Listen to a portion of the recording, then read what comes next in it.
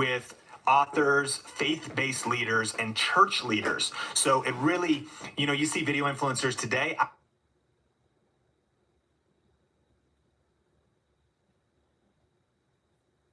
Over this last year, the world has changed like never before as we pivot more into remote learning and remote working and an increase in e-commerce. There has never been a better opportunity for you to go full-time on YouTube. My name is Heather Torres, and you're listening to the Think Marketing Podcast. And if you're new here, we release an episode every single Tuesday, and I would encourage you to subscribe wherever you're consuming this content. And I'm excited because we're going to be getting into a 3-part series over the next few weeks here on the podcast. Sean's going to be breaking down the 7 lessons that he learned from going from flipping burgers, well, actually serving burgers, to becoming a full-timer on YouTube. This is possible. This is possible for you right now. And I'm excited because over these next 3 episodes, we're going to be breaking down each one of those steps. And throughout that time, you're going to be learning everything from how do you actually go full-time? Like, it sounds great, but what are the practical steps to doing that?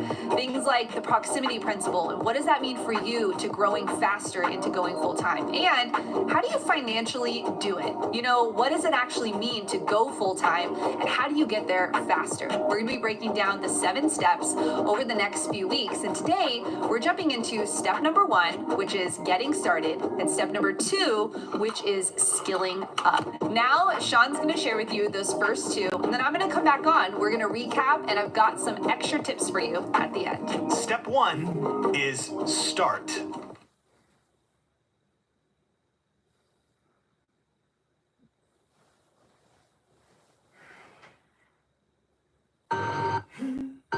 Oh, that's interesting. Your lifelines. It's like they've intersected before. You've walked in each other's path. Oh, strange. Really? Step 1 is start, right? And there's actually another part to it, but ultimately you got to just start. Now, maybe that seems basic, but I know a lot of us, even some in the think media community, that maybe we're still hesitating because of fear. Maybe we think we don't have the right gear yet or any of those things. Look, you got to punch fear in the face, punch perfectionism in the face, and press record. But a better way to start is not just start, but start with the end in mind. And so if you want to go full time, it's good to have a vision for where you want to go. And look, you don't have to be great to start, but you have to start to be great. So when it comes to Think Media, I think it's important to mention that I started video in 2002 or 3. I started volunteering at my local church and using video cameras to make these video announcements Wednesday night at youth group. And guess what? They were terrible. Like, your first videos are going to be your worst videos. But when you look at my ultimate journey, that was a massive advantage, right? Because I was learning cameras, I was learning the editing, I was terrible at it. And I had time, years before YouTube even started, to really skill up and level up.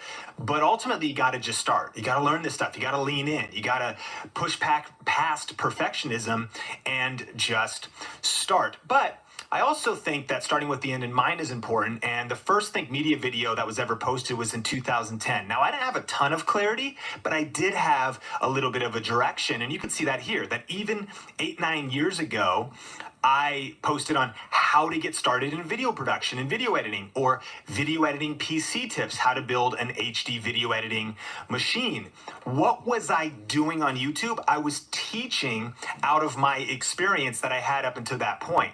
So by 2010, I now had been volunteering and doing video production. I've been on camera. I've been learning about cameras. And I started a business called Clear Vision Media, where I was doing wedding videos and I was doing video production for other people. So my YouTube channel was like an overflow of what I was doing in my life. It's kind of meta, if you ever, some people are like, Sean, you have a channel about video. It's like, well, no, video was what I started with way before even YouTube started, right?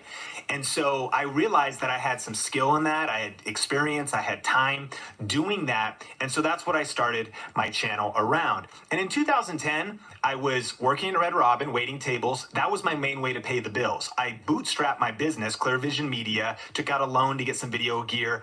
I had a side project with my friend Jeff Moores called Think International, which was actually a major piece of me learning a lot of YouTube skills. And then I started Think Media. And if you've ever wondered, like, why Think Media? Well, I don't know where we came up with the name Think International. Think Media was at first just the media side over on that channel with Jeff. It was just kind of like a passion. It was actually a nonprofit that we started and never really made money. Now, it was a nonprofit, but it didn't even make money for a nonprofit to run the bills. But we learned so much. And what it actually was an interview show with authors, faith-based leaders, and church leaders. So it really, you see video influencers today. I was cutting my teeth in 2010, really learning about interviews and video production and dynamic content and whatever. And so Think Media started as like an overflow of that. And it's like Think International, Think Media. I'll talk about the cameras and the tech and all my experience on that side of things. So I was doing a lot, and maybe you can relate. In fact, tell me in the comments, like maybe you can relate to being doing a side hustle. In fact, what season are you in? Imagine if you're watching this, YouTube is a side hustle, but tell me you're in the side hustle season. Maybe you're in the solopreneur season where you're actually kind of making some money off YouTube, or maybe you're in the scale season where things are just growing and things are going further for you. But definitely let me know in the chat or in the comments below, because I get the fact of juggling things, right? I get the fact of trying to do multiple things.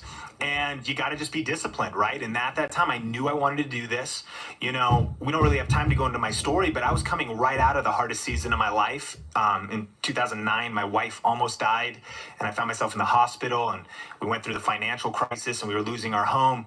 So all of this hustle was out of a lot of desperation to provide for my family, to provide for, our future, and to really just figure out how to make this YouTube thing work. And so I see that Youth Man's in the solopreneur season. That's awesome. I see Kelvin starting. I see Happy Ever Nancy's in the solo hustle. Johnson's in the side hustle season. I love it. So we're all kind of in different seasons, but I can totally relate to you feeling kind of like that struggle of juggling, things. And so what ended up happening, and here's a tip for this season, is success on YouTube is found when you use your experience, passion, and skill to add real value to the lives of others. And that's what I was doing. So think about that for you. Write that down and even think about that for you. What is your life experience? What are you passionate about? And what have you developed some skill at or some proficiency at that you can add real value to the lives of others? And maybe type that in the chat. But see, what I had done was, again, my experience was in video. I was also passionate about video. I was geeking out about cameras and lenses, and I developed some skill in video. So that was the natural overflow on to YouTube. I'll be honest though, I actually didn't have as much clarity. Like, hindsight's 2020. I was confused at the time. So if you feel kind of confused, you're in good company, because we probably are all pretty confused, a little bit confused about, what's even happening, where we're going. And so ultimately though, that's where the magic is, I believe, if you want to go full time. And a couple other things to ask if you're starting with the end in mind is there a market for my topic? And are there practical ways to monetize it? So I was like, is there a market for people who are going to want to learn about video, find cameras, all those kinds of things? And the answer, of course, is yes. And then is there ways to monetize it? And I had been learning about affiliate marketing, so the answer was yes. But then another question to ask is, can I add real value in this space? And the answer was yes. I had a ton of self-doubt. I was scared to put myself out there, but I thought, man, I just started this business. I took out a loan for 10 G's to buy all this gear. I didn't need $4,000 worth of it. So YouTube, or rather Think Media, was kind of like it was being the guide I wish I had. I was a little bit further in video, so I was just turning backwards to help people a few steps back from me figure out what camera to get or whatever. That's where your magic is on YouTube. You probably discount your own expertise, but all you need to do is think, what do I have experience in? What am I passionate about? What if I develop some skill at? And how can I help people a few steps behind just come with me and save time, save money, go further faster? And so that was really the sweet spot. And I think that will help you find your sweet spot. And some advice is, look, focus on making money elsewhere when you're starting. Dig your well, but don't drink from it too soon. Now, I'm not saying that you can't start YouTube and make money even in a few months or even in the first month. It happens. And especially when you go through training or you connect with Think Media or video influencers, will help you go faster. But I think it's an important mindset to focus on making money elsewhere. So even though I wanted to monetize on YouTube, I kind of just punted it out of my mind. And that was actually deeply influenced by Gary Vaynerchuk. I read his book, Crush It, in 2009. And it was like, look, just don't worry about cashing in too soon. So here's what I'm saying. Dig your well. This entire meal for just $6.99. Crispy Fisher chicken, large.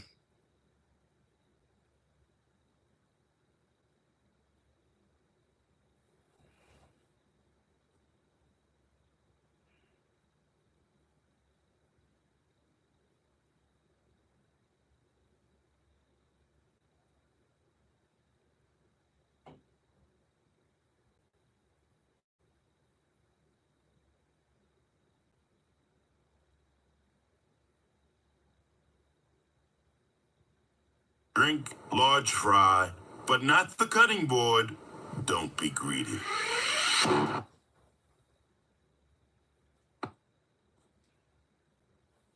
Or well, but don't drink from it too soon. So really, it's much more important to figure out your voice, build an audience, build trust, kind of get a rhythm down. And how do you do that? By making money somewhere else. So I was like, look, I make money waiting tables. And here's the thing. You can make so much more money somewhere else than you can off YouTube ads when you're just starting, for example. Like I was like, dude, I'm going to make if I even turn on monetization on Think Media, this is back in the day too, things are a little bit different now. And eventually once I got to a certain size, if I even turn this on, I'm going to make like $5. If I just treat a table a little nicer, I could make $5 in one night on tips because I was waiting tables. And actually at the time I was a busser, even as a busboy. If I'm nicer to the servers, they'll, you know what I'm saying? Like, get money somewhere else. Like, go get a job. Like, go hustle and then fund like your YouTube ambitions. Just some advice, like focus on making money somewhere else when you're starting.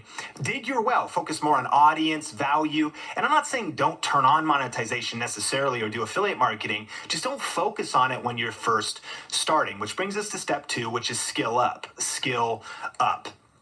Mastery is the target. We're talking about going full time, and I'm serious about this. Look, this video is not about a get rich quick overnight magic pill. Those don't exist. This stuff does take work, and I really believe that you can make a living around your knowledge, your passion, your expertise, that you can share your message with the world, that this can happen, but it's not going to happen if you don't pursue mastery of your subject.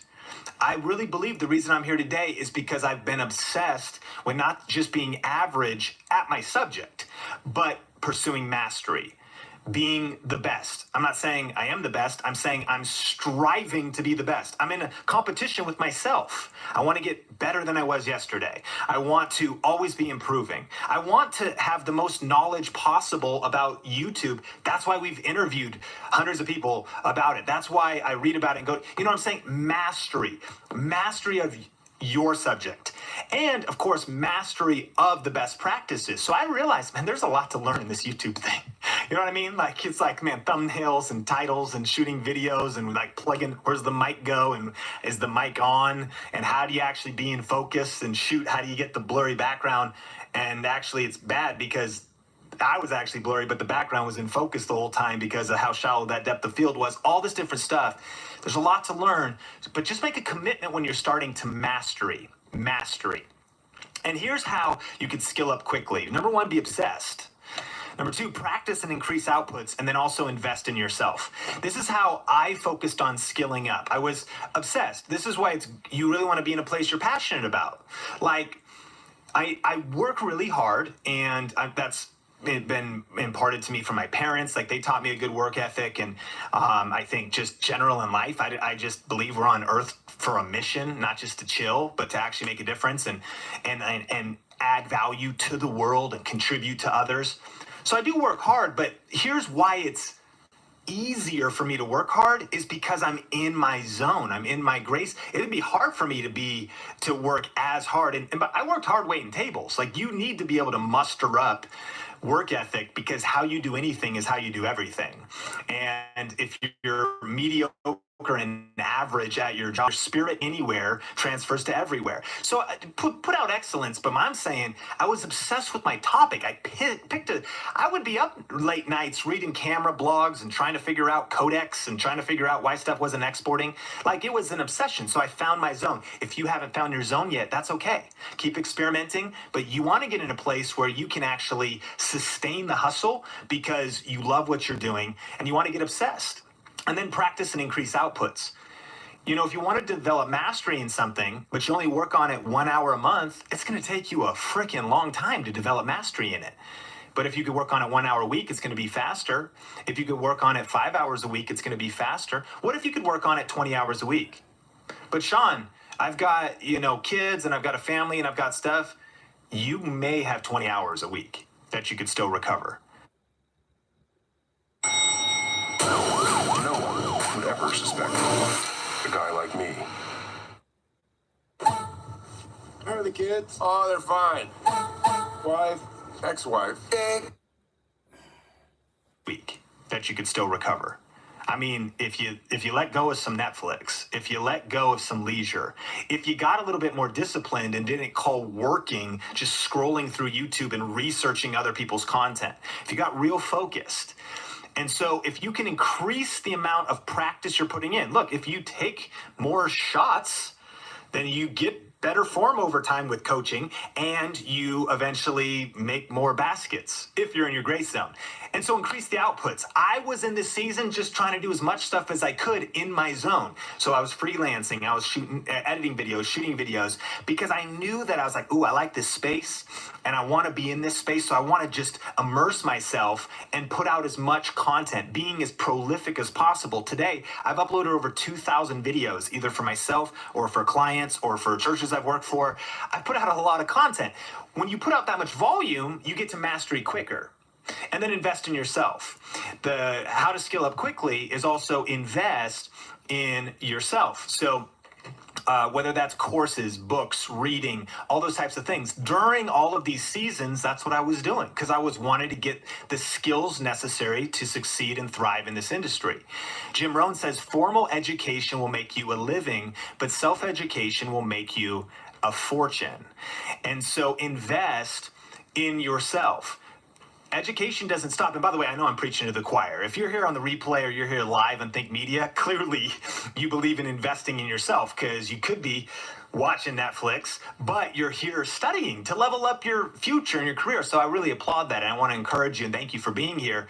But I believe this so wholeheartedly. The average person stops learning when they end high school or college. But you got to keep learning, continuous learning. Lifelong leaders are lifelong learners. So I've never hesitated to invest in books and courses and events, because it's what has helped me skill up faster. And so some advice is also volunteer in an organization where you will learn critical, hard, and soft skills. Volunteer at an organization where you will learn critical, hard, and soft skills. What do I mean? I think that as I look back, one of the critical components to going full-time on YouTube and the skills I developed to do it was because I started volunteering at a church in 2003. And whether you volunteer at your church, a local nonprofit, some kind of an organization, or you volunteer at a business, I mean work for free, volunteer at a business or for a YouTuber or for a production house or for a media company, you want to volunteer in an organization where you will learn critical hard and soft skills. What are hard and soft skills? Hard skills are where you will learn YouTube. So the first YouTube channel I managed was 2007 for my church. Little did I know that even though I had no clue what I was doing in titles, I was clocking time. I was developing mastery by putting in uploading videos. And back then there was a 15-minute time limit. So anything longer than 15 minutes, we'd cut into multiple parts. We'd upload those, tagging them, trying to figure out stuff, making a ton of mistakes. But I was learning hard skills like lighting and cameras immersed in this church, but then also soft skills like relationships, leadership, teamwork, how to win friends and influence people, which is a great book, but you like people skills, communication skills, soft skills, emotional intelligence. I think you need that for YouTube. I think you need that to succeed. You need to have a vibe where you can kind of sense where people really are, where your audience is going. So I was learning both sides. I want to encourage you. Have you ever considered volunteering? You're sitting around wanting to grow, and you may have time. This isn't for everybody, but you got some time. This could be the fastest way that you could level up. I read this in a book called Rich Dad, Poor Dad by Robert Kiyosaki, another classic, where he said, look, the fastest way to level up is go volunteer. Plus, you'll get around other leaders, other people. By the way, the best possible people in the world are volunteering. Aren't they? I mean, they are, because they have servants' hearts, they're leaders, they believe in something different, they're bigger, they believe in something bigger, they're mission-driven. So that one thing snowballed my life to just level me up, plus the education I was getting there from a spiritual leadership, all of the different aspects. And so consider, this is some advice, volunteer in an organization where you will learn critical hard and soft skills. Well, that was step number 1 and step number 2. Let's recap. Step number 1 was start before you're ready. And step number 2 was skill up. And, when I think about my journey, even getting here to being able to do this podcast for you, bringing you as much value as I can about getting started on YouTube, growing on YouTube, and ultimately creating a life that you love with the power of video. I think about when I started, I was so scared. I mean, let's be honest. It is not easy to step outside the norm, quit your job, and decide to go full-time on YouTube. And I remember that I just knew I needed to step outside of my comfort zone. I knew that I needed to get around the people that were going to level me up. And I knew I needed to learn those skills, like Sean said, those hard skills and soft skills. And I spent years volunteering. I spent years being in the spaces that I knew were going to help me grow. Some things worked and some things didn't. But I just knew that if I mastered 1 and 2, if I just started, if I picked up the camera, if I started making little Snapchats, if I just got myself into an uncomfortable position, that it was going to help me grow. And that's what I want for you.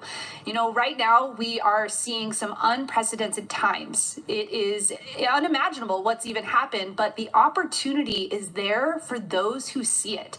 And I want to encourage you to go all in, to not hold back when it comes to chasing your dreams. It's so important to remember that you are the one that can create the life that you want, but you have to step outside the comfort zone and start messy and know that there's probably going to be people that are judging you on the outside, but that you can stay focused on what matters most. And that is going full-time on YouTube, if that's the plan. So I just want to encourage you that as you walk through these different steps that we're going through, that you take time to write down things like, am I challenging myself? Am I doing things that are going to help me skill up? Am I in the position that I want to be in to be able to go full-time? And we have more steps to come, so don't worry. We're going to be covering the rest of the steps in the next 2 episodes, and I'm excited about that.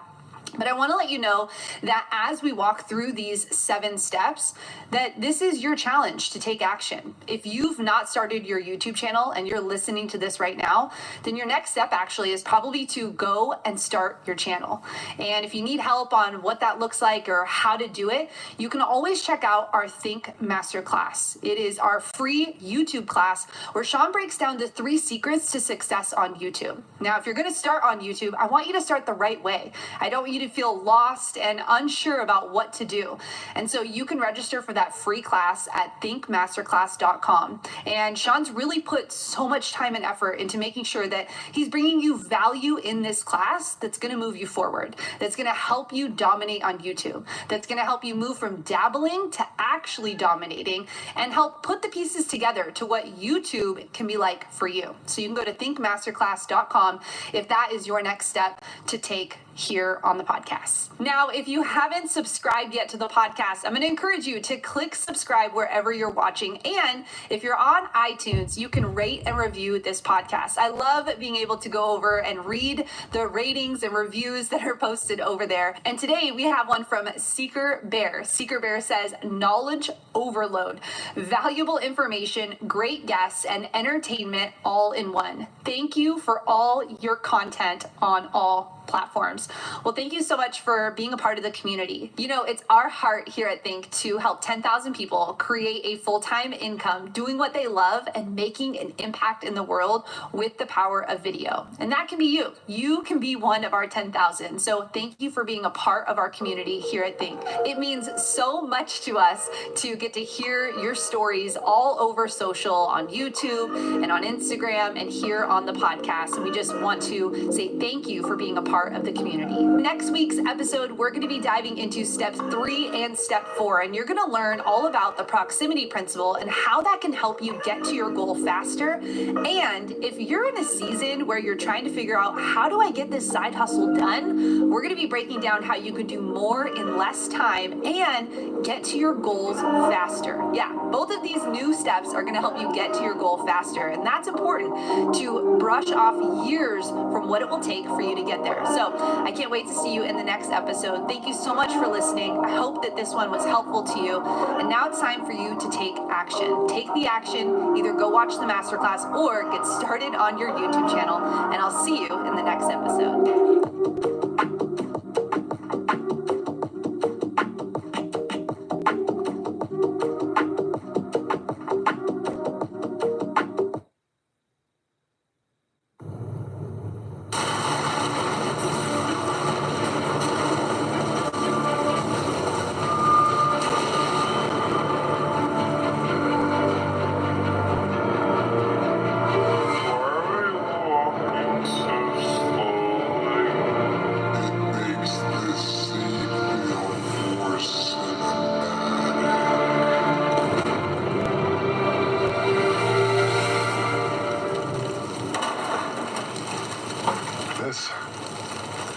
Not cinematic. No, I get that. It's just when there's a giant explosion behind this, maybe it's not the best time to walk in slow motion. It's the only time to walk in slow motion.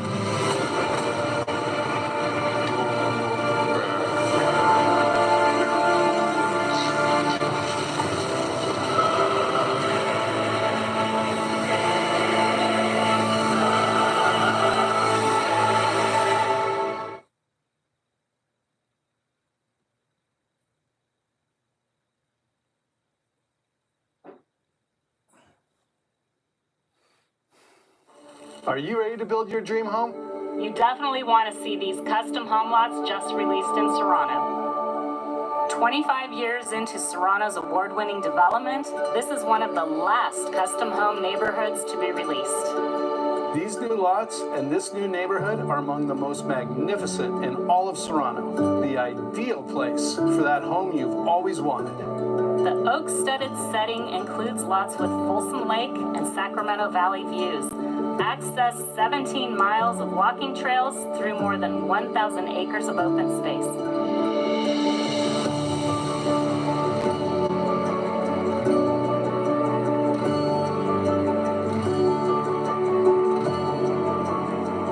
Inside the 24-hour man gates, this country club neighborhood is built around the award-winning Serrano Country Club and its Robert Trent Jones Jr. Championship Golf Course.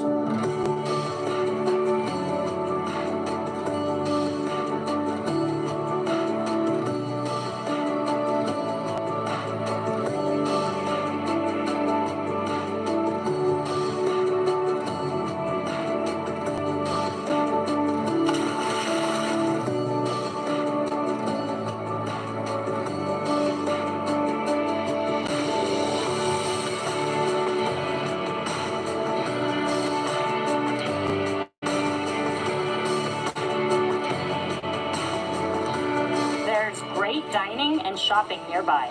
It's just a short drive to the Folsom Lake Boat Launch. It's convenient to local wine country, the American River, and Lake Tahoe, and all that the Sierra has to offer.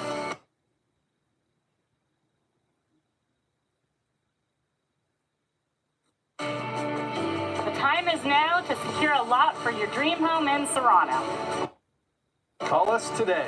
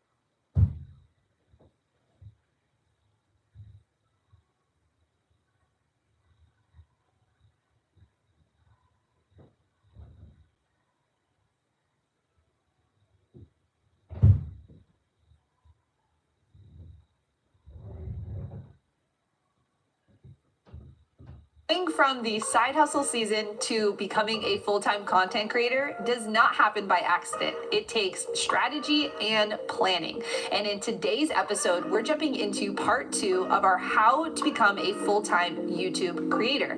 And Sean Cannell is going to be breaking down 2 critical steps to actually going full-time. Like, what does it take when you are in a season of life where your schedule doesn't align with your goals? We're going to be covering that and more on today's episode of the Think Marketing Podcast.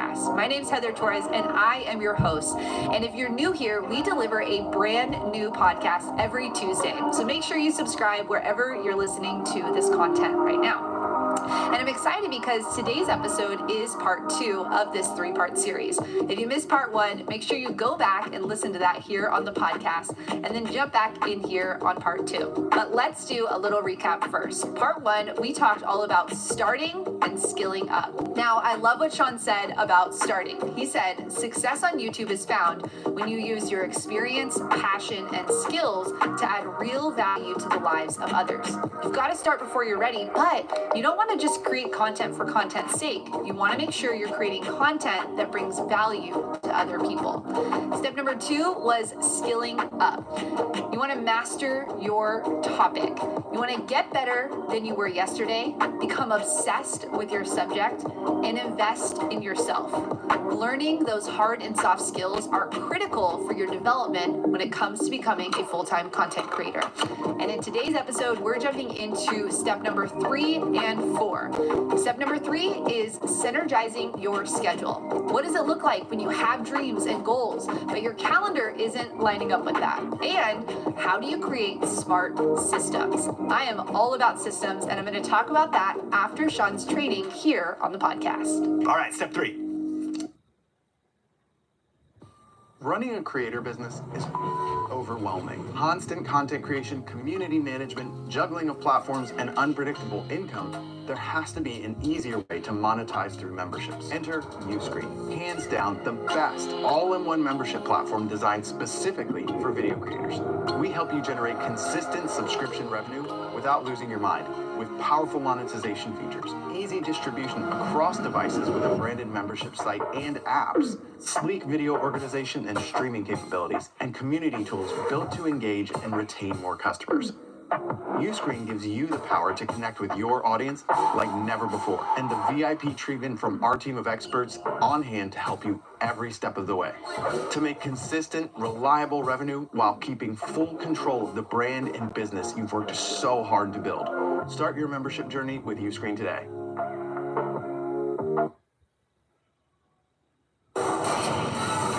Try crunchy, melty Reese toasted chips. Synergize your schedule means this: aligning your jobs, hobbies, volunteering, and free time with your end goal. So if you have an end goal, full-time on YouTube, creating a living from your passion, turning your creativity into a career, profiting from your passion.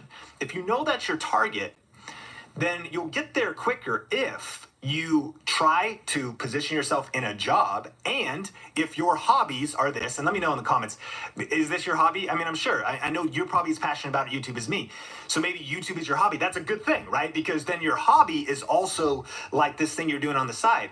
So if your job is leveling you up and your hobbies are moving you towards your goal, and you're volunteering somewhere and that's moving you towards your goal, and you're taking your free time, and by the way, this might seem hardcore, but hey, you're here, and this is, you know, it's one point of view.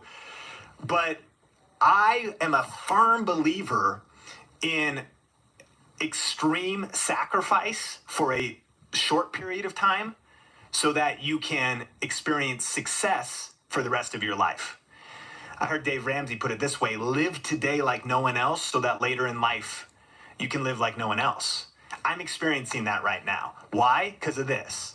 It's hardcore, but my hobbies, my jobs, my volunteering, it was all aligned. So I was on like this fast track because I was just like, I know that this is like the North Star. Like somehow I'm going to be full-time on YouTube. I'm going to figure this stuff out. Let me try to stack everything, because again, and if this is out of your control, it's out of your control. If certain parts of your schedule are unchangeable, then they're unchangeable. But I'm talking about what you can control, what you can influence, right? It's a power principle right there. So this introduces us to the proximity principle. Now, my friend Ken Coleman just dropped this new book, but here's the principle, and I highly recommend it. I'll link it up in the YouTube description. It's a book about the proven strategy that will lead to the career you love. But here is what the proximity principle is. Finding opportunities to do what you love is as simple as getting around the right people and being in the right places. Okay? So the gist of the book and the proximity principle itself is saying, okay, where do I want to go in my life? And once you've defined that, and maybe it's just one target full-time on YouTube, okay, what people then and places, what people could I put myself around, which could happen through podcasts, YouTube videos, books. That is one way, because you're getting around them. You're getting their thinking, their mindset. But if you can actually get around them by volunteering, by working for them or whatever, and then what places, like what environments or events or volunteer, if you get around the right people and places, boom, it just accelerates you into that desired end goal that you're going for. And so remember the 2,000 jobs and 10 jobs and projects. Red Robin, by the way, not so much the synergy. I had to pay the bills. And what I loved about Red Robin was I found one vehicle where I could work 3 days, and I worked Thursday, Friday, and Saturday, and I worked 10 to 12-hour shifts. And I only worked 3 days a week, and I doubled all those shifts, and I stacked all that money so I could do church stuff Sunday, Monday, Tuesday, Wednesday, and YouTube. So everything we're doing here was kind of split. It was like 3 days at Red Robin, double shifts, about 32 hours a week, and then hustling on my side hustle. Clear Vision, media, my business, making some money from that. But to be honest, I just reinvested a lot of it like you probably do. As soon as I would make money in my business, I'd be like, oh crap, I'm going to get this gear. I'm going to get this lighting. You know what I mean? And because I knew Red Robin was covering this, making a little money from my side hustle. I didn't write this one down. When I started making money from my side hustle, I reinvested it back into my side hustle. If I made money from my business or affiliate marketing early on, I invested it back into books or into gear or into travel. Or you see what I'm saying? And so these projects, though, they all align. They have this common theme of video, leadership, business, right? And so I was doing my best to align all of those things together. So here's 5 quick areas where the proximity principle changed my life. Volunteering, I told you about that. Number 2 is starting an interview show. Because Jeff and I started an interview show back in 2010, we started getting around high-level people. And I won't go into, and there's a lot of stories I could go deep into, and maybe let me know if you'd like this to be like a series or some other things. But one of the people we interviewed was named Dr. Dave Martin, who, again, proximity principle. He was somebody doing something I wanted to do one day. He was speaking on stages. He was writing books. He was creating courses and training materials. And so because of that interview show, not only did I get around him at first, but then, like, no joke, like 1-2 years later, I saw him at an event and then like said, hey, someday I would love to like work for you. And he's like, okay, whatever. And then like another year passed. I saw him at another event and then I was like, look, I can help you with YouTube and blah, blah, blah. And it worked out. And eventually he was a side client. In addition to everything else, I was trying to do side freelance projects that would get me closer to my goal, get me around somebody that would level me up, because he's teaching leadership and he's doing what I want to do in my future, the proximity principle. And now I'm also in proximity to his content. I'm editing his videos. I'm getting wisdom. I'm getting knowledge. And I'm getting, and I didn't even care how much money he paid me, because it was the level up, man. He didn't actually pay me that good. I mean, and I didn't demand more, but like, I was doing freelance social media on the side for him. But guess what? I'm learning about Facebook. I'm learning what content works, what doesn't. I'm testing different headlines. I'm getting to level myself up and make money from it and get around somebody that is completely shifting and transforming my life. It came because of starting an interview show. And I'd say that even to this day, video influencers, man, it majorly exploded and blew up our brand. And that one did as well. In fact, it led to another job, another career. Exactly what Ken Coleman teaches in his book, The Proximity Principle, from getting around movers, shakers, the ambitious, people that don't have excuses, people that are not critical. You got to get away from people that are just negative and just critical. I mean, it's not going to help you go full-time on YouTube. Just pessimistic, pulling you back, holding you down. And some of those people are family members, so you still got to spend time with them. And some of those are your best friend, and you still love them. But are you spending enough time around positive people and people that are going to level you up and move you forward? It's a major life-changing principle. The third thing is freelancing in your niche. So I wanted to take on clients and people that would help me learn more about YouTube. So again, I never would do it for very much of a fee. I probably always charged a little bit too little, but look, it was short. I didn't care about the money, man. I think it was a little short-sighted to worry about now money. Like, I would rather make baby money now so I can make big money in 10 years. If that makes sense. And so I wanted the skills. I wanted to level up. And so freelancing for Dr. Dave. By the way, I met Benji Travis in our small town because we started Think International and Jeff Moore started it, and we met at the YMCA. And then I found out his wife did YouTube, and then I filmed their engagement video. He texted me a couple days later and he's like, yo, I know we just met, because we just met at the YMCA in like 2010. But I'm going to propose to my girlfriend, Judy. Could you help me film it? Yeah. And he paid me like $50. And I came over and I filmed it. And then out of that, we did a wedding series together. And fast forward, now we have video influencers and a book together. But it all started from starting an interview show, getting out there. Now I'm getting to freelance for them. And they're saying, oh, by the way, I've been putting in work in YouTube. I knew YouTube stuff. I knew ranking and titling by this time and SEO, because I've been studying. I've been investing in myself. And so I'm now freelancing for them. And that's kind of the rest is history as well. So these are some major areas where the proximity principle changed my life. Number 4 is work for free. I know people sometimes hate on that. I guess the results, where it's worked for me. So I encourage, don't be short-sighted about money now. That's why get your money right in just some kind of job that you're okay with. Like find your Red Robin, the burger place I worked at. Find that place. Because I was like, cool, if I can just kind of pay my bills with this and live lean, then all the stuff that I want to do, I can level up and get the experience over here. And so I did a lot of work for free. A lot of the work I would get for like a Dr. Dave or some other people started with some free work to get their attention. And then moving to Las Vegas.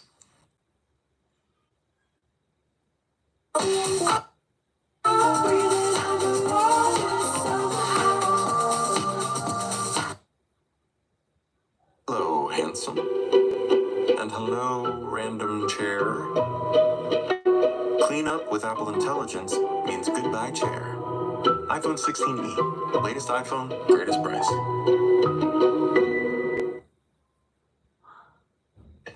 And then moving to Las Vegas.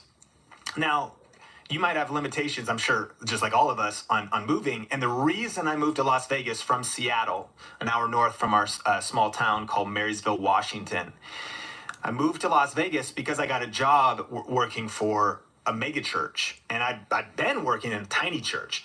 And now I was working for a church about 2,500 people. So that leveled me up to a whole nother level. But here's what I learned was just like they say in real estate, location, location, location. Man, your location can be a major needle mover. Now, this I don't want this to make you like, yeah, but like my family's rooted here, you got to move to LA to be successful on YouTube. That's not what I'm saying. But I am saying, are you serious enough about your dreams that you would be willing to relocate yourself? I've heard stories of there's a guy named Grant Cardone who's now built over $1.2 billion in real estate holdings. And his kind of number 2 guy, I think the vice president of his company is named Jared Glant. And Jared literally flew from California to Miami, slept on an air mattress, and bootstrapped for Grant. But hey, a couple years later, and his whole life's changed. Sometimes it's a radical shock. It's taking a major move. I'm also not guaranteeing that's going to lead to success or not. But what I am saying is location matters. And sometimes changing your location, if not permanently, getting out of your environment is just a major key. Why? Get around people and places, the proximity principle. When I moved to Vegas, it was a whole nother level because I also got into an environment of greater pressure. Bigger church, more responsibility, more things. But I was also around the lead pastor, again, proximity principle, was an international speaker, author. I helped him write and launch books, getting ready for launching my own. I got to travel with him a little bit. I got to sit and hear him communicate in sermons every Sunday. And guess what that did for me as a communicator? It leveled me up. Proximity principle. I mean, majorly. I got to speak a few times there, and then I got to get feedback after. What did that do? Level me up. You know what I'm saying? So how do I get confidence on the proximity principle? This is just personal for me. Volunteer, start an interview show, freelance in your niche, work for free, moving to Las Vegas. All of these things helped me get around people and in places that majorly leveled me up, which brings us to step 4, which is smart systems. When you're in the side hustle season, and you want to get to the full-time season, well, the full-time season is kind of a dream because you're like, well, I'm full-time. I can devote my whole time to it. But right where most of us are now, right, watching, is in that side hustle season and juggling 42 other things while trying to bootstrap and make this work. The only way I've learned to do it is smart systems. And here's what I mean. In 2011, we moved to Las Vegas. And I mentioned that, and here was kind of the 2011 to 2014 jobs and projects. I'm full-time. I have a full-time job as a church communications director. I'm doing freelance projects. Eventually, I'm doing some stuff for Dr. Dave. I still flew back, shot Benji and Judy's wedding. Benji and I, this is way before video influencers, but he would, from time to time, we would work on some brand deals, and I would film some stuff if it was needed fancy production. And my family was in Seattle, so I could always visit my family and make it a work trip too. And as I went into my position, by the way, because I had some pre-existing brands, I negotiated even into that kind of contract. I said, look, I'm going to crush it and do my best and really deliver value here, but I'm passionate about freedom. And it was nice. You can't always negotiate that, but it was nice because as I was getting into that job, I had some pre-existing things. I brought it up from the start, so it gave me a little bit of margin for freelance projects. Not even much, though. I'm still doing them in my spare time, but and then it was YouTube as a side hustle. So by the time I'm freelancing for others and I have a full-time job and I'm trying to do YouTube, you get it. It's hard. It's really tough. You're running your circles trying to do all the different things. And so here's a few tips. Batch producing content. I'm not going to go into that here. We'll link some videos in the description about it. You've heard us talk about batch producing content. It's don't just shoot one video, shoot 4 at a time if you can, and then release one a week for 4 weeks, and there's a month's worth of content captured in one day, right? And so people go, well, how do I batch if I vlog? You don't. Just don't vlog. You have to build this thing around your life. Like if you always say, how can I, and there's some sort of impossibility, rework your strategy. So create a almost template, create a show on YouTube that is sustainable. Make sense? I heard it said once that the problem with an unsustainable pace is that it's unsustainable, right? And so a sustainable pace is okay, so to do this, and I'm going to give you some tips on this, but create literally a plan to say, if I only got 10 hours a week to do YouTube, then here's what I'm going to do in those 10 hours. Have you define that? Figure out how much time a week do you have to do YouTube. In fact, tell me right now in the chat, how much time do you have? Get real honest and maybe chicken scratch it out. If you're really honest, how much time per week do you have to devote to your YouTube channel? Some of us, you might be on here, you're a single mom, and you're not a lot. That's okay. Just be realistic about it and take those 5 hours that you're doing when the kids go to sleep and be relentlessly protective of them to work on your YouTube channel. Define, just get clear on how much time you have. Plant-based diets, 1 to 2 hours a day is the time I'm putting into this. That's great. A day, that's awesome. And that makes sense. You maybe get home, instead of doing X, you in leisure stuff, you work on your side hustle. I love it. 1 hour. Is that 1 hour? Maybe I didn't say a week. So 20 hours devoted. So Gwen, that's amazing. So I would take that 20 hours and then think, okay, what exactly am I doing in this? Hardshell is 15 hours every day. Dude, you got 15 hours. You can deploy so much hustle against that. 16 hours a day, some people are saying. So we're kind of all over, but please define it, because we do ultimately need to be realistic about this, right?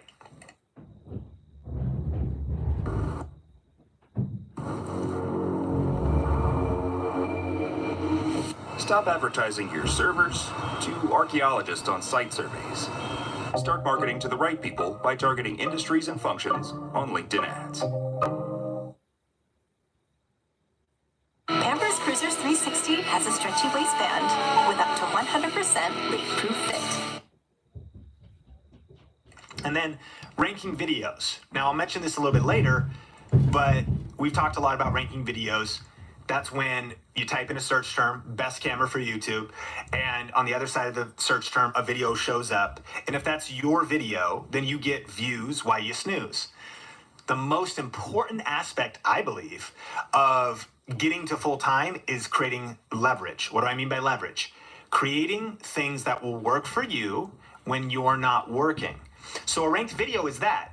If you don't have much time, but you can put out a video that will get views for weeks, months, and years to come, then while I'm at my job and while I'm freelancing, while I'm doing other things, then my YouTube channel is growing and making forward progress, even if it's slow, because of ranked videos. So that was another one. We'll touch on that a little more later. And then also be realistic and embrace life's seasons. So I really mean that. Don't be too hard on yourself if you're well, I'm full-time at university and I have 15 kids and I have 14 family members living in my house and 16 jobs. Why can't I find time for YouTube? Probably because of what I just, you know what I'm saying? So you really need to be realistic and realize life seasons are different, okay? And so A mistake I made though, and it's a major mistake, and I see it as like a pandemic amongst entrepreneurs and creatives, and it's this: doing too many side projects, including YouTube channels at once. So when I had this full-time job and I'm freelancing, we were still doing Think International. Not a lot, but every once in a while we would go to a conference, shoot some more content. I was uploading stuff on my Sean Thinks channel, which is like not even a thing right now. But like we daily vlogged for a while. I mean, again, I was getting a lot of experience. My wife and I about killed myself. We daily vlogged for almost 50 days, like in the midst of all this. But when we did that, there was no Think Media videos. When we did that, there was no Think International. I was spread too thin by doing too many things. Clear Vision Media, I was still doing some projects there. And then Think Media got a video here and there. This is no joke. I had 4 like YouTube channels right around 2011, 12. And there was kind of no wonder why any of them weren't really taking off. Because if you try and chase 4 rabbits, you'll end up catching none of them. And so these things were kind of going everywhere. Now, it was helping me skill up, but it was also causing me a lot of stress.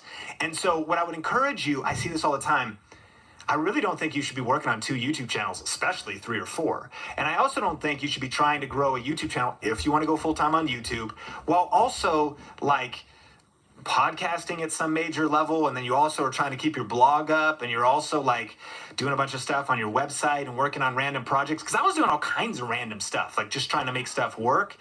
But I just wasted so much energy and time. When you are in the side hustle season, you got to be sniper focused on what you're doing. So if I could do it all over, here's what I would do. I would focus on one YouTube channel. I would upload 1 valuable video a week.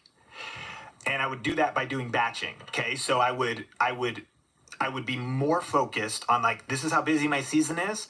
I needed to sit down and record 4 videos. And in hindsight, it would have been Think Media. It was the strongest brand, and I was kind of blind to that because where people wanted the video tips, but again, I was pulled in all these other directions because of projects I started. I'll be honest with you, I'm good at starting things. I really struggle with stopping things. You know, one of the reasons why Think International, I kind of kept it going with Jeff, even though I was in a season where I probably shouldn't have, was because I had put my blood, my sweat, my tears into it, and it was just kind of hard to let it go. But to be honest, you may need to let some things go right now so that you could focus on what matters most to you. The analogy in nature is pruning. Sometimes you got to prune the tree, which is painful, cutting off things you're doing, cutting off projects, maybe cutting off relationships. I don't mean in a rude way, but like you just can't, if you're giving your time and your energy away to everybody else and everything else, then how can you get momentum on your YouTube channel to hit your goal of going full time? Sometimes you got to prune, but when you prune back, it's painful at first, and it actually is almost like, shoot, now I got less, but it creates the infrastructure for you, for that life, that plant to flourish, that tree to grow bigger and better than ever before. And so getting really clear, focusing on one YouTube channel, uploading 1 valuable video a week, only using social media to support my YouTube channel when starting. Not trying to like, oh, social media expert says IGTV's hot. Well, cool, and it is, and I'm pumped about it, and like it's getting more views now because it's in the news feed, but you can't do freaking everything when you're in your side hustle. So I would use social media to support my YouTube channel, but I'd be focused all on that YouTube channel. See, I was like trying to dabble everywhere, and if you're dabbling everywhere, then you're dominating nowhere, right? And so then I'd also cut out distractions, cut out just little fringy things, and get hyper focused. If I could do it all over, because here's the good news. I'm telling you this journey of 2010 to basically now and this path to full time. Friend, I think you can get there way faster. Our commitment here at Think Media is our mission is to help 10,000 people create a full-time living doing what they love and making a difference using online video. And we've had tons of stories already of people that are doing that, whether they've been going through our content or our like academies, like our Video Ranking Academy or these different things. And so our passion and belief is that while we don't believe in overnight success, we really believe we can shave 75% off of your journey. Like my journey, which actually starts in 2003, is all of this pain and weird roads and distractions and doing way too many projects. I'm here. That's what this journey is about, is so you can go further faster. And so if you were to take 75% off of a 10-year journey, it's still going to take like 2.5 years. I just want to shoot straight with you. Some of us will go faster. Some of us it's going to take 3 or 4 or 5 years. Some it's going to take 7, but no matter what, like if you were set on your goal, how worth it is you? Like how worth it is it to you? Like you get obsessed to say like, I will until. And maybe there's a light bulb for some of you that's like, shoot, man, Sean's got like a couple other YouTube channels that didn't work out, and he was willing to prune to focus on the YouTube channels that are working now. Thank God for the experience I learned on those other channels, but I had to let them go, maybe reposition myself out of a different niche, reposition myself, focus on one thing, and that might be a key for you to breaking through and finally building the momentum you want on YouTube. And so here's a great reason why Think Media didn't start growing until it did. And by the way, YouTube analytics is a little sketchy in the uploads. I definitely uploaded videos between 2010 and 2013, which is what you see over here. They just don't register in old analytics for some reason. But here's the gist. When did all this blue and Think Media start to blow up and grow to over 800,000 subscribers? When did that happen? It happened when I started uploading videos. That's what the graph shows. It's like, if you want to succeed on YouTube, you got to upload videos on YouTube. iPhone 16e has the best battery life for an iPhone this size, so nothing's stopping you from getting the high score, except the stairs, benches, and rails. iPhone 16e, the latest iPhone, greatest price. Jolly Rancher gummies. Made with huge fruit flavor. YouTube. Thank you, everybody. Have a great night. You know what I mean? But I mean, like, that's like so true. That's what you ultimately have to do. And you can see it that when I got consistent and started posting, it started to go up, go up, go up, go up. And so in hindsight, I'm like, dang, I knew a lot about you. I'm helping other people grow their channels. I'm doing a lot of other things, but I'd spread myself so thin, it delayed my progress massively. And so when I started posting videos on YouTube, that's when the results came. Remember, focus stands for follow one course until successful. Get clear, get focused, niche down, and follow one course until successful. Hey, if you're getting value out of this video, can you smash the like button? Tyler, thanks for the super chat. Hey, Gerald, thanks for the super chat. Marie, thanks for the super chat. Focus. Follow one course until successful. Okay? And so you might be doing too much. You probably are. Even in your side hustle. Your side hustle time is so precious. A lot of you said I got 5 hours. I got like 1 hour, a day. I got like 10 or 15 hours. You got to get sniper on the time you have to be focused on the just minimum effective dose and then deploy that. And that's how you're going to get to full time faster. Well, that was step number 3 and 4, synergizing your schedule and creating smart systems. And thinking about what it's like to work for free, that's actually how I got started here at Think Media. It's really important to me to give value before asking for value. And what that looked like for me was I had been in a season where I had been working with different small businesses. I actually had my own digital agency at the time, but I knew I needed to get into video. So I sent Sean a tweet when my family and I moved to the same location where he lives, and I said, hey, I've got some skills. I know you understand video. I'd love to learn from you, and I would love to intern. Yep, that's right. I started working here at Think as an intern. I brought the skills that I had, the experience that I had, but instead of asking for monetary value, I decided to just give without expectation. Now, it worked out because in our meeting that Sean and I had, he said, hey, I love all the things you're doing. I can't pay you. But as an entrepreneur, I knew that I wanted to be a part of this mission. I saw that he had big vision and big goals, and I knew that my vision could fit with inside that. And so I started working for free. I did months of free work for Sean, and we developed our first academy, which is Video Ranking Academy. Through that, we actually did a profit sharing. So instead of paying me up front, he just started paying me when we started making money. And it's worked out since then. Now I'm the host of the Think Marketing Podcast, and we've built a whole team around us, but it wouldn't have happened if I didn't step out and work for free.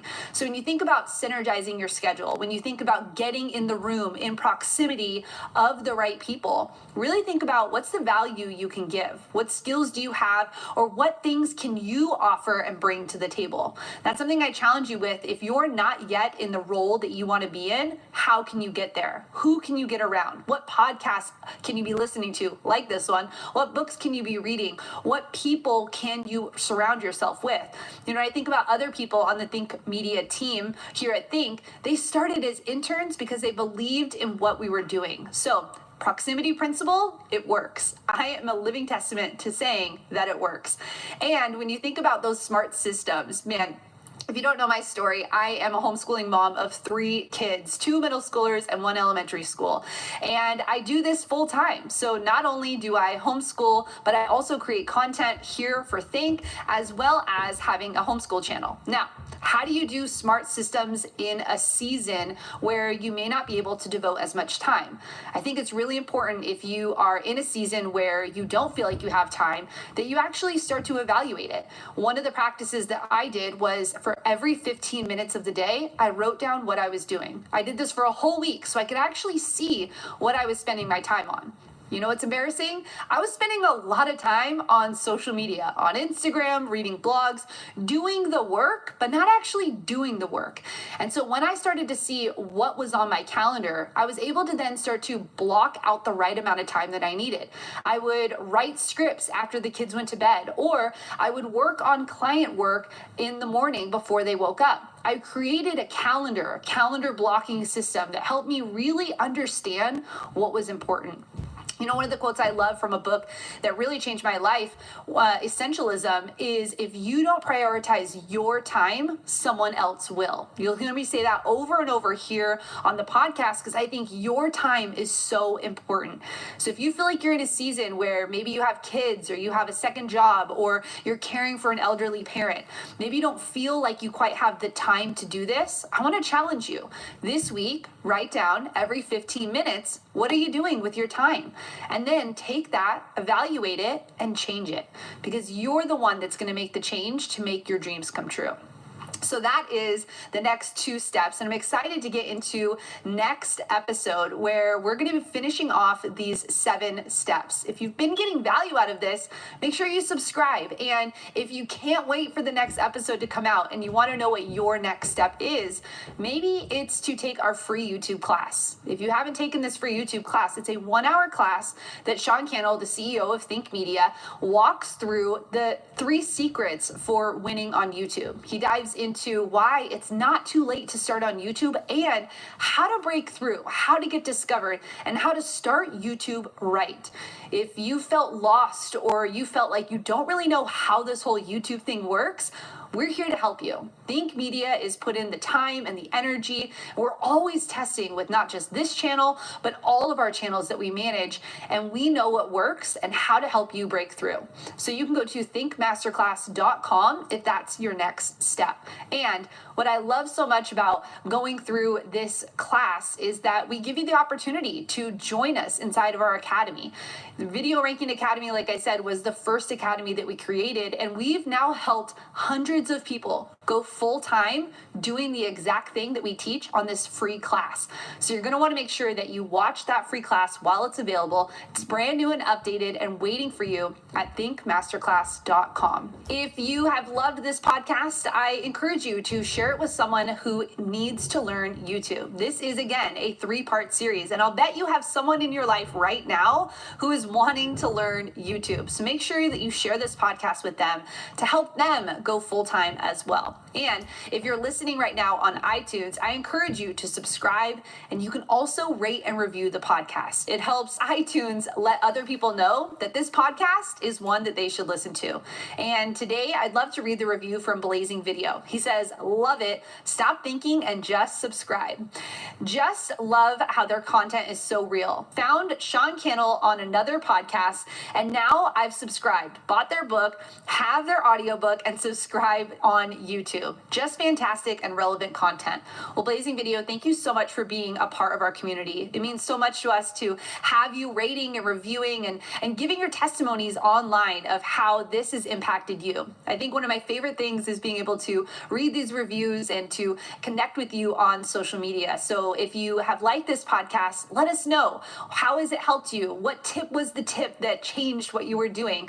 I'd love to know, what was it that helped you the most? All right, in next week's episode, we're going to finish this series off, part 3, and we're going to be talking about the last 3 steps: finding your sweet spot, helping you decide your side income streams, and knowing when to step out. You know, it sounds great to say go full-time on YouTube, but when do you actually make the jump? If you have a full-time job right now, or you're ready to move into a full-time role on YouTube, when do you actually go full-time? What does that look like? And how do you actually mathematically calculate when is the right time for you to make that leap? I can't wait to see you on the next episode. And again, share this with a friend, subscribe, rate and review, and we'll see you on the next podcast.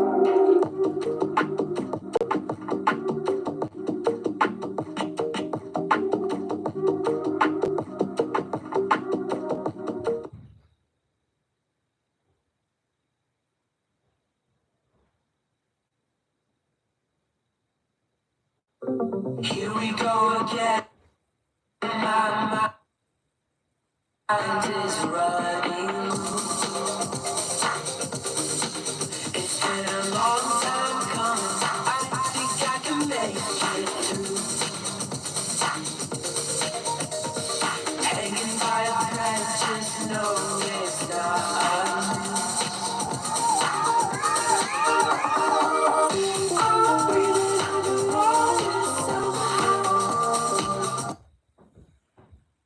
Sour Patch Kids jelly beans.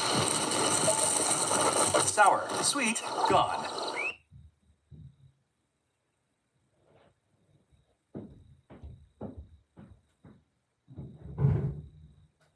Stepping out and going full-time on YouTube might seem scary, especially if you don't have the right strategy and planning in place. You may be missing the full potential of what's available on the platform. YouTube is alive and healthy, and it's creating more full-time content creators, more full-time YouTubers than ever before. And if that seems like something you want to do, you are in the right place. My name is Heather Torres, and I want to welcome you to the Think Marketing Podcast. If you're new here, I want to let you know that we release an episode every single Tuesday, and consider subscribing by hitting subscribe wherever you're consuming this content. We are in part 3 of our How to Quit Your Job and Become a Full-Time YouTuber, and we've been diving into the 7 steps for achieving this. These are actually the 7 steps that Sean Cannell went through when he went from serving burgers, to becoming a full-time content creator and then growing into a multiple 7-figure media company. He started solo, probably just like you, and is now heading into becoming the CEO and doing all the wonderful things that can happen when you go full-time here on YouTube. Now, let's go ahead and recap what we've covered so far, and then we'll dive into the last steps of this 7-step system. We have started with start. That was step number 1. Step number 2 was skill up, really figuring out and mastering your topic. What do you want to teach, and how do you want to teach it, and who are you teaching to? Really diving into knowing what skills you need, those hard and soft skills for dominating here on YouTube. Then it was synergizing your schedule. We learned about the proximity principle and what it means to actually put yourself around the right people and in the right positions to position you for success on the platform.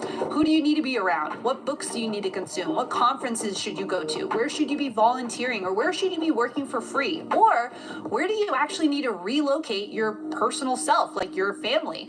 All of these pieces of the proximity principle are key to getting you where you want to go. Then we learned about some smart systems, and I included in the last episode some of the systems that we use here at Think Media in the description. So if you want to check that out, that's at our thinkmediatools.com. And that's a lot of the different software that we use to be able to be creating content regularly on the platform. If you're in different seasons of life, it really is going to depend on how much time you can commit to this. And so we really recommend batch producing. That's what I'm doing right now for the podcast. I just changed my shirt and we're recording 5 episodes today so that we can get ahead.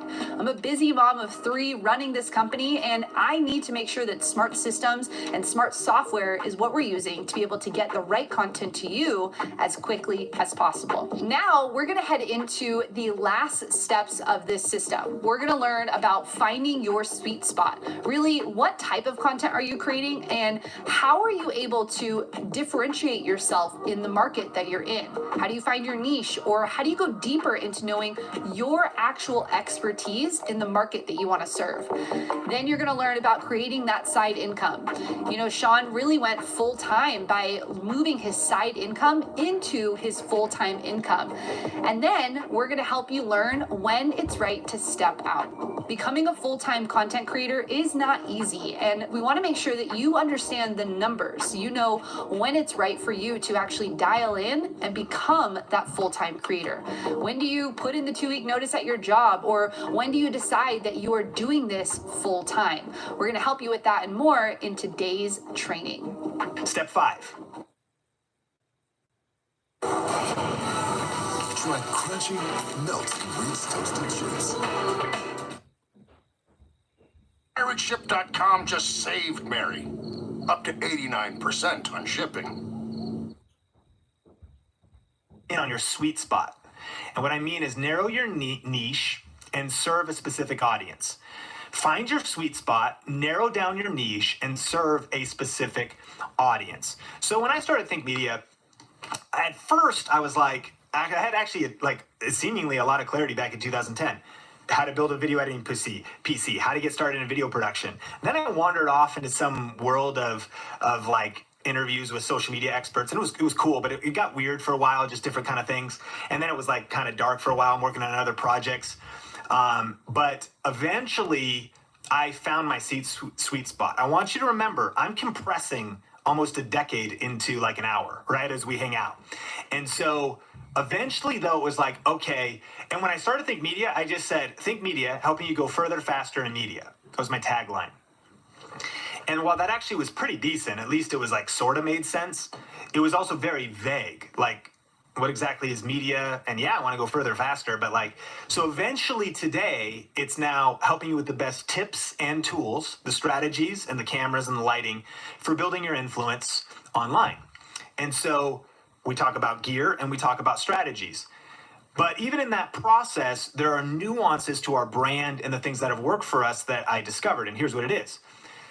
This is one of them. 6 years ago, this was a big aha moment. Put out a video called Best Camera for YouTube. To this day, it got about 250,000 views, 6 years old. So now we're talking like 2013. But here's my clarity. Camera reviews for everyday people. Like when I found like my thing, like that was it. Camera reviews for everyday people. And here's what I mean. Here's a big unlock that I experienced. A big lesson is that your audience is infinitely more important than your competitors. And what I mean is care more about, here's a way to put it in business, care more about your customers than your competition. Okay? And so at first, what I learned early on YouTube was I had a lot of fear of judgment, a lot of fear of what other people would think. And I had like this desire I felt like the people who are creating content, the people that were reviewing cameras or talking about gear, and there wasn't many actually, but the people who were doing it, I thought at first I was trying to impress them.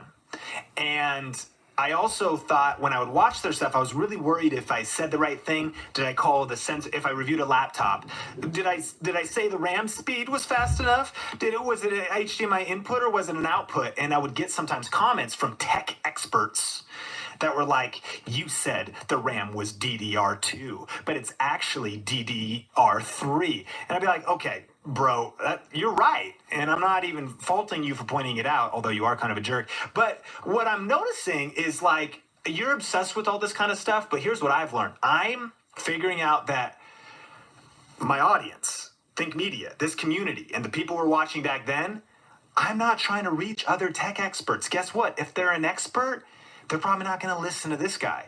All I know is I'm a small town college dropout, that has some experience in video and that knows this YouTube space and knows creators. So it was camera reviews for everyday people. And here was the switch. Instead of saying like how to get depth of field in your videos, it was like how to get a blurry background. Why? Because everyday people say blurry background and they don't know what depth of field is. When I started to do camera reviews that were empathetic for the audience, for like people who didn't want to be tech experts, but just wanted to know, will the camera work? Will I be in focus? Does it have a flip screen? Can I easily tap the flip screen? Can I plug a mic in easily? Will it sound good? What are the settings? So just keeping it really basic. And when I got out of my head and stopped worrying about my competition and started focusing on serving a specific person, like a specific audience, that's when everything blew up. And here's what's crazy. Or it's when things really started to grow, is I found my sweet spot. If you search best camera for YouTube, think media. This is like how sweet of a spot this has been. I mean, this is how many best cheap cameras versus DSLR. I mean, you could see, you find your sweet spot and then like work the thing that's working. Every once in a while, some hater on Think Media will be like, you kind of made a video like this before. I'll be like, have you ever watched the largest independent YouTuber? His name's Felix. Dude, he makes some similar videos.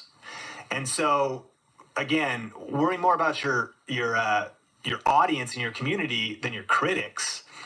But if something works, work it. And when you find your sweet spot, I kept compounding those videos year after year. So that was just a major key to going full time, because I dialed in to my sweet spot. I also began to learn at first, I was about tech everything.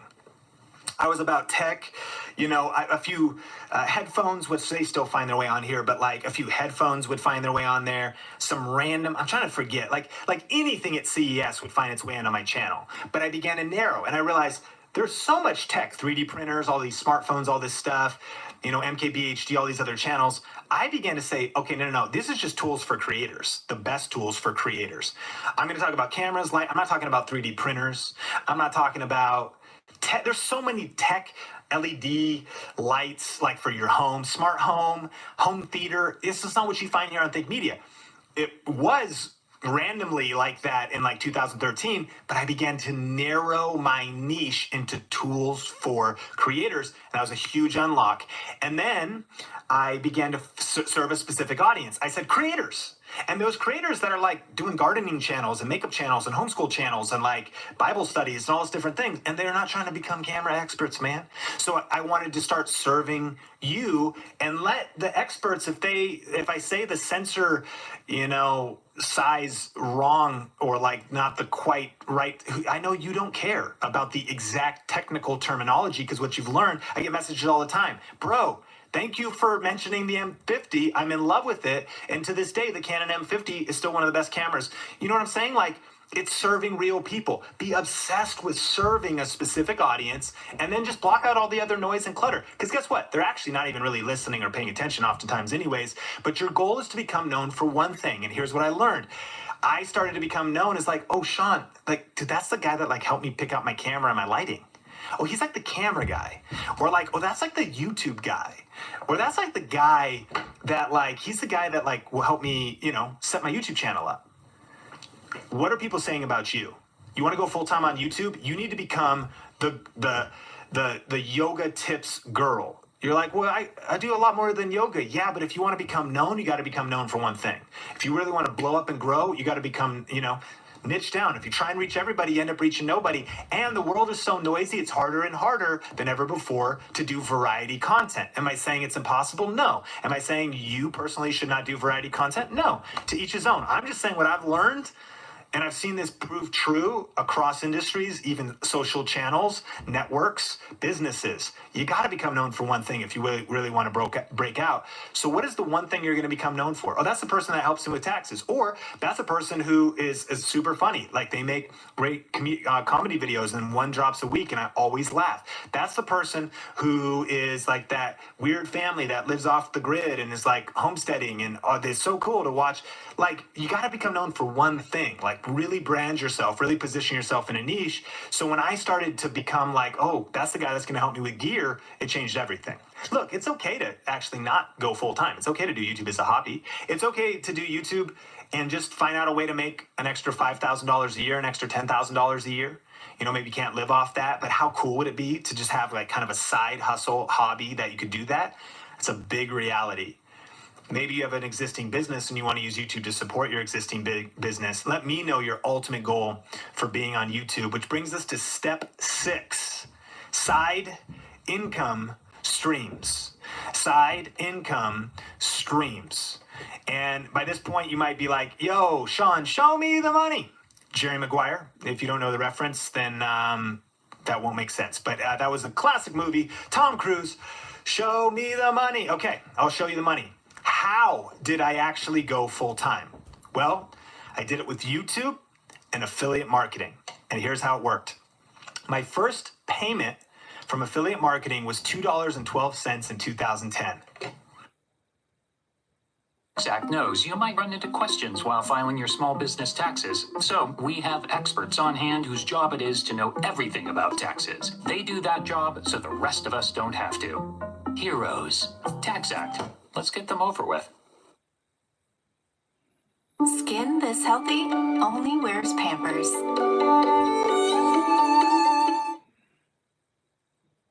Amazing. That's how you retire right there, right? Like, no, of course not. But this is actually really my favorite payment of all time. Obviously, I like it to be a lot bigger than that. But the reason it is because that was proof of concept. When I made my first $2 online and 12 cents, I was so pumped. I was like, dude, no one in my freaking neighborhood made $2 online this month. And maybe they did, but probably not. Like, my neighbors aren't hustling on YouTube. They're not doing affiliate marketing. They're not figuring out this stuff. I was like, dude, I made $2.12. What if I could double it? And then what if I could double it again? Right? And so I want to encourage you, don't despise small beginnings. When you make that first dollar online, and let me know in the chat or in the comments, have you made your first dollar online? When you make that first dollar, it's proof of concept. Because if you can make one, you can make more. And so my first payment from affiliate marketing was $2.12. And this is why it's important to dream big, but start small and act now. Because a lot of, and I want to encourage you, if I can, this is kind of more of like a coaching kind of, I just really want to encourage you. There is the season that most won't make it through. And it's that sacrifice season. It's the $2.12 season. And the reason why is because people give up before the breakthrough. When you look at the timeline I'm describing to you, this, like your dreams, your aspirations, full-time on YouTube, opportunity, I heard it said once this way, opportunity is missed by most people because it's dressed in overalls and it looks like work. Yeah, you got to have big dreams. But when you get a $2 check, you go, that's not that big. So you got to start small. But you got to act now, and you got to keep acting, keep posting, keep hustling, and keep focused and say, look, I'm not worried about this $2.12. It's all bonus because I'm not focusing on making money on YouTube. Remember that? Because I've got my bills paid, because I'm going to go hustle and wait tables, and I can make way more than $2.12 by going to work at Red Robin and picking up a shift. But what I did was I worked the minimum amount I could at Red Robin to pay my bills, hustle, make tips, and double shift. So then I could go home and make $2 for like 100 hours of work, right? You know what I'm saying? Because some of you put in the work and you haven't made any money yet. You gotta press through that season, because as you climb out and you get on the other side, that's where all the accolades are, right? That's where the magic happens. By January 2013 now, I'm making $259.90. That was a good month on Amazon affiliates. Now, I have a full-time job and I'm freelancing, so I'm making an extra $260 in a month. Let's go, man. Like, you know, Sonia and I are like, hey, like with my wife, this is amazing. So that's not like retiree money. That's not full-time money, but that was the progression for me. And again, I was delayed because I was spread all over the place, and I could have grown this a lot faster, but I was so scattered. By 2015, February, $901.16. Cool, right? And that was December. Why? Affiliate marketing, holiday shopping. Like, it just usually goes up. And so almost $1,000. You want to talk about a happy Christmas? Like, we're talking an extra $901 on top of having a full-time job. Now my side hustle stuff, I'm like, dang, this is like legit. This is really happening. And then I went full-time starting November 2015. And so check it out. Here's February 1st, 2016, but you get paid about a 3-month delay on Amazon affiliates. So now in the beginning of 2016, 4,704, 3,879. And that was, when I say full-time, I technically went full-time as kind of an entrepreneur at the beginning of 2015. And I had 3 main freelance clients. But then what happened in October is they fired me. They all fired me 1 a week for 3 weeks. And I say fired, 2 really fired me, and 1, it was kind of just a transition. They were hiring some other staff and whatever. And the same thing with the other people. They were like, we don't need you anymore. We're transitioning. And so it wasn't like burnt bridges, like everything's still good with all those people. But the point is, we lost 90% of our income in 1 month, and I was freaked out. But as I look back in hindsight, that was when I went all in, and that's when this happened. Because right in like November 1st is when I got started working, and I just started making videos, talking about tech, right around the holidays, Black Friday, Cyber Monday, all that kind of stuff. But then boom, and we had a little bit of savings. So the first couple months weren't that great. You know what I mean? Like a couple low months, 1,564. This is not a great like pay your rent and everything else month. But after a few months, it kicked in and we started to make a little bit more. Now, here's another thing, is this is also why I'm not that big a fan of YouTube ads. There's very few niches where it's super relevant, especially at first. Between November 2015 and February 2016, an additional $839.43 from YouTube ads. That's over November, December, January, and February. It's like a 4-month period. So like an extra $200 a month, which is great. But it was like, cool. Like, we'll just let that happen. I almost ignore it. I'm like, we'll reinvest that money back into the business, back into the channel, back into my personal development, all that kind of stuff. Affiliate marketing is the thing that is happening. And so that's what I want to encourage you. You want to find your stream. You want to find a stream. Affiliate marketing is amazing. I think we should all do it, but it doesn't work as good in every single niche, but there's so many things that do. I mean, whether it is crowdfunding or Patreon or brand deals or YouTube ads, because you have a channel that has high view, like kind of like a prank channel or something like that. But whatever it is, yeah, find your sweet spot. And a couple tips: turn streams into rivers. So if we're going to follow one course until successful, step 1, start some YouTube videos. Step 2, eventually find a way to make money and make your first $2. That's not even a stream. That is a trickle. That is like a dried up riverbed, and you're like, oh, look, there's drops of water going down. But man, I hear the sound of rain. Ooh, you know what I'm saying? And so you see those drops, then you want that to be a stream, then you want it to be a trickle. People that focus on multiple streams of income too early spread themselves too thin. I found out what was working, and I was like, okay, I know how to rank videos. I know that I'm doing tech reviews and I'm doing that kind of stuff. I know about affiliate marketing. I know about YouTube. I'm going to get this thing. I'm not going to try to do anything else. I'm going to get this thing. So when I lost my clients, November, December, they was all in. I worked 60 to 80 hour weeks, videos. Because I realized if I can upload more, and maybe 2 videos didn't even do that good, but 1 crushed. If I can get more outputs out, if I can upload more, if I can do more research, whatever, turn streams into rivers. You want to find a little trickle and get it gushing. And what sometimes people do is they get their trickle to a stream, and then they actually starting another stream. And so if you're making $200 a month in affiliate marketing, for example, you don't want to take your eye necessarily off the prize on that thing. What you want to do is actually keep focusing on that thing until that stream becomes a river, instead of just having a bunch of baby streams everywhere. Makes sense? So really staying focused. Tip 2, momentum and compound effort will lead to bigger checks and bigger opportunities. So you've seen it here. You saw it on my affiliate account, right? It just started to compound. It just started to grow. And now that year, 2016, I hit 6 figures in affiliate marketing. I believe. I got a screenshot for you, actually. And so, okay, probably not that year. That year was probably like 80K. But see, by November that year, 11,165.39. Pretty cool, right? So then definitely I think by the next year is multiple 6. And by that year, a couple other income streams, yeah, it was 6 figures. So all of the proximity principle and all of the groundwork I laid and all of those things began to really come into fruition at that jump off point in 2015. And so,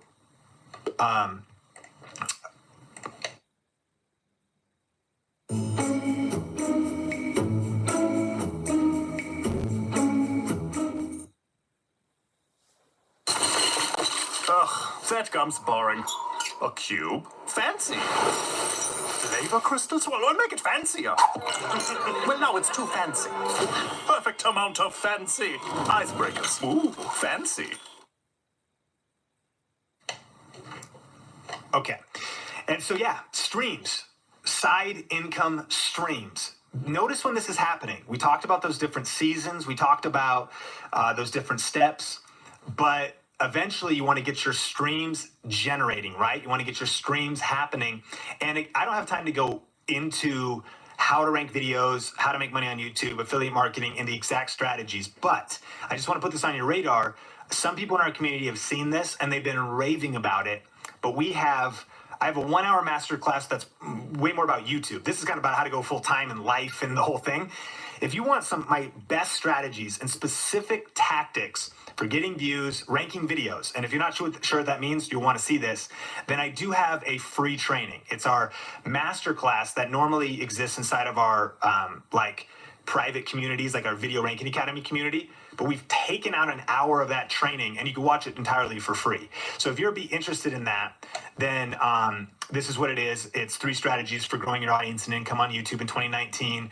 The new rules of YouTube success, my proven system for getting views on YouTube 24/7, 3 creative ways to earn an extra 1,000 per month, other ways besides affiliate marketing, and then some case studies from how 3 regular people used a simple YouTube strategy to quit their job and create a full-time income.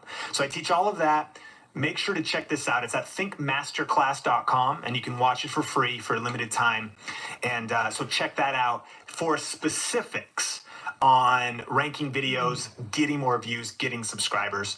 And let's move on to tip number 7, which is step out. So how do you know when to go full time? How do you know when to step out? Well, for me, I've learned some things since then. I told you my story. I might jump into full time. I'll be honest, I was scared, and I'm sure you feel the same. I mean, self-doubt, can I make it? Even with the results that we had. I mean, Think Media, when I jumped out, we had 16,000 subscribers, and we're a little over 800,000 now. And 16,000 is solid, but scary. Like, wait, this is gonna be like your full-time job, like your mom. Like, wait, you're doing what? Like, how are you gonna support your family, Sean? Like, you're like, look, I got these 16,000 subscribers on YouTube. You know, trust me, mom. You know what I'm saying? It's kind of scary. I'm so thankful to God that as an entrepreneur, which is what you are if you're a YouTuber, you just really are. Like, you're building something on the side, and your neighbors aren't. And that's not right or wrong. Like, you just want more. You aspire to do something. You don't want to just be a consumer. You want to be a creator. And so any entrepreneur creator that steps out, there's a point when you have to jump off the cliff. I'm thankful that I got kicked off. You know what I mean? Because I could have went back and kept freelancing, but that was the tipping point. No longer having freelance clients, and I didn't have a job. So now in November 1st, 2015, I'm like, I got no boss. All I got is time on my hands now. I got no more freelance clients. I'm all freaking in. And I was just desperate and hungry, and so I just went all in. At some point, though, you need to make the jump. But how do you know when to do it? Here's my advice. Define this, and really define this. Pull out a piece of paper or your phone right now, whatever, and write down how much do you need to live on. Most people have never done this. Most people that want to go full time have never done this. How much do you need to live on? And not like that Jay-Z, Beyonce lifestyle. You're like, well, the private jet and the crystal. No, you know what I'm saying? I'm talking about, like, how much could you live on? This includes your dependents. This includes other things. But really define that number that you would need to live every month. I knew back even during that time, I was scared because, yeah, we had freelance clients and we're living in Vegas. Cost of living is pretty good, but also as independent entrepreneur freelancer, all of our insurance was on us, right? Healthcare, health bills, everything, business taxes, just everything, because it was all on us. So we had to come up with that number of what do we need bare minimum to live, and if you were willing to bootstrap a little bit. And I'm not talking about like, we're not going to eat, which was not what you would do. But of course, like you got to eat, but like really lean. Like if you could be lean for 12 months, 24 months to position yourself to go full time. And so define that figure.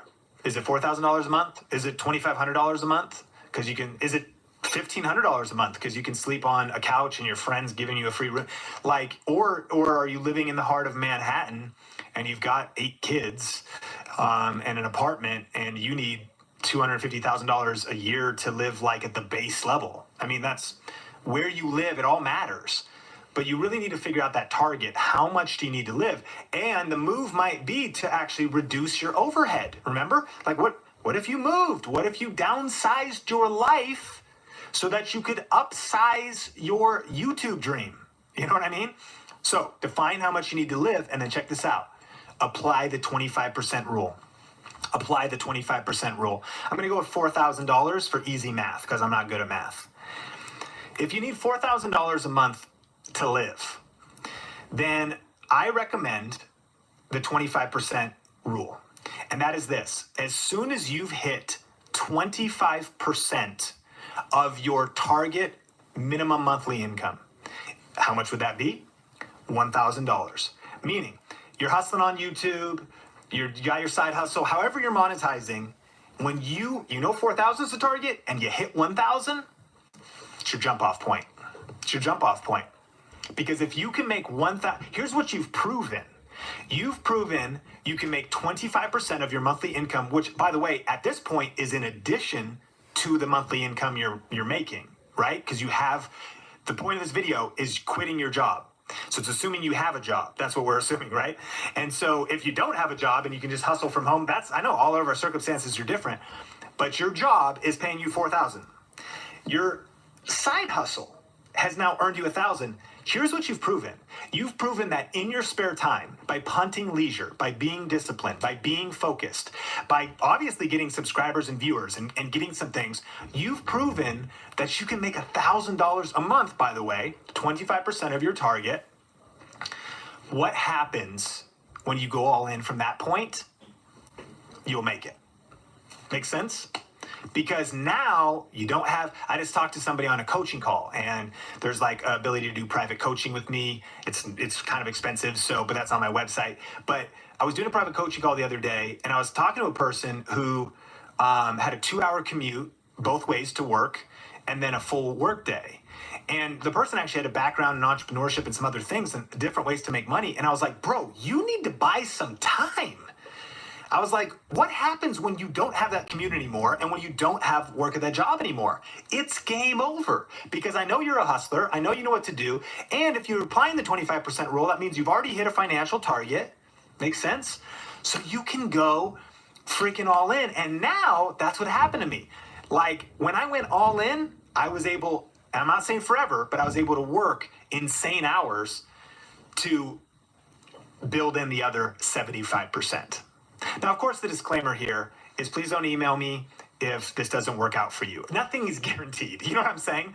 And so I'm not saying like this is some universal law. Like Sean said, 25% is like this magic. I'm not saying it's a magic, number, but it is a formula. And I think it probably is resonating with you because you can see that makes sense. Like if I can prove that I am good for generating 25% from my side hustle, then man, when I go all in it, that I can get that thing to my full-time income. And man, it's freedom. Like as soon as my clients let me go and I went all in, I was like, dude, this is Christmas every day. That's how I feel. To this day, I feel that way. Just, I live in unreal gratitude because of the hustle I've put in to get where I am today. And so that jump off point, when you're able to wake up, my commute now is, about well, I have to go down to an espresso machine first. So it's like that. But if it's straight from, to get to this office is a step over Rosie, my Chihuahua, a step over Sophie, my Chihuahua, and then I'm here. You know what I'm saying? And I say that just because this is possible, especially if you make a plan.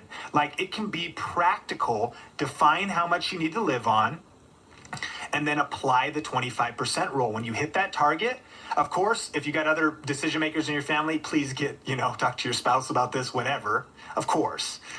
But then make a plan and jump off. And at some point, what happens is that's still really scary. Well, what if the other money doesn't come in? You know what I told myself when we went all in? I was like, look, we're 6 months away from bankruptcy, meaning all of our savings would be gone. Like when I lost my clients, I was like, this is either going to work or it's not. But what's the worst that could happen? I could get more clients. I could go get another job. Or I could just go work at Red Robin over here because I am lethal at Red Robin. You would be too if you spent 10 years there. I still know the whole menu. You know what I mean? Like, I am the master of bottomless fries. And so that's something they have there. So anyways, know when to go full time. Do those tips. Remember, overnight success never happens overnight. I know it seems that way as people just pop up and blow up on YouTube. Overnight success never happens overnight. But most people underestimate what they can do, or most people overestimate what they can do in a year, but they underestimate what they can do in 5 to 10. And so when you set your mind on this and you get focused and you follow these tips, you can do this. All right, well, that is the end of the 7 steps. Now let's recap what we learned in today's episode. We first started out with finding your sweet spot. Who do you serve and how do you serve them? And what makes you special in the market that you're trying to reach? I think this is something that is over time, something that you're going to keep refining and keep refining. But I want you to actually have a North Star. Really identifying who you want to help and how you want to help them is critical when it comes to creating content. And if you are just starting, I want you to start with just the target audience. Who do you want to help? Maybe you can try different ways of helping them to find the sweet spot first, just like Sean did. But over time, you'll get clearer and clearer on this mission. And I think about even myself and what I've been experiencing on my own side YouTube channel in homeschooling. I started just making a bunch of different types of content, but I know who I was serving. I knew who I wanted to serve, and I knew I wanted to help them with homeschooling. And then from there, I started to refine it more and more. And now I know that I really help newer homeschoolers understand the differences in alternative education. It doesn't mean that I'm not doing things on curriculum or doing videos on schedules, but I really want to be more of an educator, someone who's just a friend along the journey, just a little bit ahead. So I want to ask you, have you found your sweet spot yet? Or are you still in that refining clarity process? Then number 2, we learned about creating that side income. And Sean really shared his journey about going through affiliate marketing and what that's done for him from that first check of $2.12 all the way into now making tens of thousands of dollars from Amazon affiliate alone. And if affiliate marketing is something you would like to learn more about, we actually did a 2-part series here on the podcast that you can check out. And I'll link that in the show notes as well as in the description if that's something that you want to go deeper on. And for me personally, my side income was really one-on-one coaching. I did a lot of one-on-one coaching where I was able to really decide who I wanted to help and how I wanted to help them. And that ultimately was what led me into starting an agency and then helping in other ways for small businesses. I really wanted to be a mom that was present with my kids and was able to make my own calendar and work my own schedule around the things that were important to our family. And so I knew that creating a career by creating content was something that I needed to do. And so it started slow. I started with 1 client and then 2 clients, but over time, that was what helped me go from working a full-time job and then becoming a full-time content creator here on Think. It's important that you know that there's lots of different ways that you can create a side income, but affiliate marketing is great because you get to sell other people's products, the products and services that you love and would recommend to your friends. That's a way that you can get started, and your first check may be just like Sean's, $2.12, but it's actually just evidence this can work for you as well. So if you want to go deeper, really doing the math for the mission, understanding what are the numbers, what's the sacrifice that you're going to need to make in in order to have success later on. I think it's important to know that in order to go full-time as an entrepreneur, which is what you are, if you are starting on YouTube, if you're growing on YouTube, if you want to go full-time on YouTube, you are an entrepreneur. And so an entrepreneur needs to know the numbers. You need to know what it's going to take for you to go full-time, or what it's going to take for your family to be able to see this as a reality. Maybe it's just you and you're single, or maybe you do have a family. I think this is something so important when it comes to being a smart entrepreneur. And I know that's who you are. I know that you're an entrepreneur that takes risks, but makes calculated risks. I know that you're an entrepreneur who wants to step out and make a difference in the world. But in order to do that, you've got to know the numbers. So, do you know how much it would be for you to go full time? Do you know how much sacrifice or things you would need to let go of in order to make this a reality? I can tell you I've lived through the sacrifice season. My husband and I lived in tens of thousands of dollars in credit card debt because I didn't know the numbers. But then once we were able to figure out the numbers, we got on the same page, we aligned ourselves with what we wanted in our lives, everything changed. So if that's something you haven't committed to yet, I want to encourage you to figure out what is your number. What's it going to take for you to go full time and see this as a reality? And then lastly, we went through all 7 steps. So now you have all 7 steps for this process. And this entire series was brought to you by our free YouTube class at thinkmasterclass.com. If you've not been able to take that class, I recommend putting it on your calendar. Go over to thinkmasterclass.com, register for that free YouTube class, and we're going to help you. We're going to go deeper into the 3 secrets for success on YouTube. You've learned these 7 steps, but now let's go deeper into actually making the plan right for you. If you have started a YouTube channel and you feel lost, or you want to figure out how to connect the dots and what's it going to take to really go all in, we're going to help you with that on this class. So make sure you register at thinkmasterclass.com. And if you got value out of this podcast, I recommend that you hit subscribe wherever you're consuming this content. And if you're listening to this on iTunes, did you know you can rate and review the podcast? What does that mean? It means you can let us know what you think about this podcast. And today I'm going to bring to you Carrie's review. She said, "Dynamic duo. This is a must listen for any business owner who wants to create an impact and stay relevant to the modern consumer. Bravo and well done." Hey, Carrie, thank you so much for that podcast review. It means so much to me to be able to hear your stories and hear what you think about this podcast. So if you've got a little bit of extra time today after this podcast, before you head to your next task, make sure to rate and review the podcast and let us know what has been your favorite episode so far. Well, that concludes our 3-part series of how to quit your job and go full-time on YouTube. If you haven't listened to part 1 and part 2, I highly recommend that you go back and listen to those 2 episodes. And stay tuned for next week, because we're going to be taking a deep dive into what I like to call the clarity equation. We're starting a new 2-part series brought to you by thinkmasterclass.com, and we're going to be breaking down what does it actually mean to get clear on YouTube. I can't wait to share this 2-part series upcoming with you in the next episodes. Thank you so much for being a part of this community, for listening to this podcast, for taking us along on your journey. It means so much to me as we are creating this content that you are getting value. And so I want to applaud you for taking the time out of your day to listen to this podcast, to be a part of this community, and for taking action on YouTube. Thanks so much, and we'll catch you in the next episode.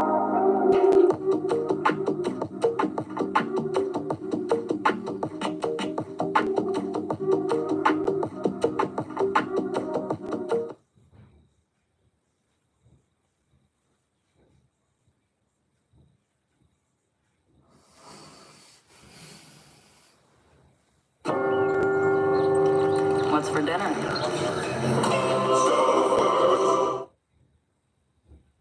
iPhone 16e has a durable design and ceramic shield because the average person drops their phone 208 times a year. Make that 209 once they see the price. iPhone 16e. Latest iPhone, greatest price.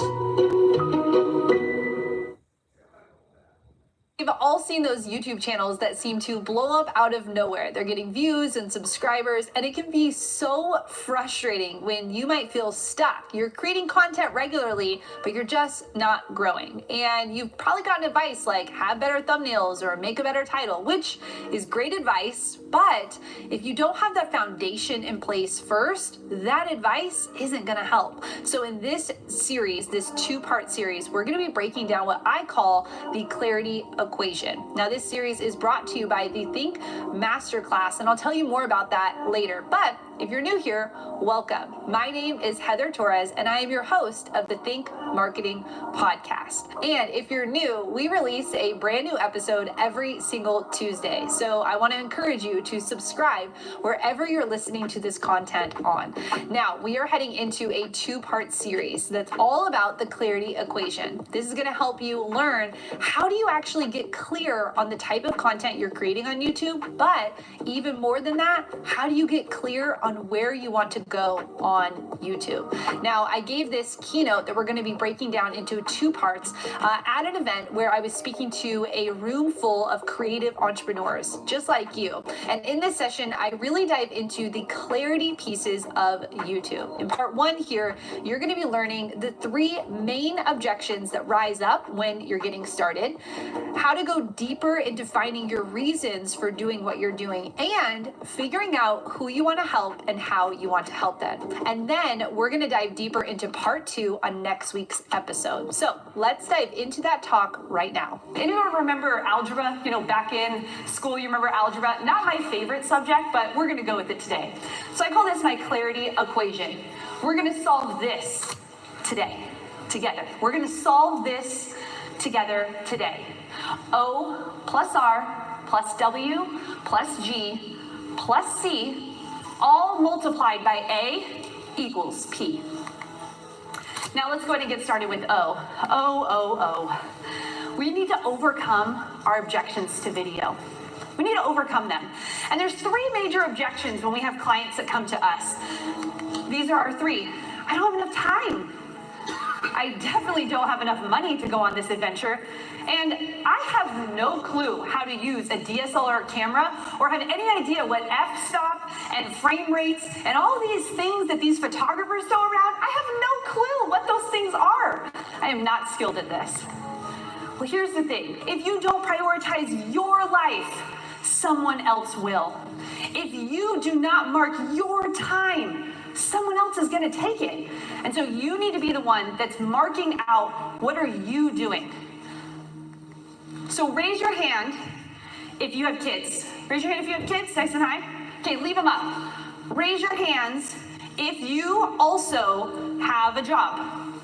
Raise your hand if you have a job. You don't have to have kids and a job, you can have one or the other. Raise your hand if you have a hobby.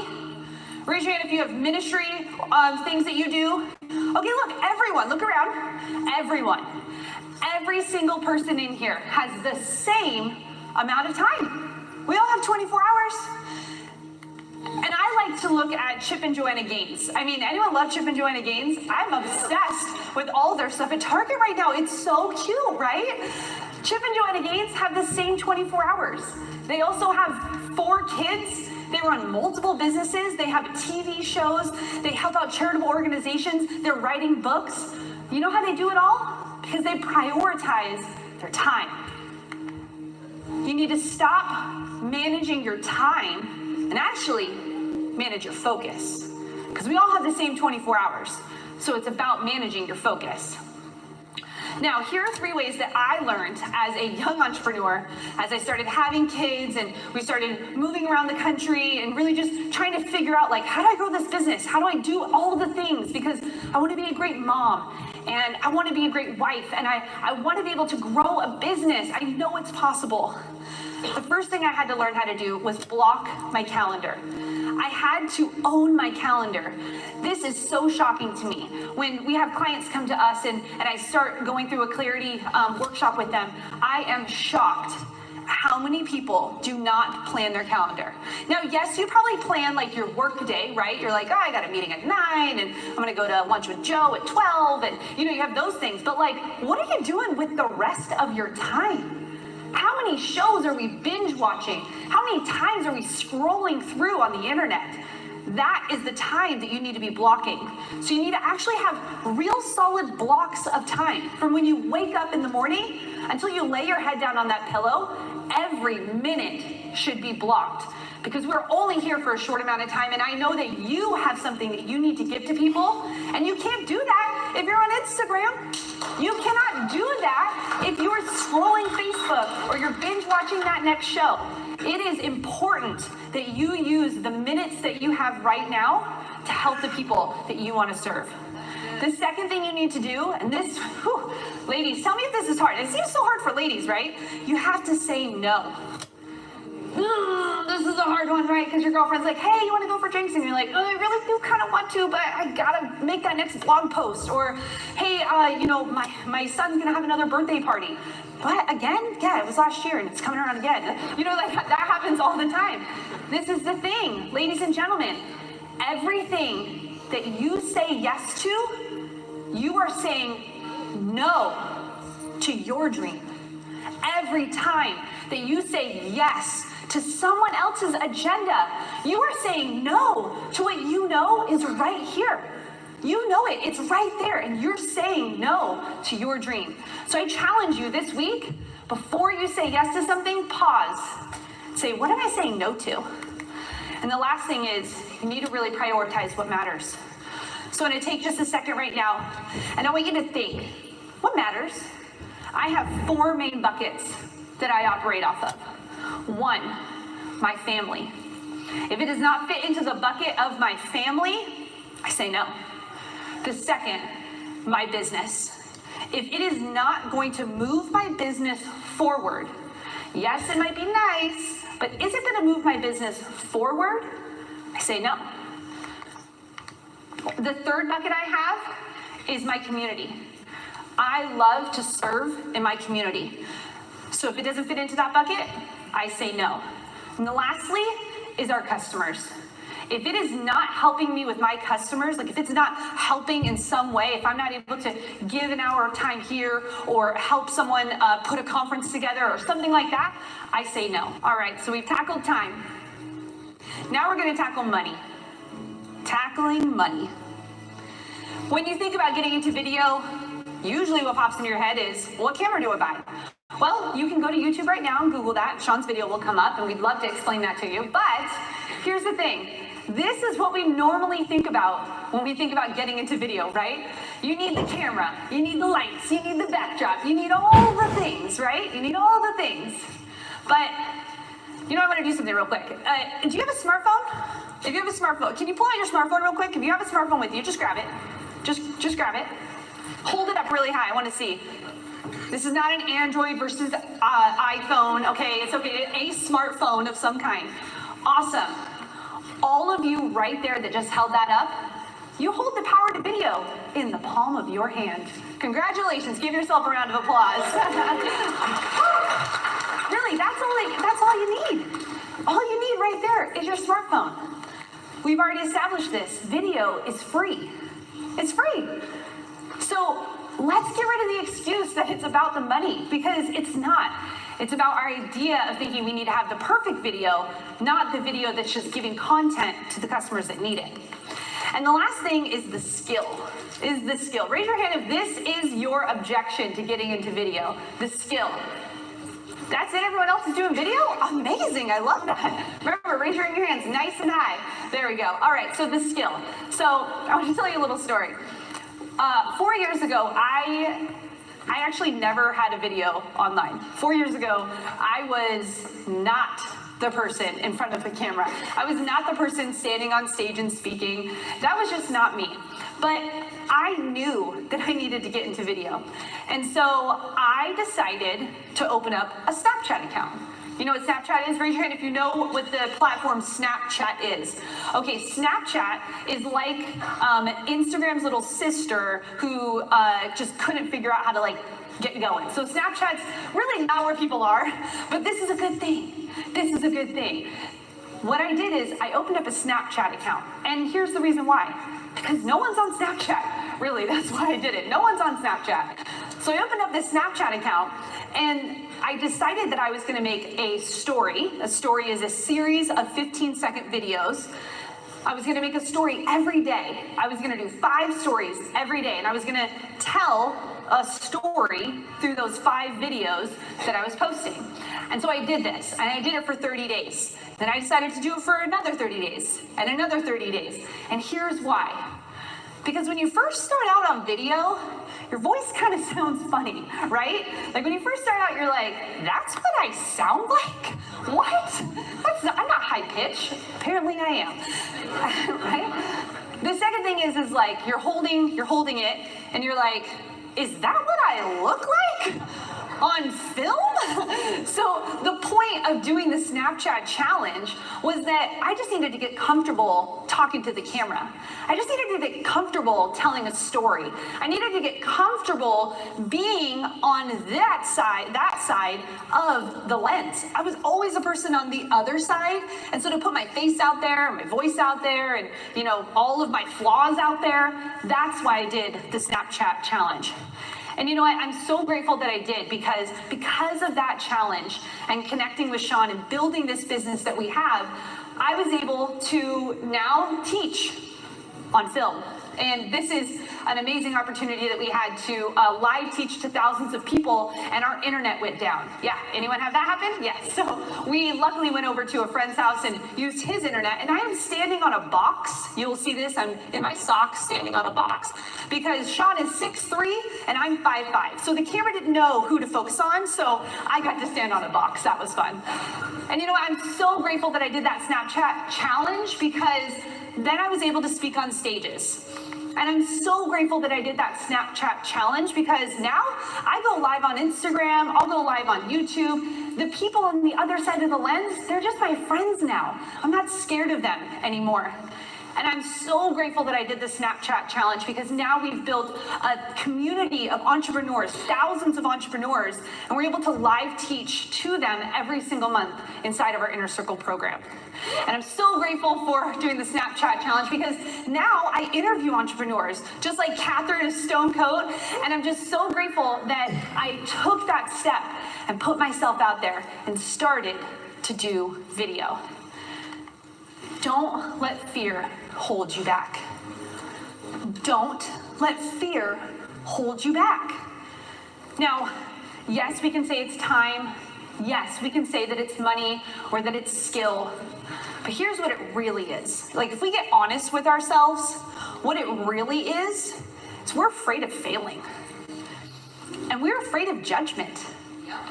And that little girl inside in 6th grade that used to get teased, she's still in there. But you know what? If fear is what we're gonna let hold us back, we won't ever make progress. And I wanna speak to real quick all the women in this room right now. All the women in this room right now. It is a privilege. It is a privilege for us to be able to speak on camera. And let me tell you why. Because there were trailblazers before us. And we need to be the trailblazers for the generations of girls behind us that need to see that our voices matter. That the craft that we know that we have, it matters. And that we have something to bring to the world that's beyond just being inside the home. That we have something that they can follow in the footsteps of. If they don't see it, they won't know that they can do it too. So don't let fear hold you back. Don't let judgment of what you think it's gonna be like hold you back. I mean, let me just be honest. For like 4 days, this is crazy, I'm telling you this. For like 4 days, I worried about what I was gonna wear today. You know, like 4 days? 4 days out of my life, I was like, should I wear heels? Should I wear a skirt? Should I look fancy? Should I wear a blazer? You know, I went like, ladies, come on, right? Yes, come on. Yeah. You know what I could have done with that time? I could have figured out what read aloud I wanted to read to my kids. I could have decided what next course I wanted to create for entrepreneurs just like you. I could have been sleeping. But instead, for 4 days, I worried about being judged. I worried about what were you going to think that I was thinking that you were thinking about what I was looking like here on stage. It doesn't matter. That doesn't matter. What matters is the message. And so I just challenge you to just get rid of those insecurities. Can we just let those go? Can we just decide right now in this room that we're going to step out, that we're not going to let fear hold us back any longer, that we are here to make a difference, that we have something inside of us that is for people? Are we going to make that commitment? Yes. All right, so we've solved the O in our equation. We're going to get right to the R of the equation. Kaylee, are you taking notes? Because this is school. Okay, good. Just want to make sure. Okay, so R is your reasons. And I love that Mike started with this today too, because really at the core of any business, it's the reasons why we're doing it. The core of every business is actually us knowing that we were struggling with something and that now we know that other people struggle with it and that we need to help them. That's really what it boils down to. So what's your why? What is your why for being in business? What is your why for creating what you create? What's the why? Here's my why. These 4 humans are the reason that I get up every morning and run a business. These 4 humans right here are my thing that gets me through the hard days. These 4 humans are the reason that I want to help entrepreneurs. I want my boys and I want my daughter to know that their mama knew in her heart that she was supposed to help people and that she did it. That's what I do. That's my reason why. Thank you. I'm not going to cry. So reasons come before results. Have you realized that? The reason that you're staying up late, the reason you're getting up early, the reasons that you're not going on that summer vacation this year, the reason that you've decided to step out and start a business, the reasons have got to come before results. Because there will be days that will be hard. There will be challenges in your life that are going to come up against you. And if you don't have those reasons drilled in, if they're not like deep in there, you're going to quit. That's what's going to happen. You're going to quit. And so the reasons have to come before results. So I want to take just a minute and I want you to label your 4 reasons you are in business. What are your 4 reasons that you are in business? So W, we need to define our who. Who's this for? Who are we creating for?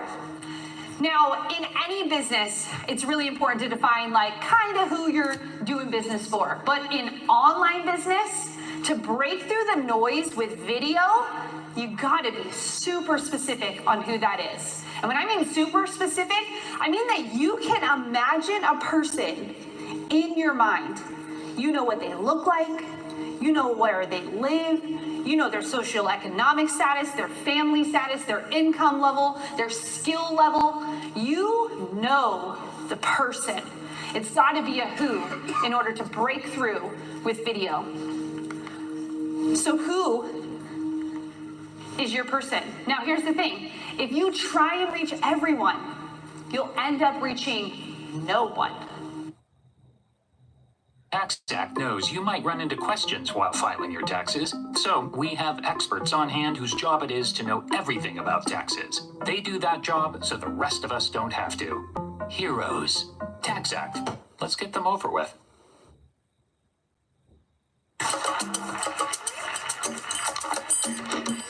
Flavors that feed your fancy. Oh, yeah. Okay. If you go out there and start making video and you try and reach everyone on the internet, we hear this all the time when we get clients. I want to reach everyone. Okay, if you try and reach everyone, you're not going to reach anyone. So I want you to define your avatar. Avatar is just another great way of saying your person. Rachel Hollis calls it her. You want to define your person. So here's our people. This is our person. This is a group of people at our business and marketing mastermind that we host every year in Las Vegas. And this is our her. This is our him. I say her and him because, well, there's Sean and Heather, and we both kind of, go to different types of people attracted to us for different reasons. But these are our people. This is our tribe. These are our people. And here's who they are. Here's my her. She's a smart entrepreneur. She's smart. She's not dabbling. She's ready to dominate. She just needs a guide. She needs a friend who's a little bit further ahead of her than she is in business. And she wants to know all the mistakes not to make. And she's a hustler, meaning she's a person who's a go-getter. And she's not really after the money of it. It's not about really the lights and the fame and that kind of thing. It's about impact. It's about impacting the world. She understands that investing in her future is smart. And she's purpose-driven. Her business has a purpose behind it. It's not just a business out there to make money. It is there to serve people. So, can you picture that person in your mind right now? Do you know who you're making the craft for? Do you know who your best customer is that you're like, if I only had that customer every time, that'd be amazing? That person, that's your her. So on social media, you need to define this. This is really important. This goes on your Instagram profile. This goes on your Facebook profile. This goes on your LinkedIn profile. This declares who you help and how you help them. So here's a very simple sentence. This is what we call our elevator pitch. I help blank do blank. I help fill serve entrepreneurs do what? Grow. Very simple sentence. I don't mean to offend any business owners in here, but people actually don't care about your business. I know that's really hard to sometimes take because it's our baby, right? I've had it for this long and it's super important to me, but they actually don't care about your business. They care about how can you help me? That's what they care about. So here's some examples for you. This is Alexis. She's one of our members of our Inner Circle program, our program that we have at Think Media. And she is a tiny home builder. And so she helps tiny home enthusiasts achieve their goals of creating a more fulfilling lifestyle and home.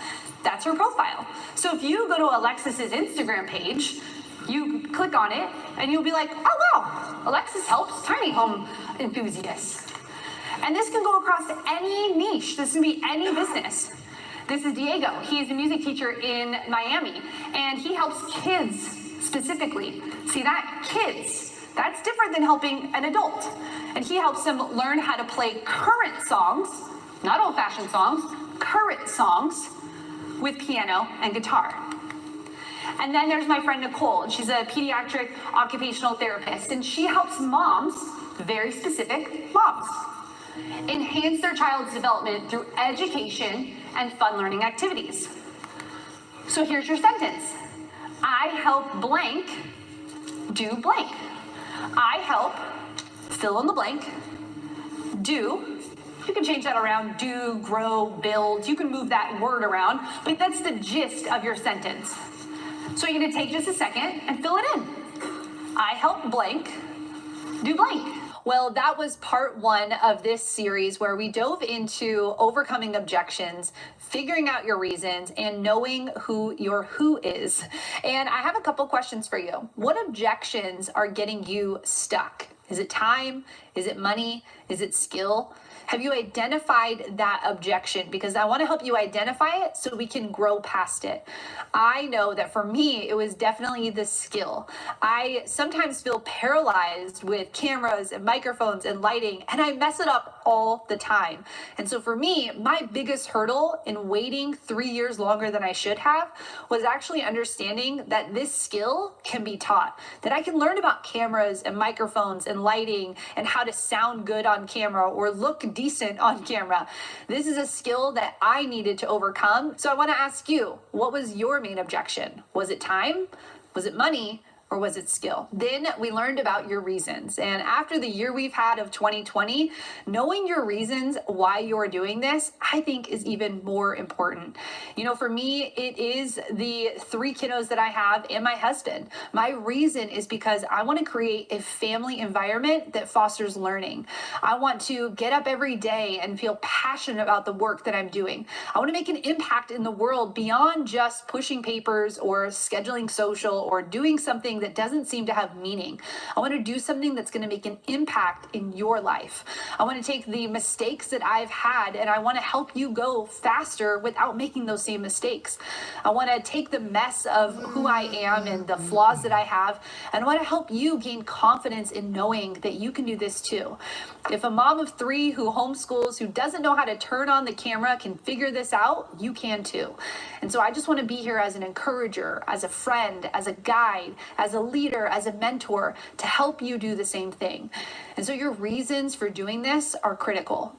It's so important to know that if you don't have your reasons mapped out, that when you get to hard days, and you're going to have them, it's going to be so much harder to get through them. But when you know your reasons, when you're writing them out, when you have that in the forefront of your mind, it makes it so much easier to push through on hard days and to enjoy the good days. And then lastly, we defined your who. Who is he? Who is she? Have you defined that person yet? You know, for me specifically, this took so much time to get to because I wanted to help everyone. I have a heart to serve and I really wanted to help all types of people.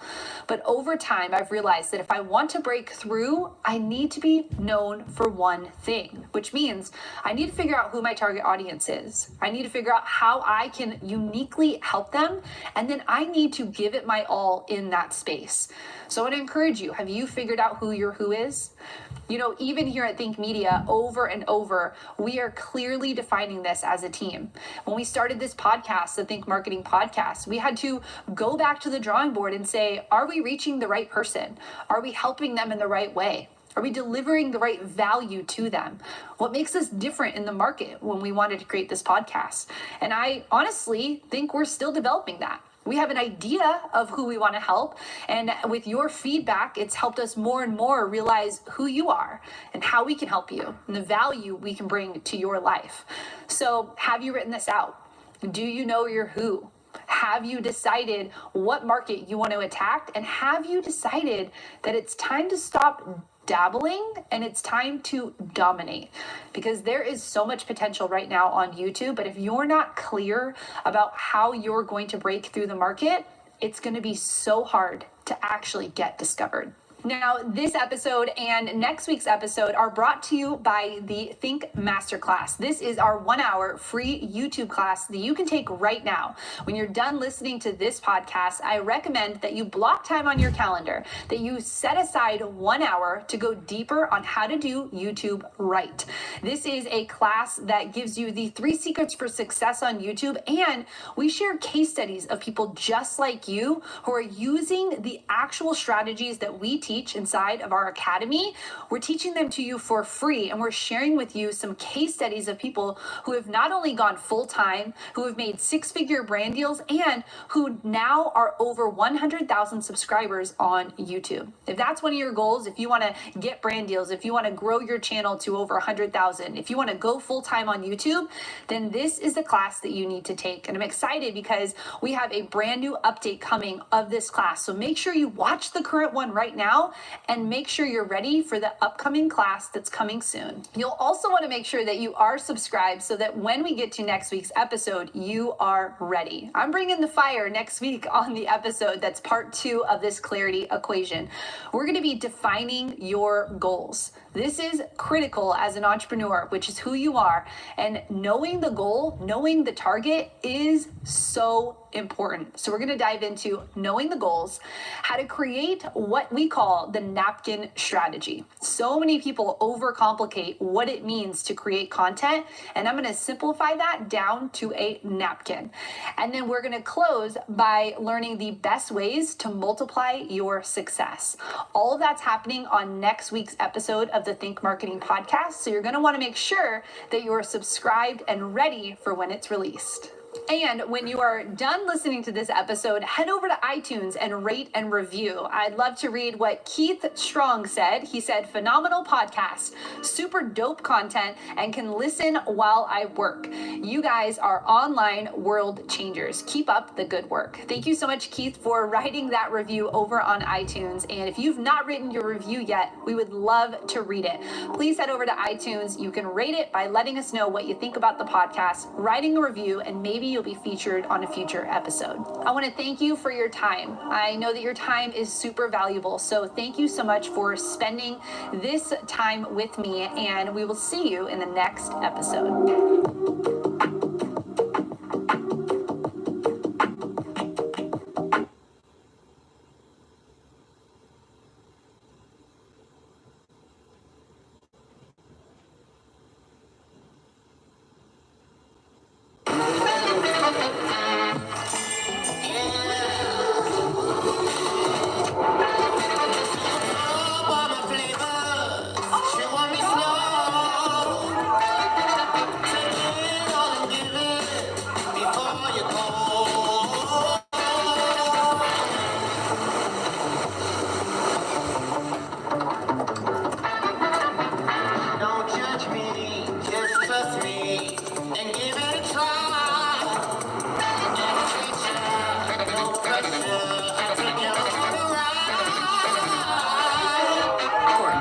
The sea belongs to everyone.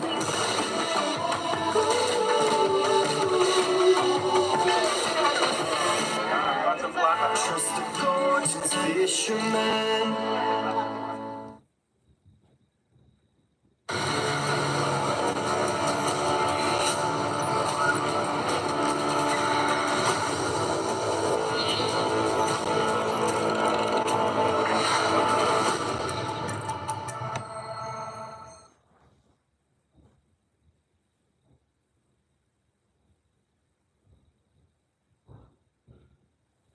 Oprah Winfrey, Elon Musk, Steve Jobs.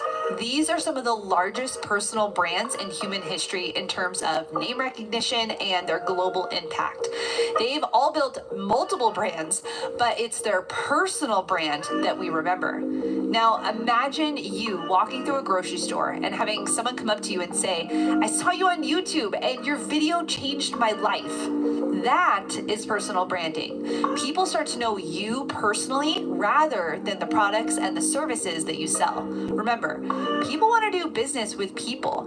And right now, with all of the digital tools at your fingertips, there's no better time to go all in on personal branding. But you're probably asking, well, how do I even get started with a personal brand? In this episode, Sean sits down with Chris Ducker, who's a #1 best-selling author and the creator of Youpreneur. He is the leading expert when it comes to understanding the 3-step process to creating a powerful and effective personal brand, and he's breaking down each step for you so you can get clear on what your next move is.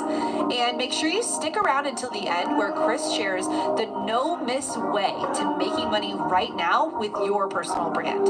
Also, if you know a business owner in your life who needs to hear this, make sure to share it with them.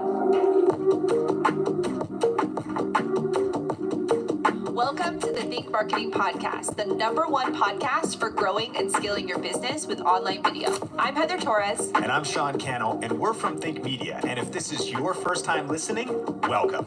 This show is dedicated to helping you learn how to get your content noticed and the latest money-making strategies working right now online. So whether you want to grow your YouTube channel or you want to maximize video across all of social media, this podcast is for you.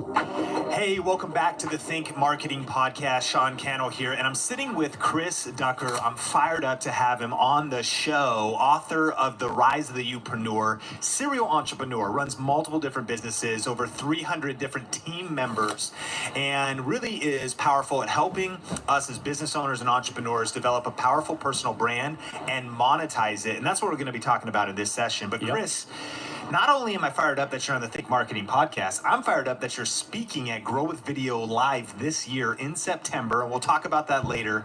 But for those that are just meeting you, man, what's kind of your backstory in business and entrepreneurship and kind of how you help people? Man, how long you got? You know, I often say that, honestly, at the very core of what I do, I'm just a sales guy. Genuinely. Like, you know, my entire world in terms of my career has been around sales and marketing ever since I was 17 years old. I had my first telemarketing job. And, you know, from there, I've worked with large teams, small teams. I've been an entrepreneur for 15 years. We've built several different businesses, a couple of which have flopped horrifically, and some of them have done very, very well indeed. And so now what I focus on is helping people build businesses, future-proof businesses, profitable businesses based around their personal brand and really what they love doing and what they're great at doing. Yeah, I'm fired up about this topic. And first of all, to get into it, I want to talk to kind of two different types of people in the Think community. On the one hand, we've got people that are already kind of clear on the fact that they want to tap into being a thought leader, an author, a speaker, maybe create courses, turn their knowledge into a business.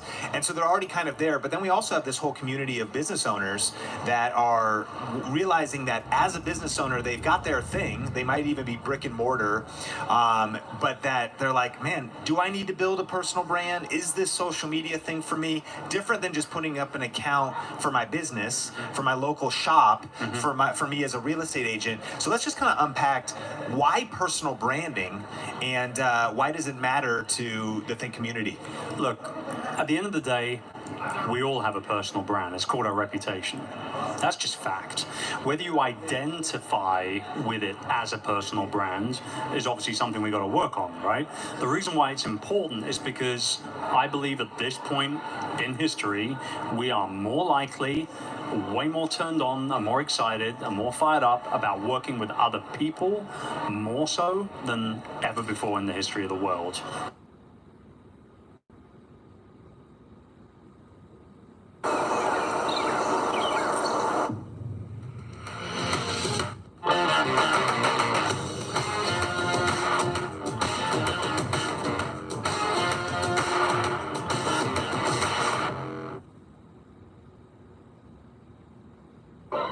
Sustain presents Multi-Symptom Dry Eye Relief, starring Sam, the Sore One. Sustain Complete, his solution. Its unique formula gives 8 hours of multi-symptom relief. Open your eyes to lasting relief. Ever before in the history of the world. Plain simple. People want to do business with other people. We don't necessarily want to do business with big brands, actually.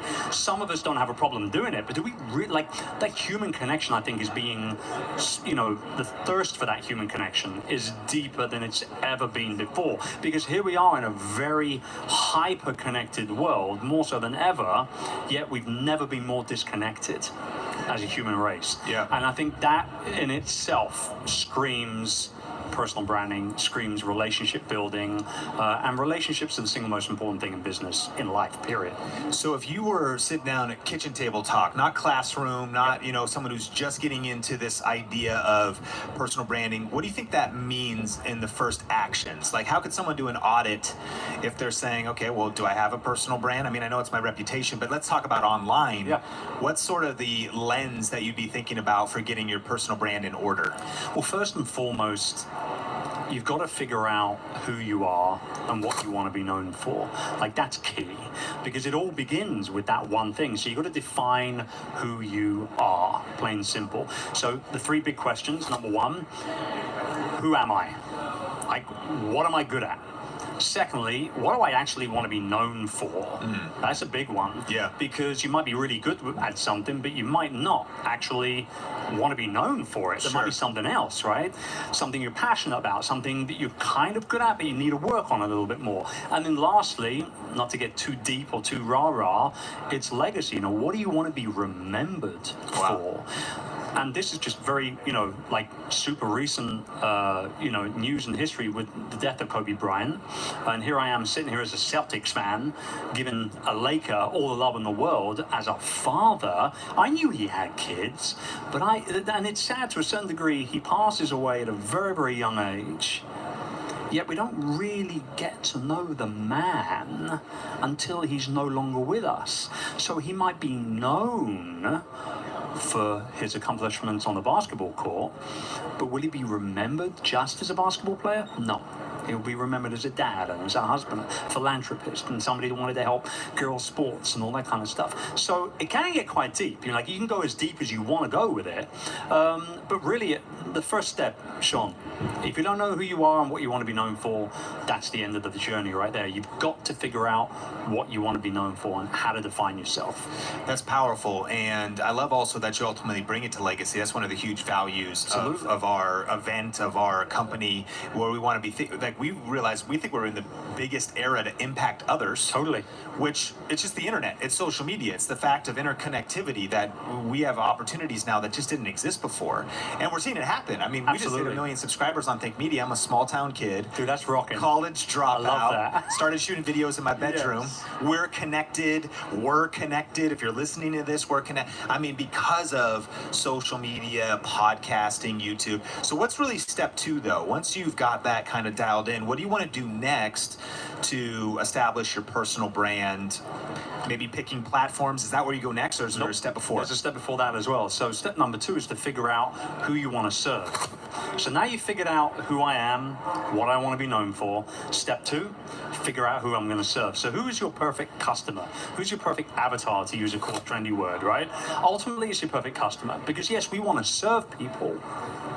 We want to help people. We want to inspire and motivate people, but we're building a business, right? We need to make money as well. So it's a perfect customer is what it is, not an avatar, it's a customer. Yeah. And you've got to build that out.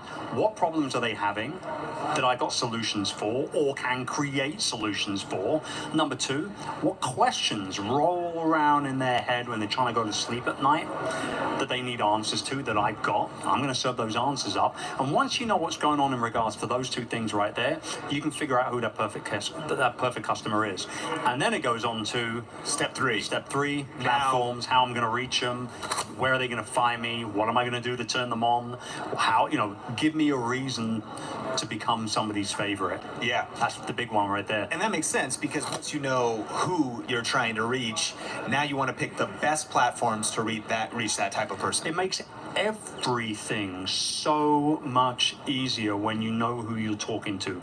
Your messaging, your verbiage, all of your marketing copy, just even actually the way your website looks, the type of logo you have. Once you know who you're serving, everything becomes so much easier. And why swim against the current unless you really need to, right? Yes. So, now we're kind of, I was literally just doing a coaching session with 20, 30 people just an hour ago. And the big question was like, well, there was a lady there who is involved in t-shirt printing and apparel for millennials. Where do I go to hang out? I said Instagram and YouTube. That's where the millennials are hanging out. It's as simple as that. Oh, you don't think LinkedIn? I'm not buying t-shirts on LinkedIn. Sure. You know what I mean? Yeah. So I think it really comes down to what you're going to be known for, who you're going to be serving, and where they're hanging out. And once you figure that out, you can do likewise. In celebration of the launch of this brand new podcast, we're giving away 2 tickets to our annual conference, Grow with Video Live, a $1,500 value. All you have to do to enter is make sure you subscribe, leave us a review on Apple Podcast, and then take a screenshot of your review and go to thinkmarketingshow.com for the rest of the details. Super, super powerful. And I'm excited to get into some tips of maybe what you see as the opportunity now to get some of those views or to get some of those hot things that maybe you're doing in your own business. But I want to remind you, Chris is speaking at Grow with Video Live 2020, growwithvideolive.com. If you haven't got your tickets yet, you're not going to want to miss this event. The speaker lineup is insane. So go to growwithvideolive.com to see everyone who is coming. 3 days, and it's really going to be all about every aspect of video, because I really believe video is now cross-platform. Video is people's preferred content format of choice. Yes. LinkedIn has video, YouTube has video, Yes. of course live streaming on Twitch, but Instagram has video, Facebook has stories and live streaming and video. And so we're going to be talking about video, whether it's the tech side, whether it's the scripting your videos, what should you say in your content and psychology side. We're going to be talking about the technical side, how do you rank your videos, and SEO. And we have guest speakers that are doing video on so many different platforms in so many different ways What kind of tactical things are you up to right now? Maybe just in your own business. I know you're taking YouTube seriously, and that's... Oh man, you know, I should say, I'm excited about going to this event for myself, like just for selfish reasons right now, because you know I've been on YouTube for a decade. But I haven't genuinely taken it all that seriously up until maybe just a few months ago. Genuinely. Yeah. It was like the video graveyard where we would just kind of dump stuff that we wanted to kind of embed elsewhere kind of thing. Yep. And now we're taking it much more seriously. And, you know, it comes with no shock to the system to know that with that added focus that we've unleashed onto the channel since the beginning of this year, more subscribers than ever before, more views than ever before. We've even got older videos with affiliate links in the descriptions that are making us money now for the first time in like years. Because they've been reactivated by the new action that you're doing on the channel. Exactly. So I'm excited to come to the event just to hang out and learn myself. It'll be a pleasure to speak, don't get me wrong, but I'm coming to learn as well. But I think, you know, for me, the big thing for me is that, you know, it also comes down to the repurposing side of things, because it's very, very, very hard to be everywhere all the time, right? If you start with video, however, everything from there becomes easier. You can rip the audio out and turn it into an audio podcast. You can, you know, rip certain sections out of the video, 2 minutes here, a minute there, 30 seconds there, and share them all over social. And it's about spreading your message at the end of the day. You might be interested in sitting down and watching a 45-minute chat with me on how I built multiple businesses. But there might be somebody else out there that just needs 2 minutes of content from me to light the fire under their bottom that they need to be able to go ahead and do what they need to do to take things to the next level. Everyone's different, and that's why I love video as a format, is because you can chop and change it in so many different ways. Turn it into an infographic, done.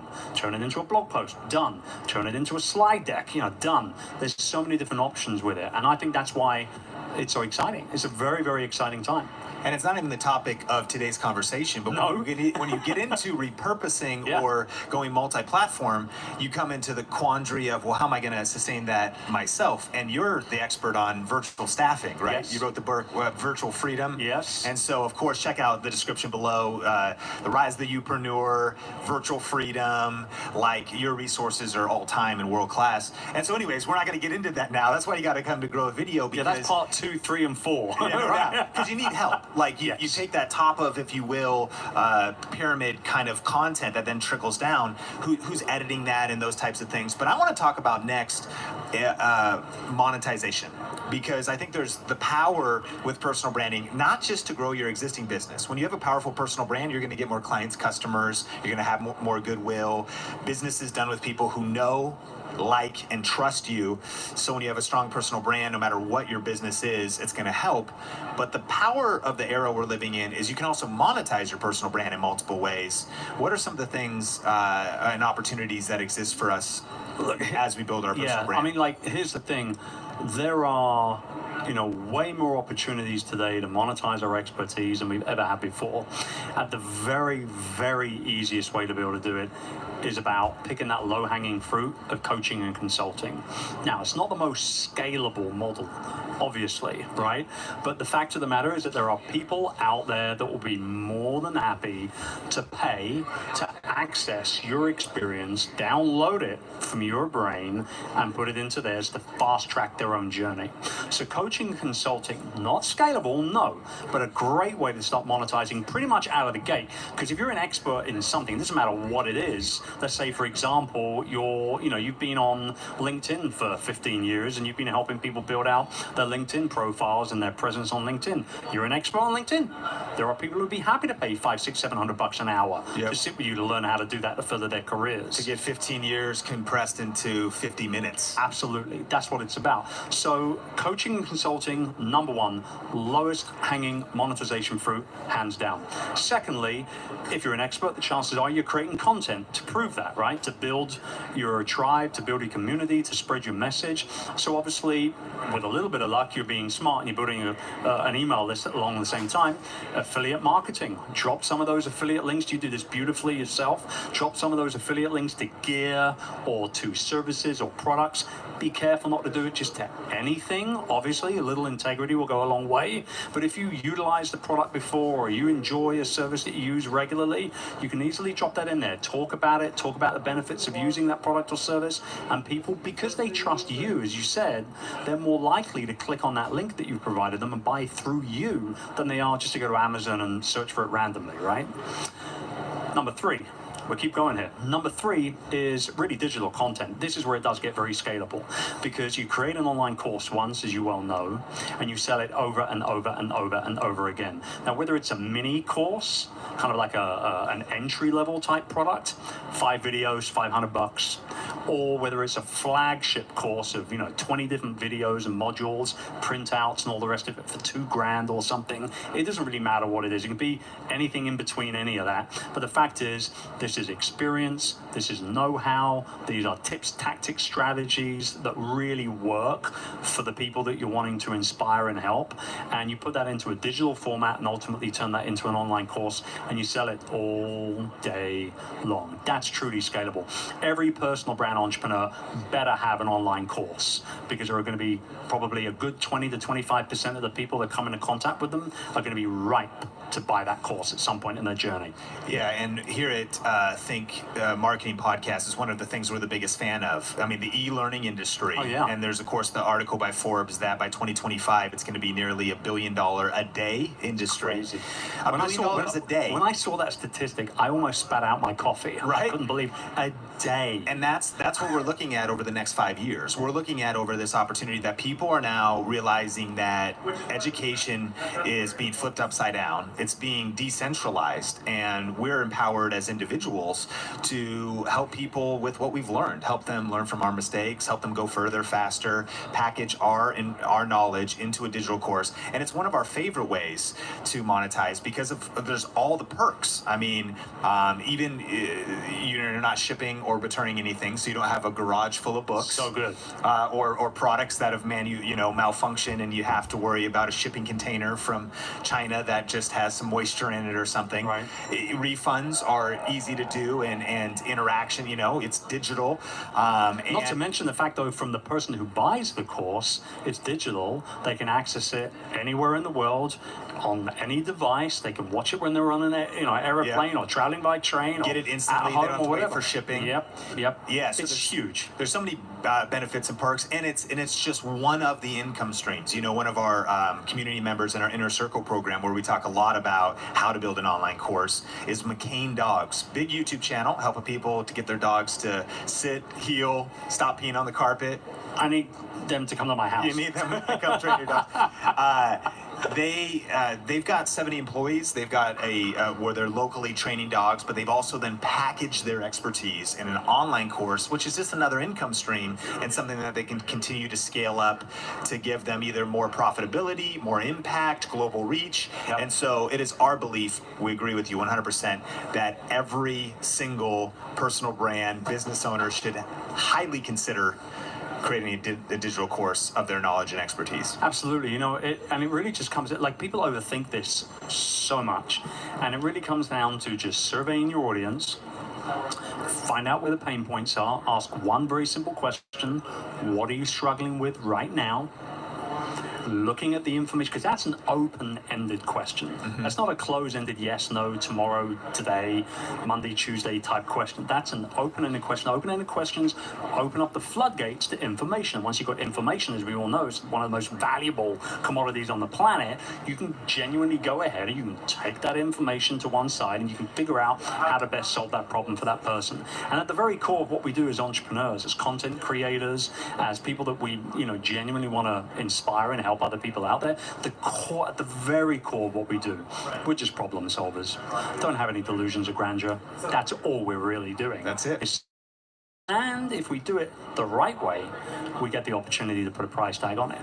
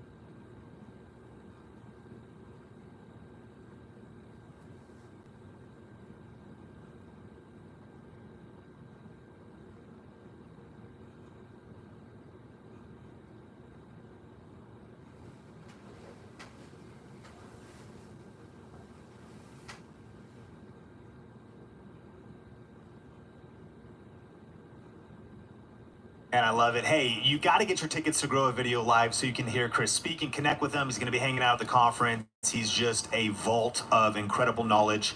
But if people want to connect with you, where can they find you online? And of course, we'll link up to your books and other resources. Well, I'm at Chris Ducker on all the socials. The two channels I use the most, without a doubt, are Instagram and now YouTube. You'll be happy to know. ChrisDucker.com, youpreneur.com, and just Google me.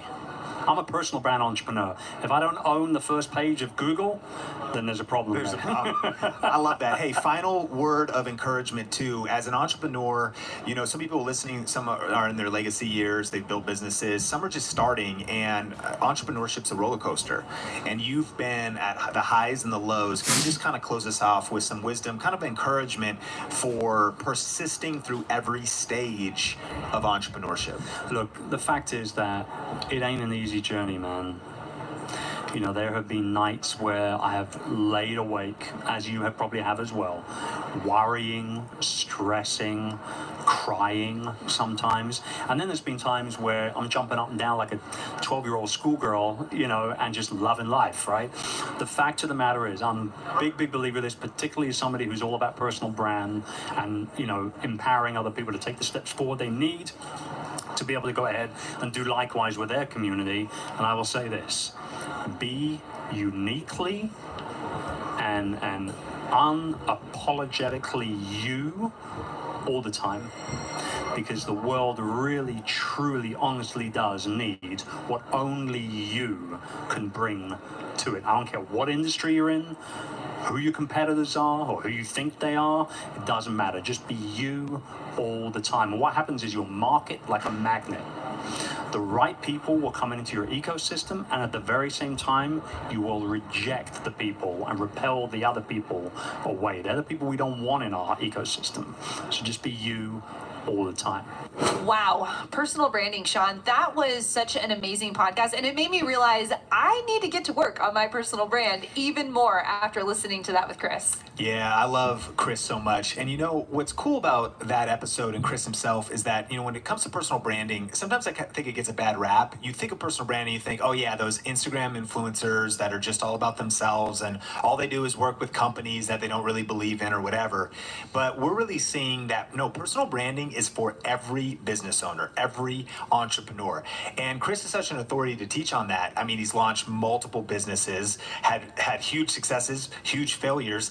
Now he has almost like 300 employees and he's running multiple different ventures. And so I think he's just such an authority on the fact that it doesn't matter if you want to be a course creator, coach, consultant, kind of network marketer, personal brand entrepreneur, or if you want to be like one of our other Think Marketing podcast guests and Grow a Video Live speakers, Roger Wakefield, who's got a plumbing business in Dallas. He's got a team, but he understands the power of personal branding. And what's happening in his business is distinctly accelerating him past the competition because they're ignoring personal branding. I'd say this, Think Marketing podcast community, if you ignore personal branding, it'll be to your own detriment and peril, especially in this decade. It's the era of all of us needing a personal brand, our reputation. And so, yeah, I love Chris. And I'm so pumped that he's going to be speaking at Growth Video Live this year. Yeah, I cannot wait to sit in Chris's session, take notes, because he's going to be teaching more about, you know, like you said, how he's been growing these businesses and really how to scale. Yes. And also remember that here at the Think Marketing podcast, we don't just listen, but we take action. You know, information is okay, but execution is where things really begin to happen. So write down one of your next steps. Like, what's a takeaway for you? Is it to really think about the questions that Chris Ducker outlined? What problem do you solve? Who is it that you help? Those types of things. And to get clear, maybe update your Instagram bio, your YouTube channel about page. Maybe tweak your strategy. Put something on paper, put it on your calendar, and let's get some results. Because, hey, we're committed to helping you get results, but you have to take massive action to do so. And while you're writing that out, we just want to shout out one of our Think Marketing community members who left a review on the podcast. You know, you can go right now to Apple iTunes and submit a review. And so we're going to read what Daniel wrote today. Yes. Daniel said this: please do yourself a favor and subscribe to this podcast. I have been a longtime subscriber of Think Media, and the value you get from Sean and his team is incredible. You could easily spend thousands and thousands of dollars on other courses and classes to get the same value they provide. If you're looking to up-level your business, this is where you need to be. Wow, thank you so much, Daniel. That is an amazing review. I love reading all the reviews that you're leaving here at the Think Marketing Podcast. And if you're not already a subscriber and you don't know we're showing up every single week, you can subscribe right now on YouTube if you're watching this video, or on iTunes, or anywhere that you listen to your podcast. And we would love to hear from you in the comment section below. Let us know what was one takeaway that you got from this video, and we cannot wait to see you in the next episode. Peace.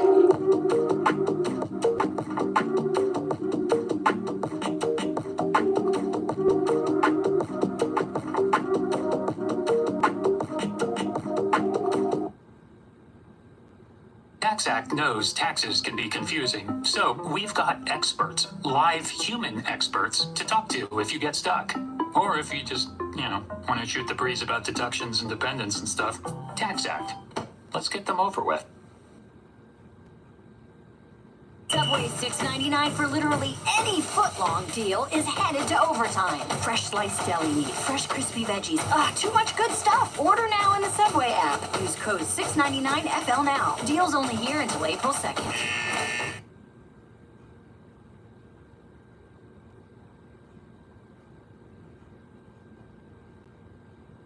Are you stuck trying to grow on YouTube? Are you struggling to figure out, how do I make all of this work, and how do I actually make money?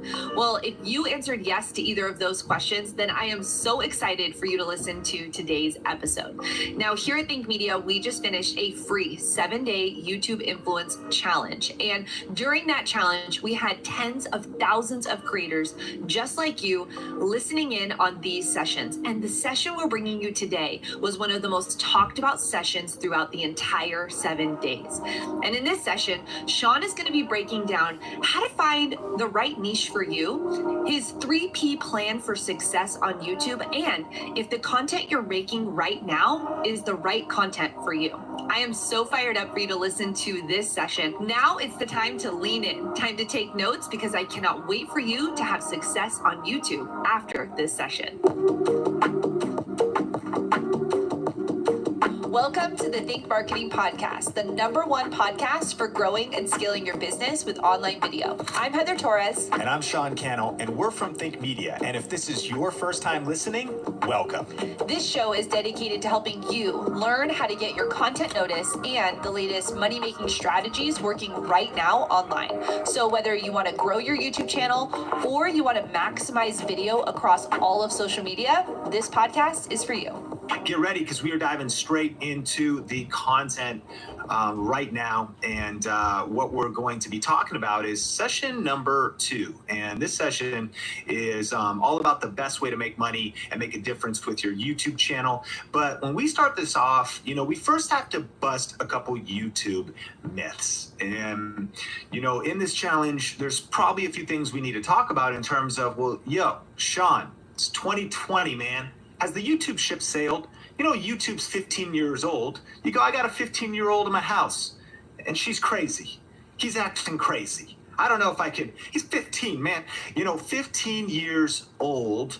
Is it too late to start YouTube? Is it still possible to break through on YouTube? And that's one of the big elephants in the room, YouTube kind of culture in general. It's like, is it too late? Like, is it too crowded? So I looked up a couple examples, and this is Janelle Elena, right? And you may have heard her story. She joined YouTube at the end of 2018.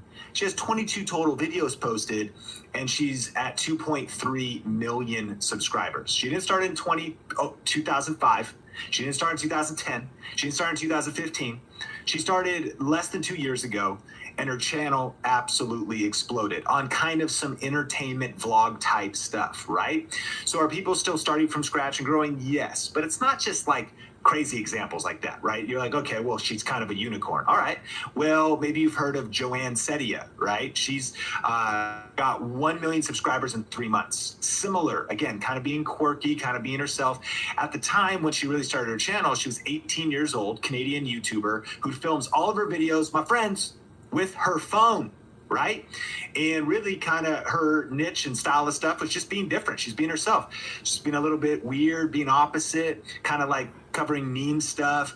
And she was definitely doing some smart influence and trend surfing, which is what we'll talk about more in the future. Like she DIY'd Emma Chamberlain's clothing line and some other topics, but she's at 3.2 million subscribers now. And again, she started just recently and grew very fast. You remember from the first session, maybe Dr. Eye Health. Now this is one of our Video Ranking Academy students, like started from scratch, no camera experience, no editing experience. And really, he's been on YouTube for less than 2 years. In 1 year's time, he had 100,000 subscribers. Now he's at 150,000 subscribers. 14,000 new people are subscribing to his channel a month. And he posts 5 videos a month, about 1 a week. I think one of the powerful things I like about Dr. Eye Health is it's really clear what his channel's all about, right? It's powerful to have that niche. And we're going to talk about that in this session. This is Plants and Lucia. I remember when she joined Video Ranking Academy, she had nothing, like 0 subscribers. I remember when she had 168 subscribers. Now she's at 6,400 and she's getting 51,000 subscribers a month, right? She posts about 2 videos a week and she's growing by 1,300 new subscribers a week. And she started, listen, February 2019. So she started basically a year and 2 months ago. Like, obviously, I'm not sharing anybody that started a month ago because this stuff doesn't happen overnight. But in just a year, like, imagine if you're starting from scratch, you're getting 1,390 new subscribers a month, right? Imagine you start, like, you're getting 51,000 views a month. And so what's cool is we showed, like, Janelle Elena. And sometimes I might be like, well, man, I don't think that's impossible. This is more practical than you could ever imagine. Is it too late to start YouTube, my friends? Absolutely not. And notice these are people from different backgrounds. They live at different places in the world, different styles of channels. Maybe you've heard of Roger Wakefield. We had him on the Think Marketing podcast, and he's one of the speakers at our event called Grow with Video Live happening later this year. The Expert Plumber, 4,100 new subs a month. He's at 37,000 subscribers. 345,000 views a month. What's crazy, right, is as an entrepreneur, as a businessman, he's got a plumbing business in Dallas. His plumbing business was doing great, but he had a marketing company. He's paying them thousands a month. Well, they weren't even really getting results, as a lot of marketing companies really do. They just like pretend like they're doing stuff to your website, and they kind of will spend your money on ads and then like pretend they get you leads. And you're always like, are they even working? But as a business owner, he's like, you know what? I'm going to just fire my marketing company. I'm going to go all in on YouTube. He hired his son to help film the videos and to post the videos online and whatnot, and to apply our trainings to the videos, right? And now his channel has just been exploding. It's just been growing. And not only has he had more business than he can handle, but he's building entirely new income streams, right? And so this is the power of, and he started very recently. He actually set up his channel a while ago, put a bunch of the wrong videos on YouTube. He had the wrong videos, he wasn't consistent, but when he pivoted his strategy and he started to do YouTube right, and when he started to post the right videos, everything changed. You know, Nicole, Kids OT Help, she is a kids occupational therapist. And she has really been on YouTube for about 2 years, you know, the last, like, focused. But now she's at 70,000 subscribers. She gets almost 300,000 views a month, and 4,600 new moms are subscribing to her channel every single month. Crazy, right? In all these different niches. And maybe you've heard of Donia Angelo, right? The grandma that went viral, right? She lives on a ranch in Mexico, and her channel name in Spanish, I believe it says, From My Ranch to Your Kitchen. She has 2.6 million subs. She started YouTube recently, right? And she posts 8 videos a month, so 2 a week. 15 million views a month. 15 million, my friends. And 110,000 new subscribers a month.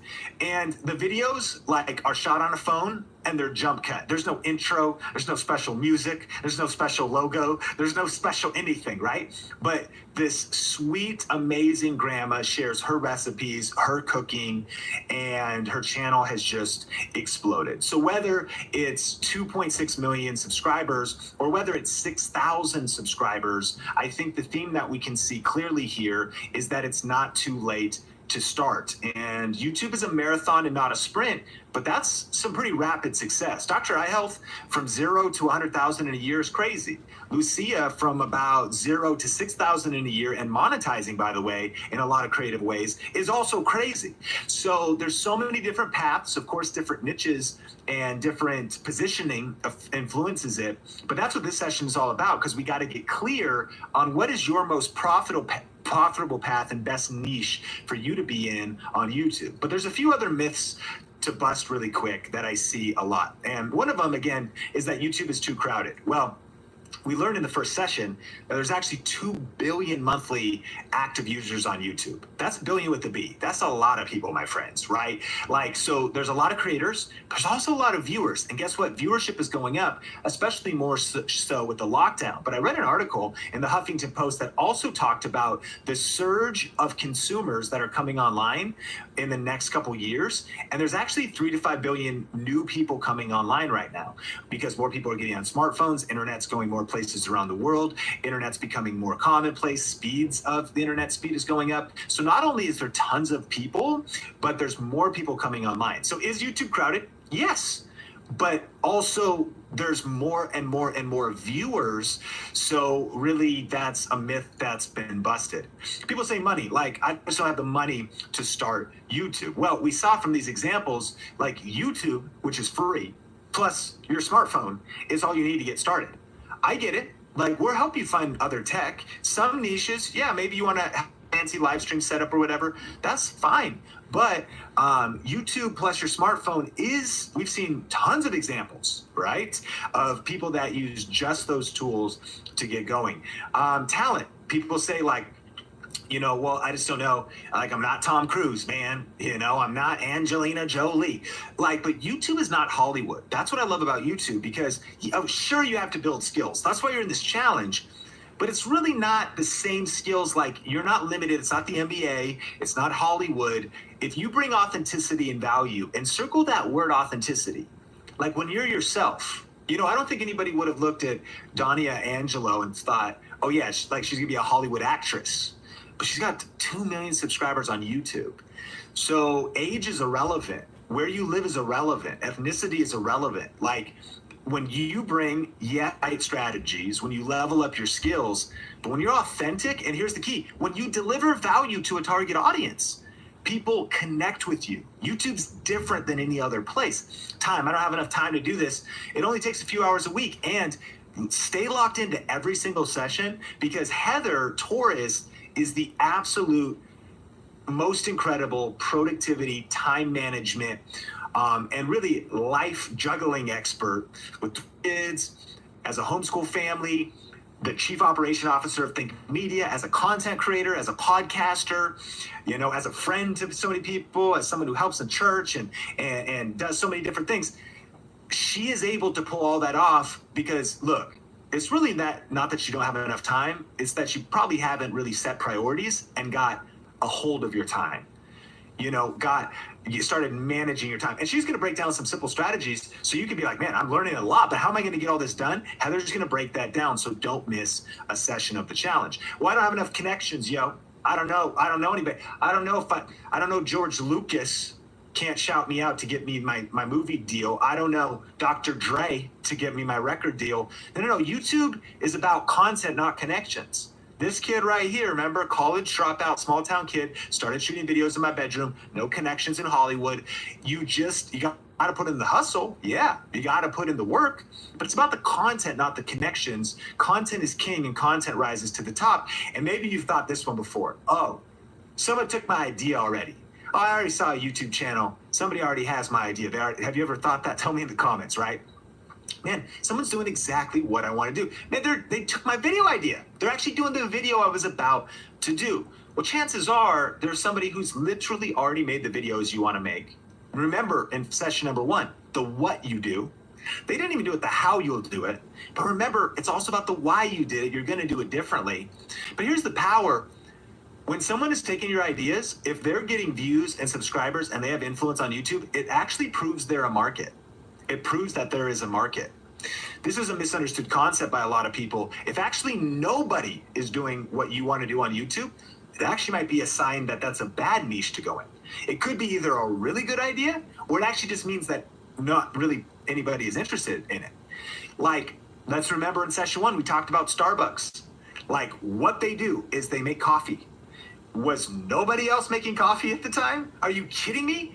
Where I grew up in Seattle, up in Marysville, Washington, there was espresso stands on every corner. Starbucks was selling coffee, Dunkin' Donuts was selling coffee, and there was hipster coffee shops literally everywhere. Everybody was selling coffee. Someone took the coffee idea. Is it crowded? Yes, the coffee market was crowded. But they came in with their unique style, and their how and their why was different, and their execution of strategy was different and well executed. And so the good thing is there's a market of people that want to drink coffee. Look, there's a market if you're in the right niche, and that's what we're talking about, right? A proven market, something that people are interested in.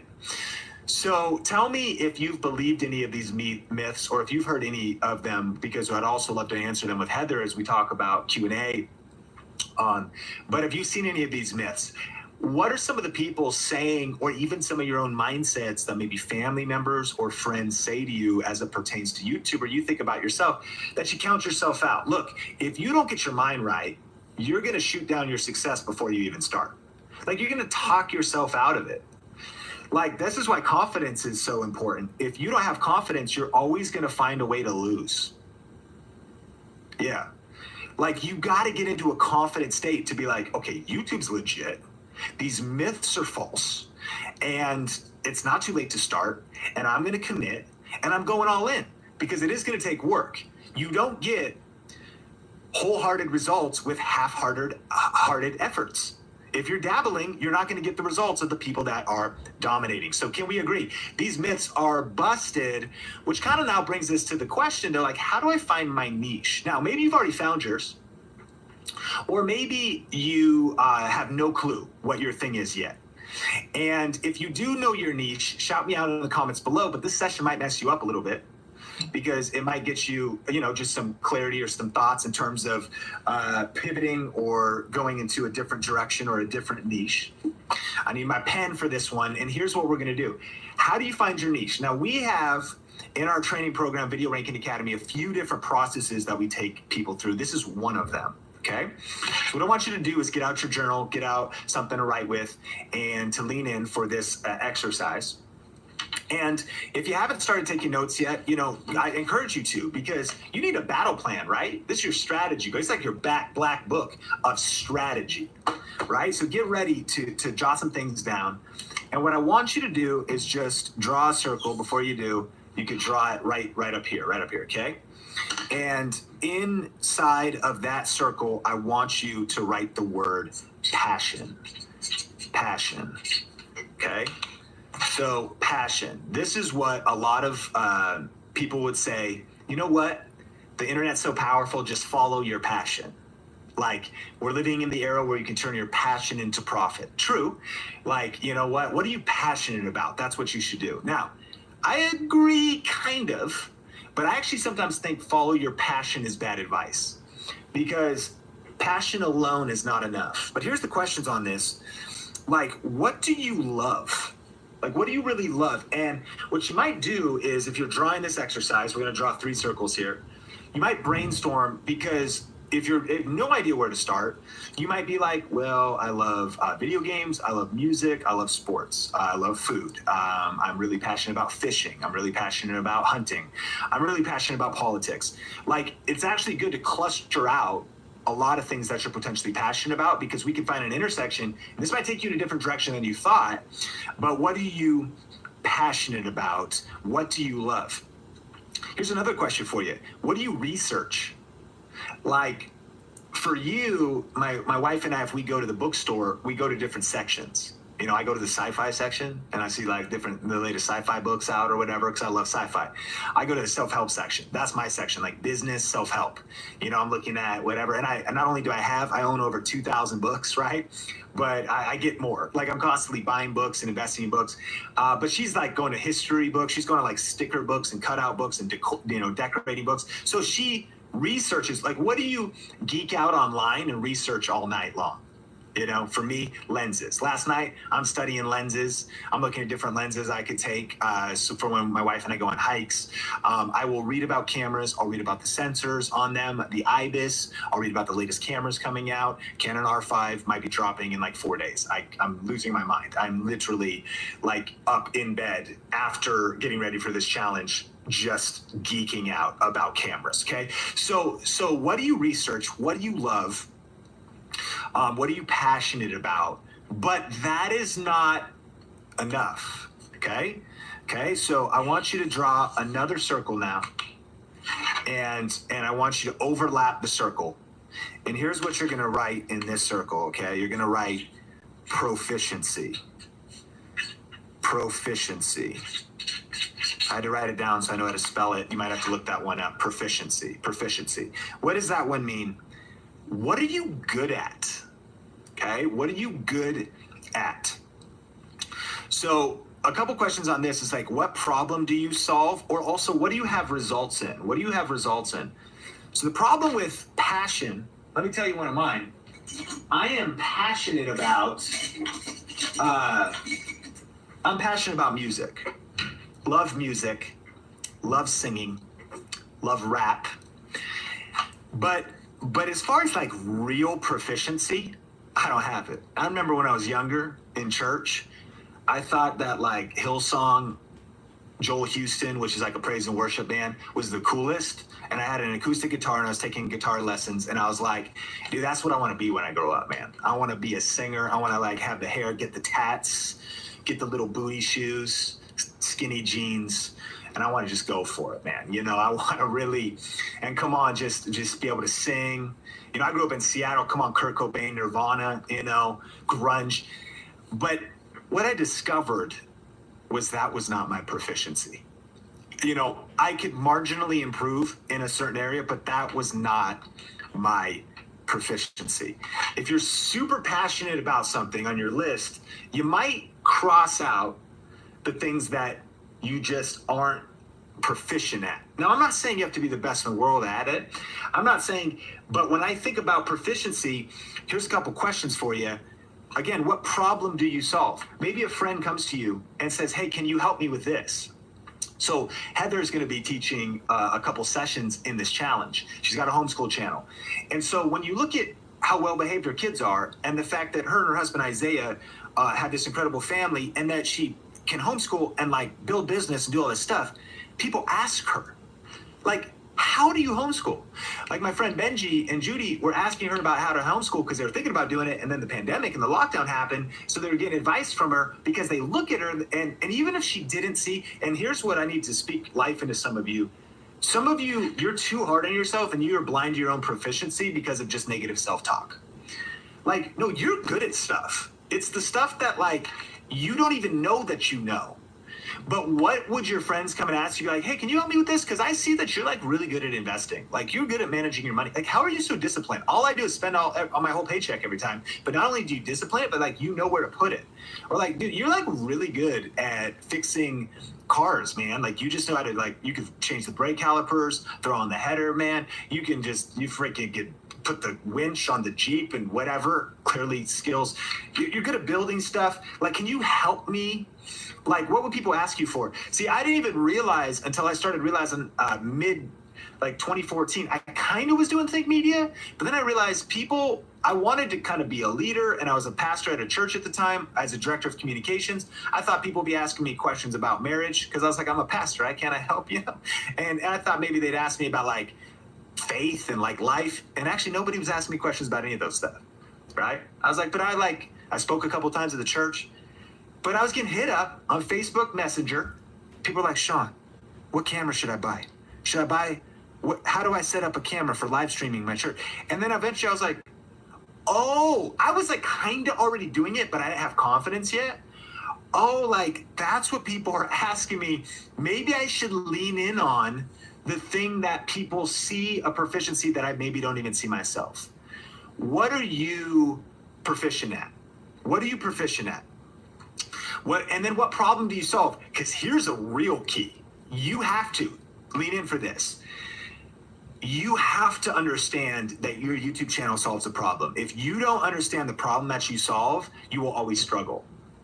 Like, even your tagline can be messed up. Like, in a way, we help people build their influence with video. That's actually not a problem. Video actually solves the problem, and building your influence with video solves the problem of, as a business owner, you need more customers. As an influencer, you need followers.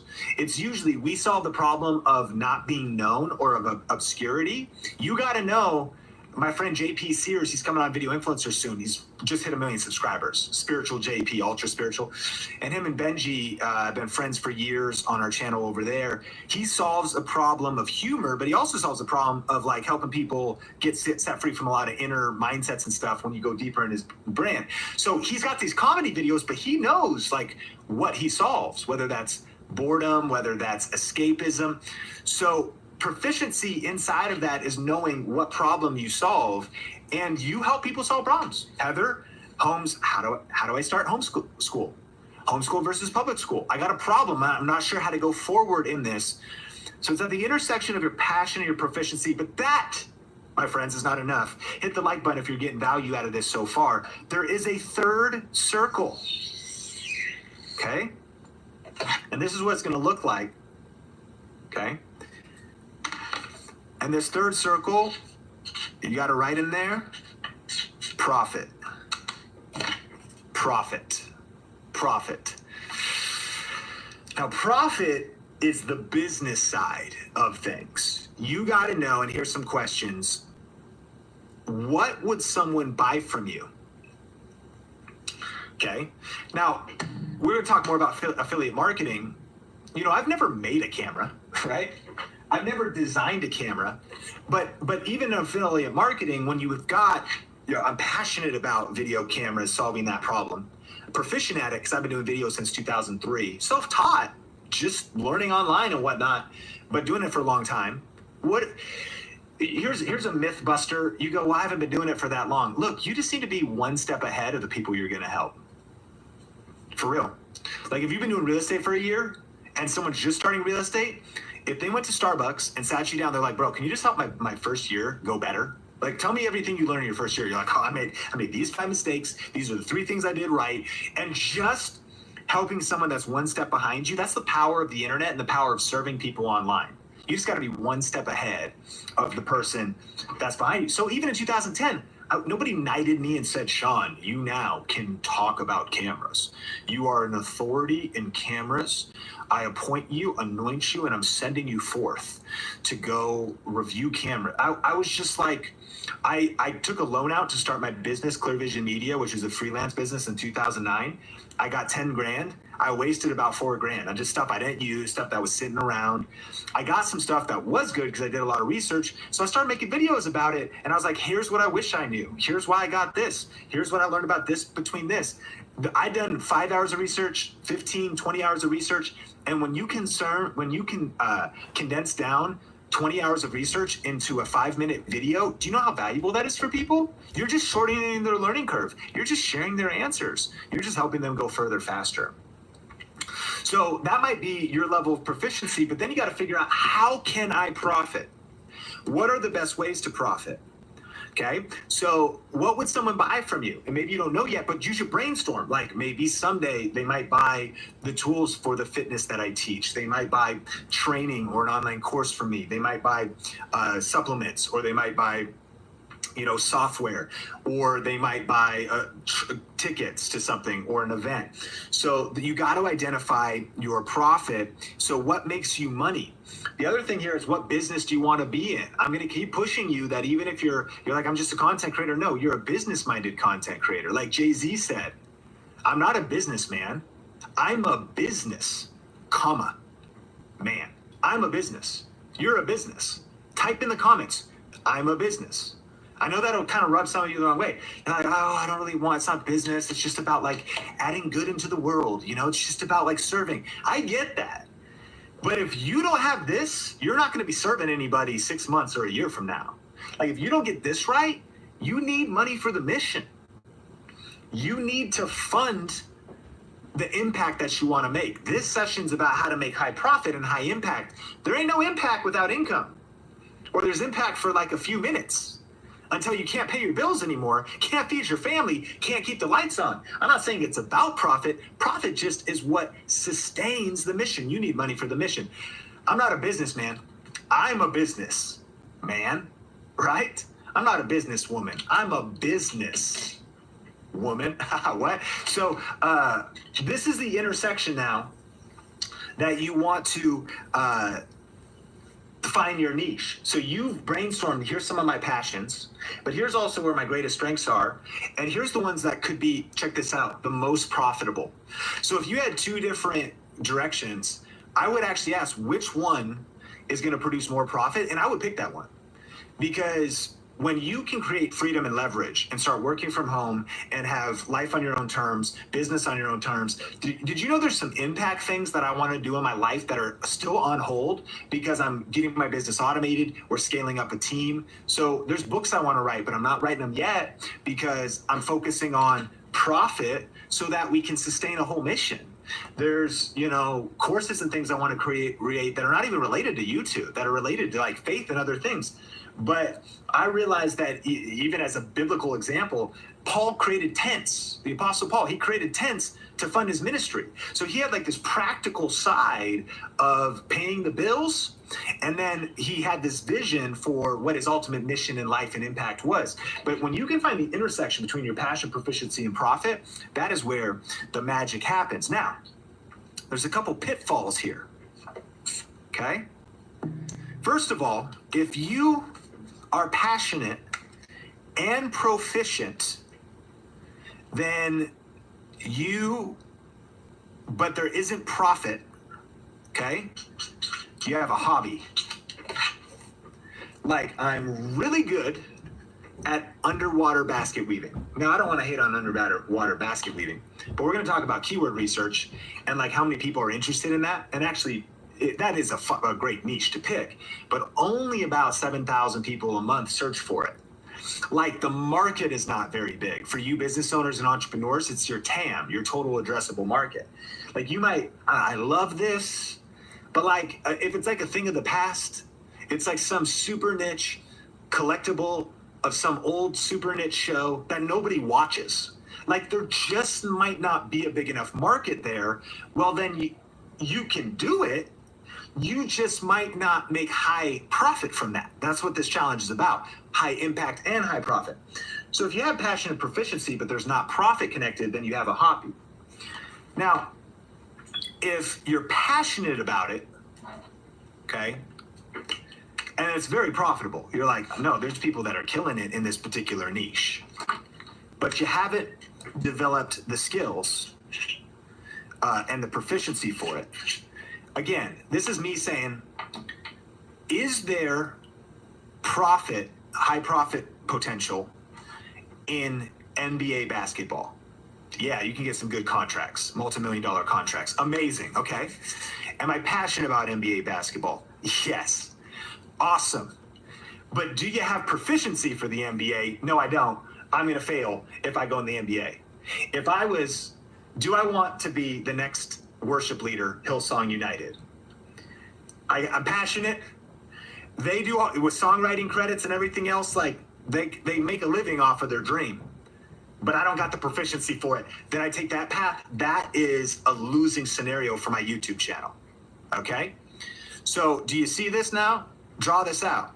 If you just have passion and proficiency, it's just a hobby without profit. If you just have passion and profit, like it's a good niche, you love it, but like nobody asked you about it. Remember, my little time in being a pastor, I don't know, maybe my marriage wasn't very good at the time, but like nobody was asking me, like, how do I have a stronger marriage?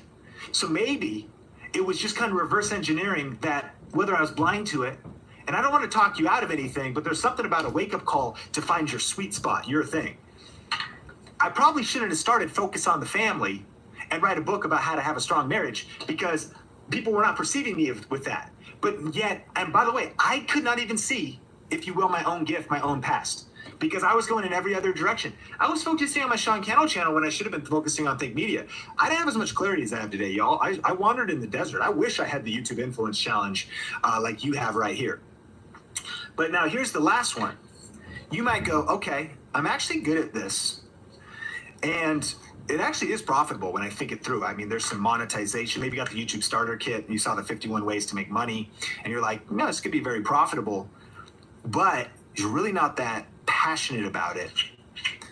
The pitfall you can fall in here is boredom. Okay? So now you can do this for a while. And I actually think that this is, if you catch a vision and you realize that what people ask you about, what you research, what you're good at, and what can be profitable, maybe funds what you want to do in your passion in the future. But here's what I'm saying with YouTube. YouTube takes a lot of energy. You pour your heart into it. And so if you're thinking about, remember, start with the end in mind. If you're thinking about what you want to build and you're thinking about a way, this is the dream. If I could do something and profit at a high level from something that I've got some competency at, I'm not the best in the world. You don't have to be, but I'm a step ahead. And I read all the books on it. Look, I remember I talked to Heather, who again, she didn't have full-on confidence to start her homeschool channel. Just like all of us. It's terrifying to start YouTube. It's terrifying to put yourself out there. People are going to say it's imposter syndrome. People are going to say, who do you think you are? Sarah from high school is going to be like, oh, so you're posting videos now, huh? Like, we go, and whether Sarah even knows, like Sarah's not even paying attention, but we're like making up what Sarah's saying. And I hate Sarah. She is so, I'm just kidding, like, who's Sarah? And we make up all these scripts, but like, I was like, Heather, how many books on homeschool have you read? She's like, all of them. You know what I mean? She's like, I've read like all of them. I've read like 14 books. So I'm like, are you kidding me? Like, you've already, think about what you research. Think about what you've poured into and you study. If you're like, no, I know all the things in that PS4 game or that PC game. I'm obsessed. Like when you watch someone else, when you sit there and you watch someone else on YouTube and you're like, wasn't even good information. Like what the heck? Like someone less talented than you with less proficiency and even less passion just started taking action, and you're sitting on the sidelines because you haven't pressed record because you're overthinking it. The dream is if you can find the intersection of this when you list out your passions, but you think about industries and niches that are the most profitable, and you think about something that you know about, and you go in that intersection, my friends, that is your sweet spot. That is your, what you call in business, your USP, your unique selling proposition. That little green bullseye in the middle there, that's what you want to hit. Let me know if you're getting value out of this. Hit the like button. And this is where you want to niche down as it pertains to YouTube. To be clear, we're going to talk more about specific ways to make money on YouTube. But for being a purpose-driven entrepreneur, that's our mission. That's our culture. Think media, think marketing. We want to help purpose-driven people. That means, dare I say, I think your purpose is in the center of here. Because it's something that God has woven into your DNA that you're truly passionate about. It's something that you just have a natural proficiency for. Heather doesn't have a degree in homeschool. I didn't go to film school, right? But I have just a creative eye, and I've worked it. I picked up cameras and I loved them. I look back, I filmed my brother Phil Jr.'s wedding, and it was weird. I was like doing it was bad, but I was like spinning it. And my mom was like, man, maybe he gravitates towards cameras. But I didn't even see it for years. It was like chipping away, trying to find my gift, my talent, my passion. But then I started to learn about profit. And so the vision of this challenge is, how do you build a high impact and high profit channel? It's the fact that you don't have to have massive impact, massive change lives, making a massive difference in the world, disconnected, making from high profit. You can have both.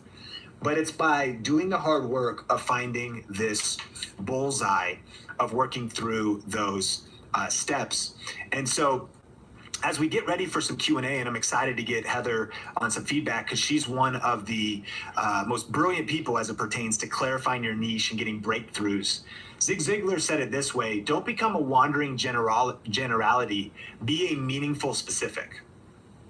If there was a quote that was said way before YouTube started that is relevant to YouTube, I think this is one of the most powerful quotes. A lot of wandering generalities on YouTube. What's your channel about? Well, it's kind of about like inspiring people.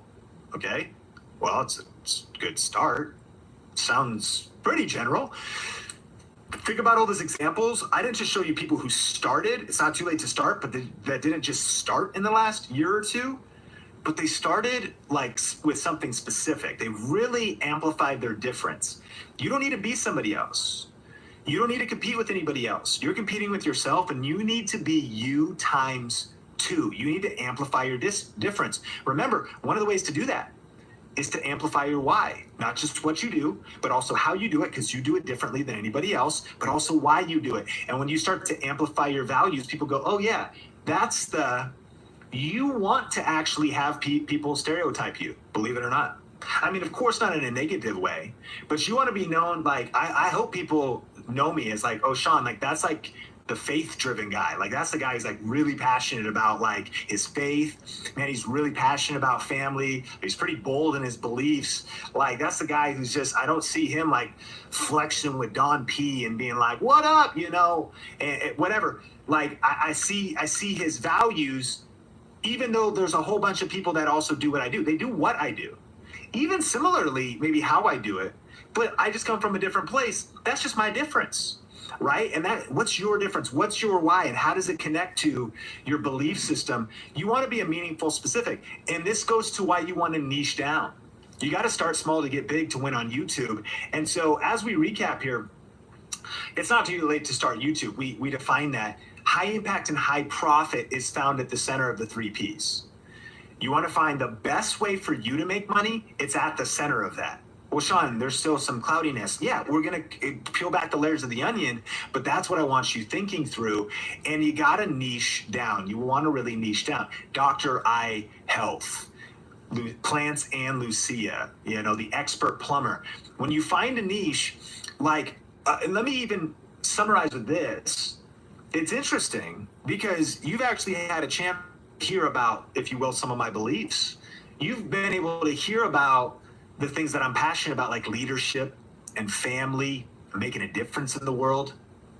But I have a feeling we met because of niching down in YouTube. I'm not teaching LinkedIn. I'm not teaching Instagram. I'm not teaching, so not even just social media, but a niche within a niche. Maybe you were searching for what's the best camera.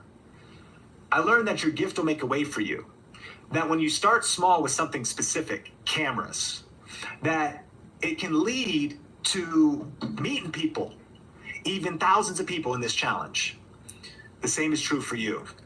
And I think you might have a mission, a purpose. You've got something you really want to accomplish, but maybe there's just something specific. And what you thought was going to be your channel was going to be out. You thought like, oh, wow, if I actually just help people with Tai Chi, if I actually just help people balance their checkbook, then I actually might be able to connect people, because here's what the difference I really want to make in the world.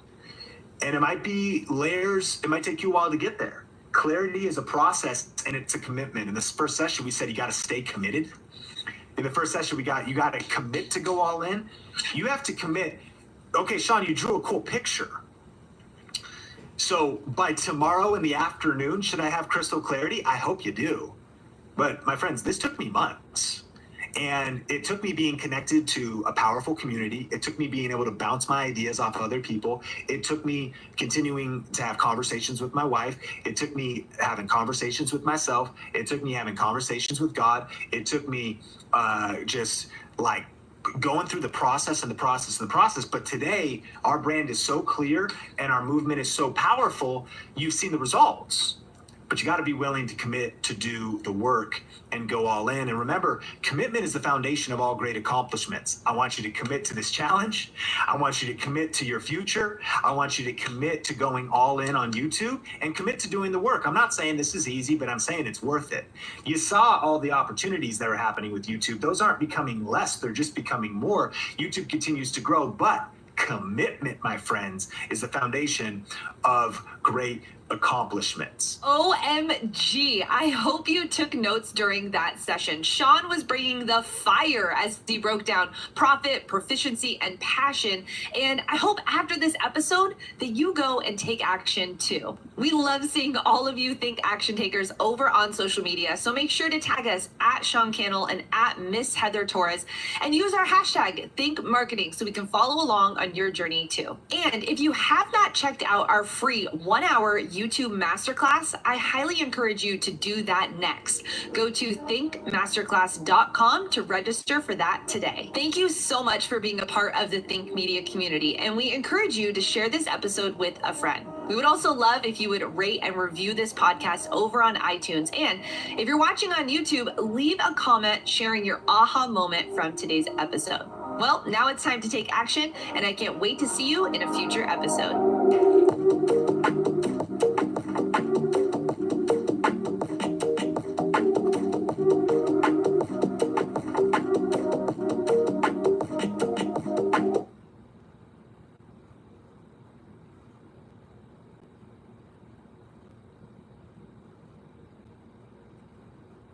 Pampers Cruisers 360 has a stretchy waistband with up to 100% leak-proof fit.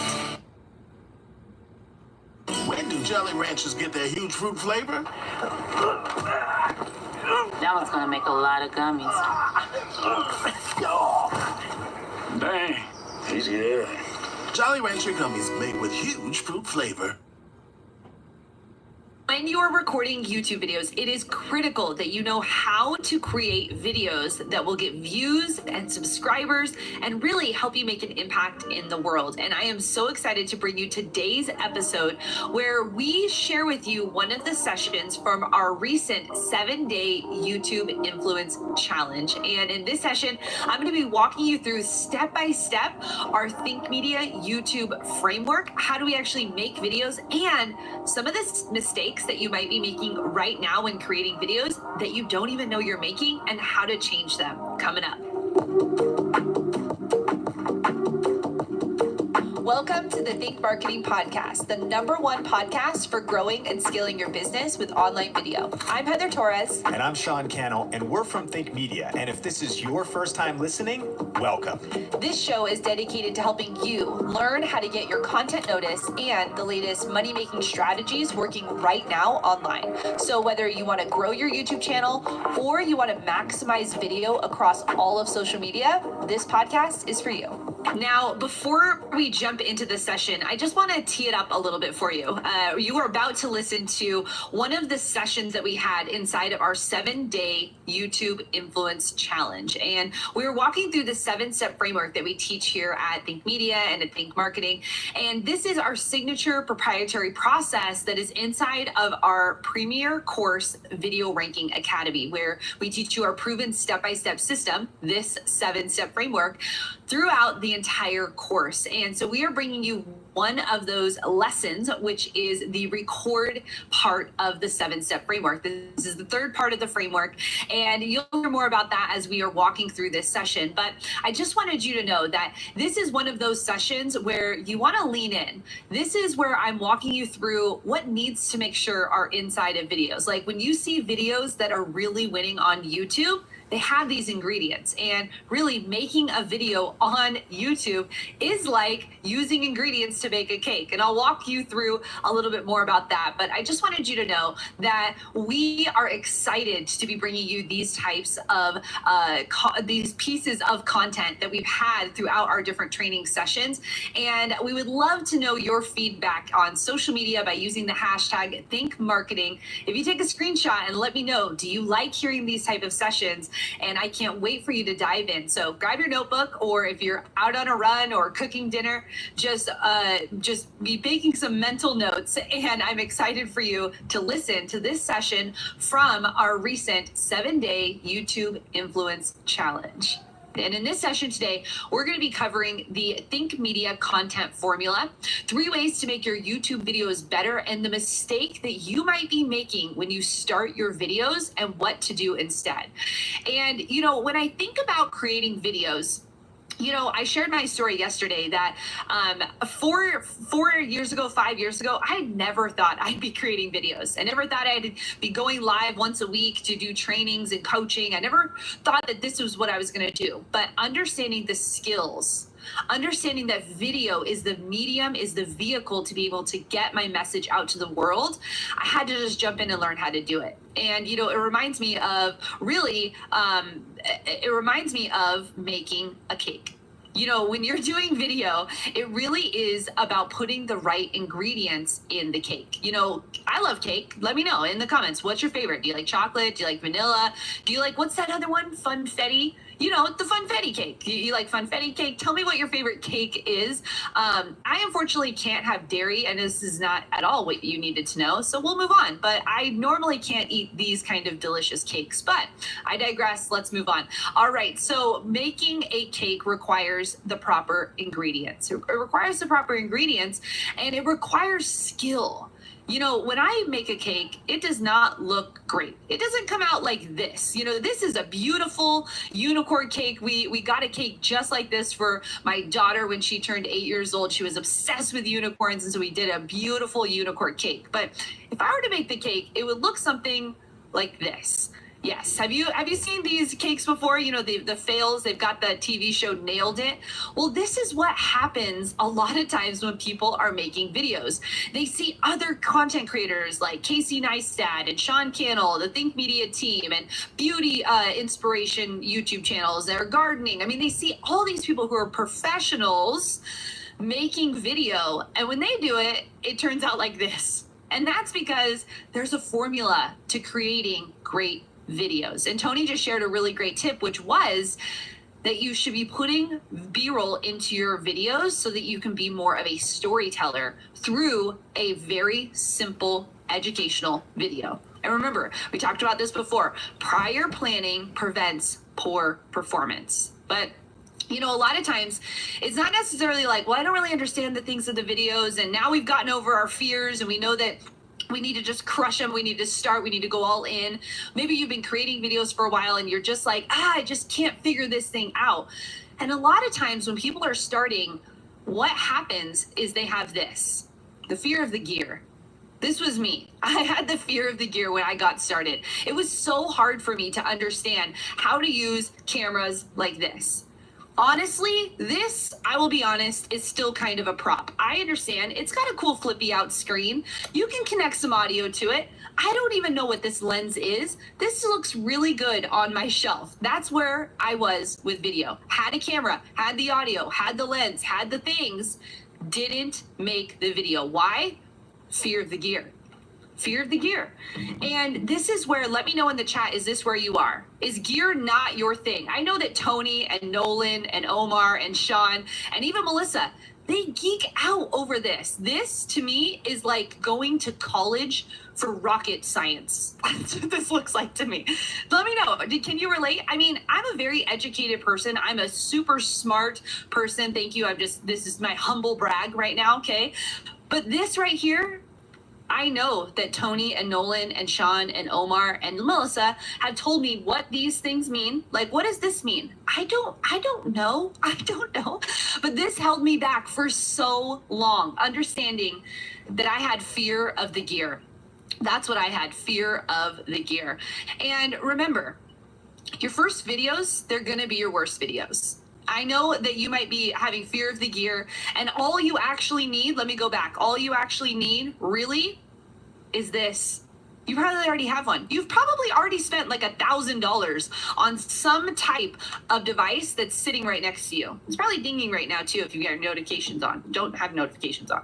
All right, so you don't need fancy gear to make great videos. I mean, we learned in session number 1 that there are multiple channels right now that have blown up to over 1 million subscribers with just using an iPhone. You do not need to go out and invest a ton of money first to get a video out. Let me know in the comments section below, do you already have a smartphone?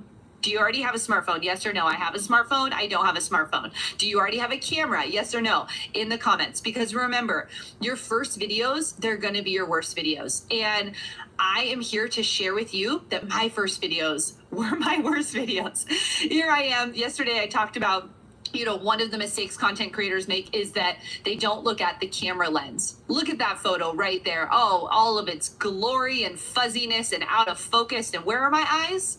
Not looking at the camera. Yeah, first videos are going to be your worst videos. Check out that other one. I'm standing on a box. Why am I standing on a box in a very cluttered office?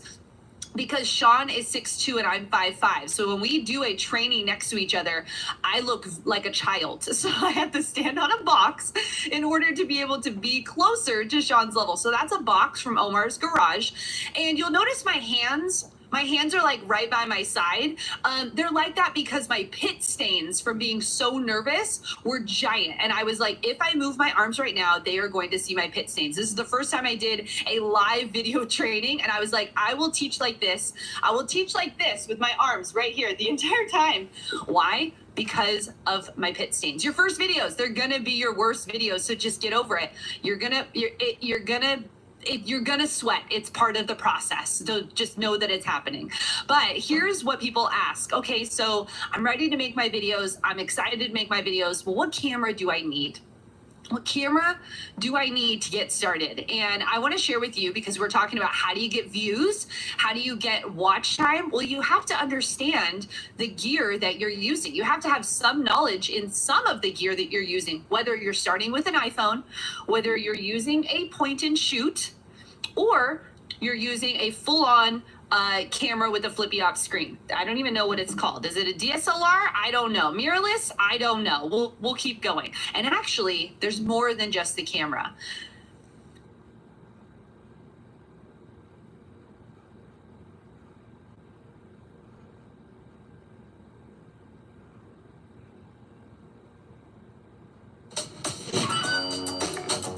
Oreo Thins, flavors that feed your fancy.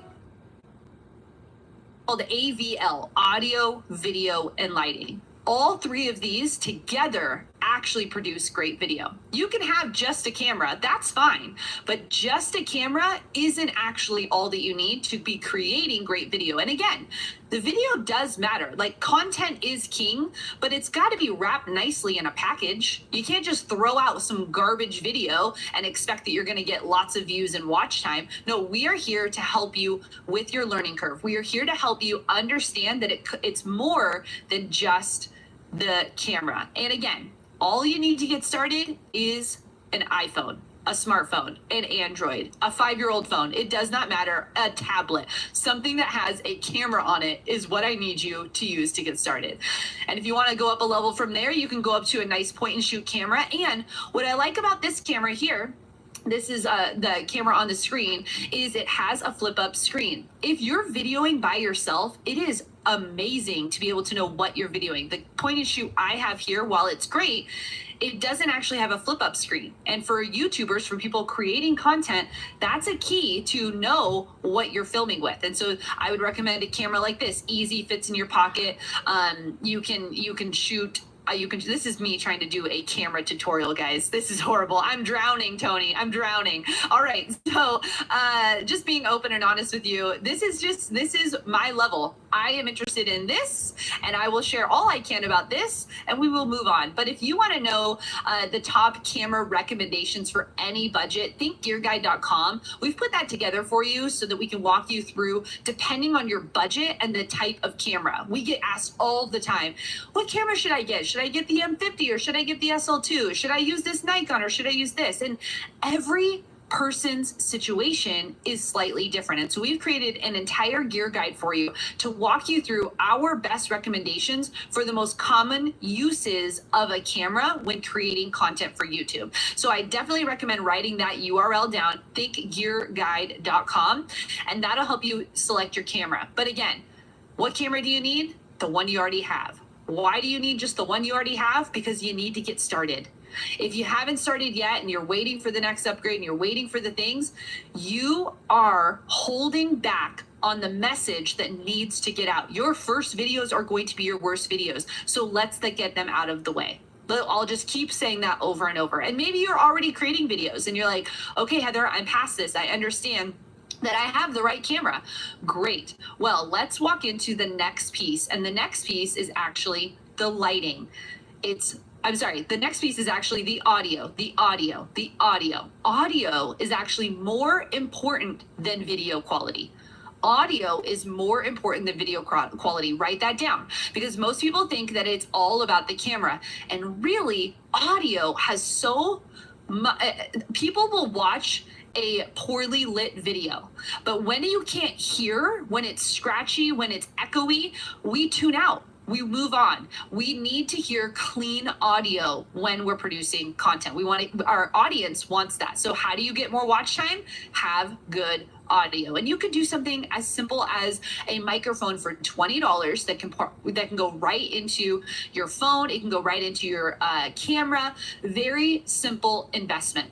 Now, right here is the Shure MB88. That's actually the one that I am using. I'm using the Shure MB88. It comes with this little cover on it, so you can see there that there's that one. I have this one.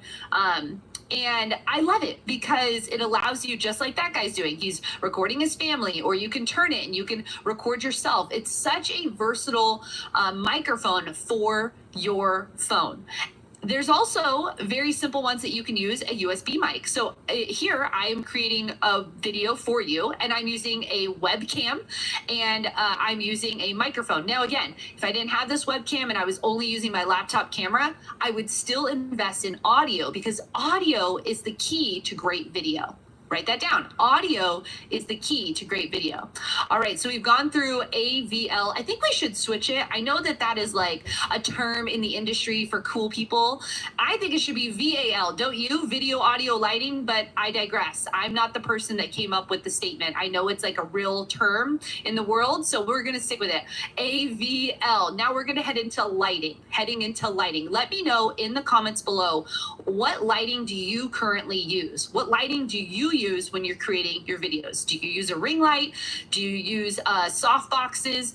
Now, here's what I love. I love FREE. I don't know about you. I am all for free. I am for free, beautiful lighting. And how do you get that? You sit in front of a window. It's that easy. How do you make your videos look better so people watch them longer? You sit in front of a window. Having great lighting. Right now, this is, man, I wish I could stand up and turn off the lights, but if I did that, you'd see I'm wearing sweatpants, and I don't want you to see that. So the lighting on right now is directional, and it's coming towards me. It's making my face glow. Are you not seeing this beautiful glow? It's happening because of the lighting. It's not, I mean, it's natural, but at the same time, this is a glow that's happening that is helping to illuminate my face. And we love to see people lit up. Hollywood, as you know, is so good at great lighting. And so we're just pulling off of that to make simple YouTube videos. And you can do that for free by just moving in front of a window. You can also do something very simple like this. So this is that same camera. We've added a microphone on the side, and we've also added on just a cheap $20 ring light. Having some type of lighting that illuminates your face will help your video quality so much more. You can also do something like this. This is sitting on top of a Sony. This is just a very inexpensive light that can really light you up. So if you're doing vlogging, or if someone's filming you while you're walking, this is just a light that can help, because you can't have these big giant lights all around. This is a great light to just have right in front of you. And we use this when we go into video shoots that are, out in the city. We bring these lights because we want to still be able to point some direction towards the subject when we're filming. And if you want to check out over on Think Media, I'm actually just the model here. I did not do this video. Nolan, who went to film school and has worked on major TV productions and movie sets, he walked through how to do proper 3-point lighting. So right now I have 2-point lighting because I have one on this side and one on this side, and he'll teach you about that backlight, and he'll teach you about some really cool lighting tricks. That's over on Think Media. We'll make sure that that video gets to you in your follow-up email for today's training, but that'll help you to understand, oh, that's how you move the lights around. And we'll also include how to do lighting if you're wearing glasses, because if you see right now, I've got my glasses on and I'm doing my best to keep them without the shininess of the boxes. But here's my soft boxes. These are the two that I use. I move them around my room. My desk is off of the wall, and so I'm able to have these lighting boxes just right in front of me, pointing to the side. But it's very simple. Remember, what are we gonna do? We're just gonna start messy. So if that means your smartphone on a pile of shoe boxes in front of a window, and that's where you're starting, then that's where I want you to start. That's where I want you to start. All right, now, like, how do you make videos, Heather? Okay, we're getting into that. That's what we're getting into right now, because when I asked this morning, what are your struggles when it comes to making videos? Is it the technical side? Is it the content side? And I think 80% of you said it's the content. I don't know how to structure my videos. I don't know how to make them. I don't know how to edit them. What should I do? And so I want to share with you 2 videos that I want you to watch after this session. We'll make sure you get these links, but I have a quick 30-minute step-by-step tutorial that walks you through how to do it all on your phone, how to edit it on your phone, how to record it on your phone, the right settings you should have on your phone if you're using a phone to make your videos, and so much more, how to do your thumbnails, upload everything. 30 minutes, you will know how to do a video. And if you're more advanced than a phone and you already have a beautiful camera and a microphone and all of the things, and you are already using maybe a higher end or a desktop editing program like Premiere Pro or, wow, say that 5 times fast, Premiere Pro or Final Cut, you can walk through Sean's step-by-step tutorial and you get behind the scenes on exactly how he does a full video edit from start to finish. You can see how he's filming it, and he gives so many tips and tactics on that video. Also, how you should upload it to YouTube and what file size and all of those things. We'll make sure you get that video. So how do you make a video? You have to have the right ingredients. So now you know. We know AVL, right? Let's walk through it. We've learned AVL. A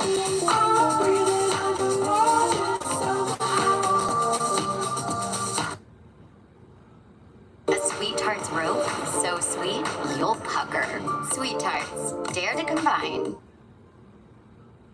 Right, let's walk through it. We've learned AVL.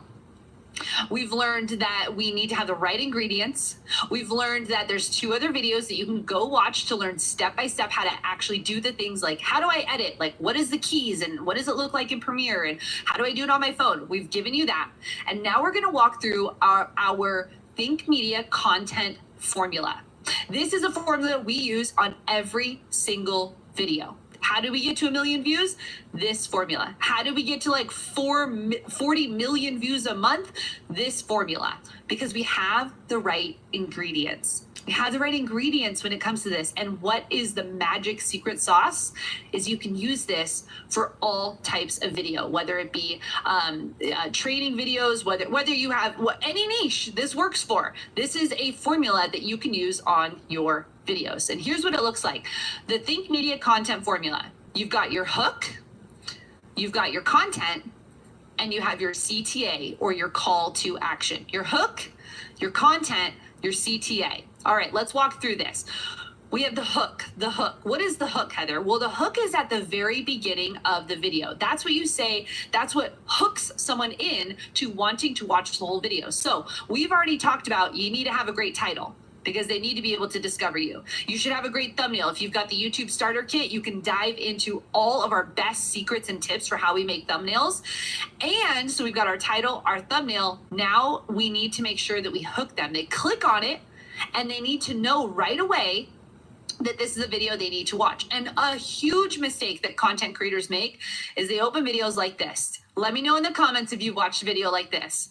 Video comes on, you click it, and this is where they go, hey guys, thanks so much for being here. I know it's been so long since I made a video. I'm so sorry. And yeah, like I was with my dog and it was really fun. And anyways, today we're gonna talk about, right? Have you heard this? You're like, you wasted 3 seconds of my life. Please Don't do that again. Okay. So that is not what a hook is. A hook is strong. If you've ever watched a Think Media video, you know that we're using a hook because you see the topic, you see the title, you see the thumbnail, you click on it, and then we're like, do you want to learn how to edit videos on Premiere?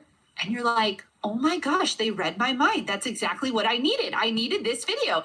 You hook them into the content. So how do you get your click-through rate? You get someone to click by your title and your thumbnail. How do you get someone to watch? You start with a great hook. Now, what does that look like for a great hook? You want to stop the scroll, meaning they've done it, they've clicked on it. You don't want them to back out and keep scrolling. You want to stop the scroll. You want to grab attention. You want to grab their attention, meaning you want to give them a problem or a solution. You want to give them some way of authority showing that you know how to do this. You want to show quickly the before and after. Just like Tony shared in that quick tip when he said we are using different types of shots to show what we're doing, someone who's interested in understanding how to live stream would watch that video in my actual words that I'm saying. I'm giving a problem and a solution so that they know that this is the video they need to watch to answer their question. And what's the point of the hook? The point of the hook, let me go here. The point of the hook is actually to convince the viewer to watch the rest of the content. That's the entire point of the hook. So are you using hooks in your videos? Let me know in the comments. Are you using hooks in your videos? And I want to give you a little bit of swipe copy. Swipe copy means you basically fill in the blanks. So take this, screenshot this, write this down. Here is one thing you will hear us say a lot at Think Media, and you'll see a lot of our students in Video Ranking Academy say this as well. And here's what it is. In this video, I'm going to show you how to blank, blank, blank, blank, blank. In this video, I'm going to show you why blank, blank, blank, blank, blank. Why do we do that? Because we want to give them clarity on exactly what we're teaching. So for me, it would say, for my homeschool channel, in this video, I want to show you how you can start homeschooling your kids without having to buy any new products. That's the hook. I'm telling them exactly what I'm going to teach them. It hooks them because now they're like, well, I want to know how to homeschool without buying any products. That is called the clarity hook. All right, moving on to the next one. The next one is called the problem solution hook. The problem solution hook. Are you struggling with fill in the blank? Well, in this video, I'm going to teach you, I'm going to share with you, I want to explain how to or why or fill in those words. But this is the problem solution. You want to identify the problem they're having. So for Think Media, are you struggling with getting views on your video? Well, in this video, I'm going to teach you my 5-step process for not only getting views, but actually increasing your subscribers at the same time. There you go. That's a hook. That's a problem solution hook. Now, every time you watch a Think Media video or Think Marketing video, you're going to be like, oh, that's the hook. I see it. I see what they're doing. And that's what I want you to do because you need to identify the problem and share how you are going to give them the solution. All right, we're moving on to the Think Media formula. We've talked about the hook. Now we're going to get into the content and then we'll cover the CTA.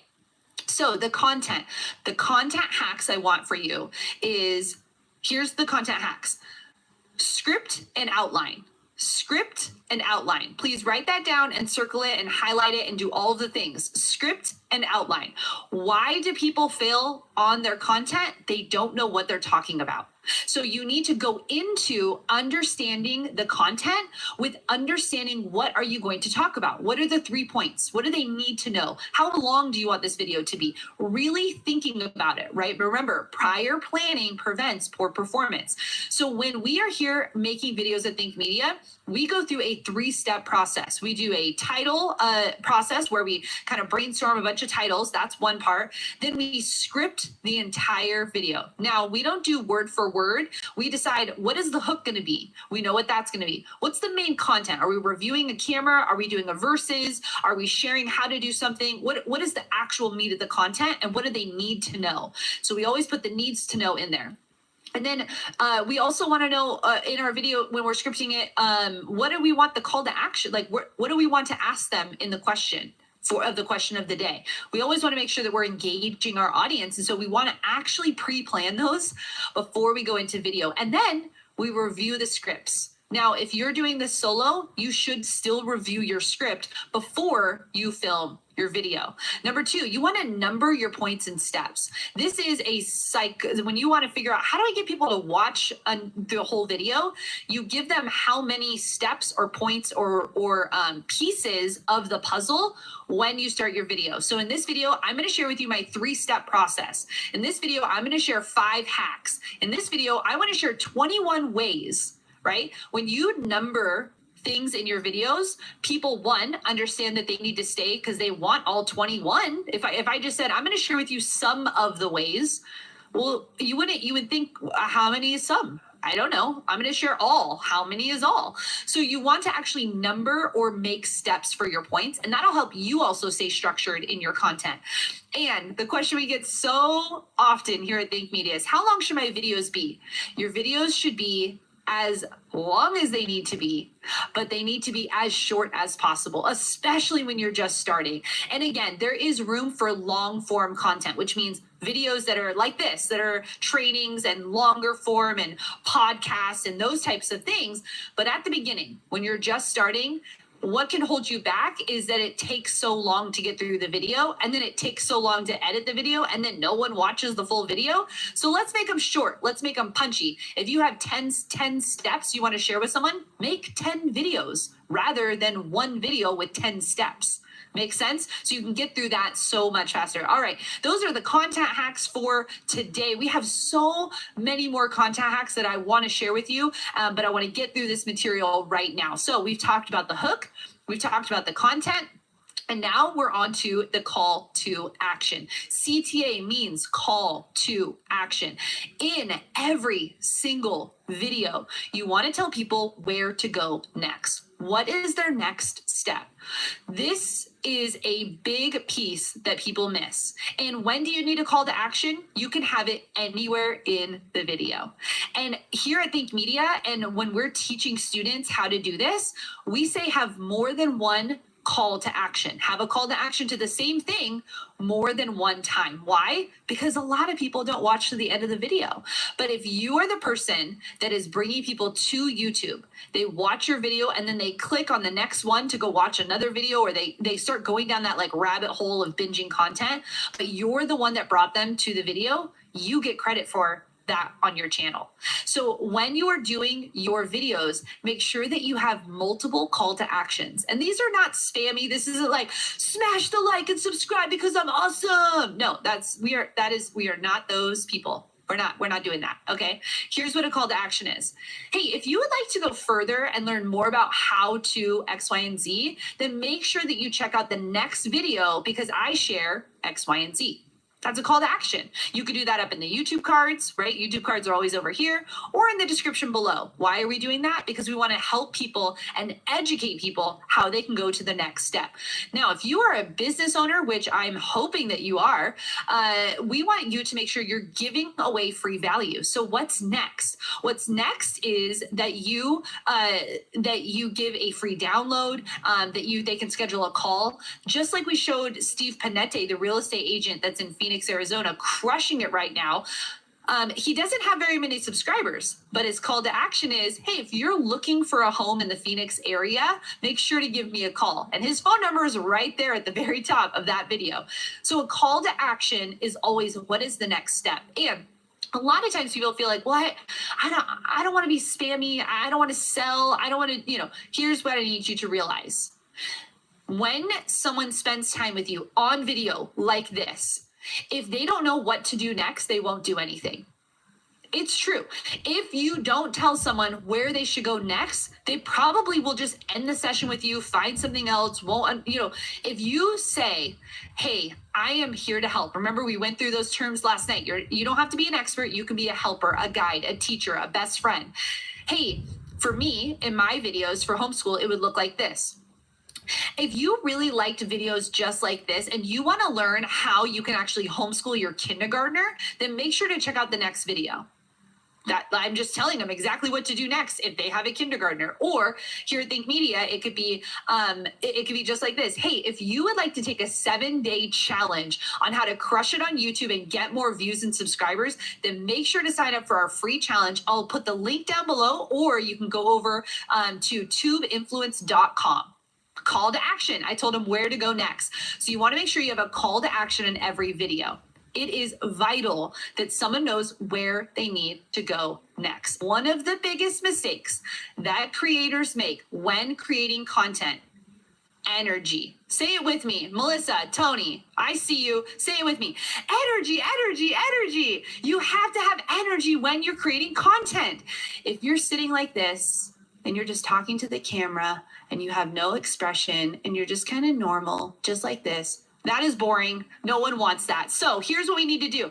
You need to get yourself pumped up, okay? You need to get your energy up, inflection in your voice, be passionate about what you're teaching, smile and show joy, come through the lens. That's what you want to have when you're creating content. Why do people love watching content creators all the way through? Because they love the content creator, because they want to know the person, right? And so how do you do this? With energy. Energy, energy, energy. You need energy when you're creating.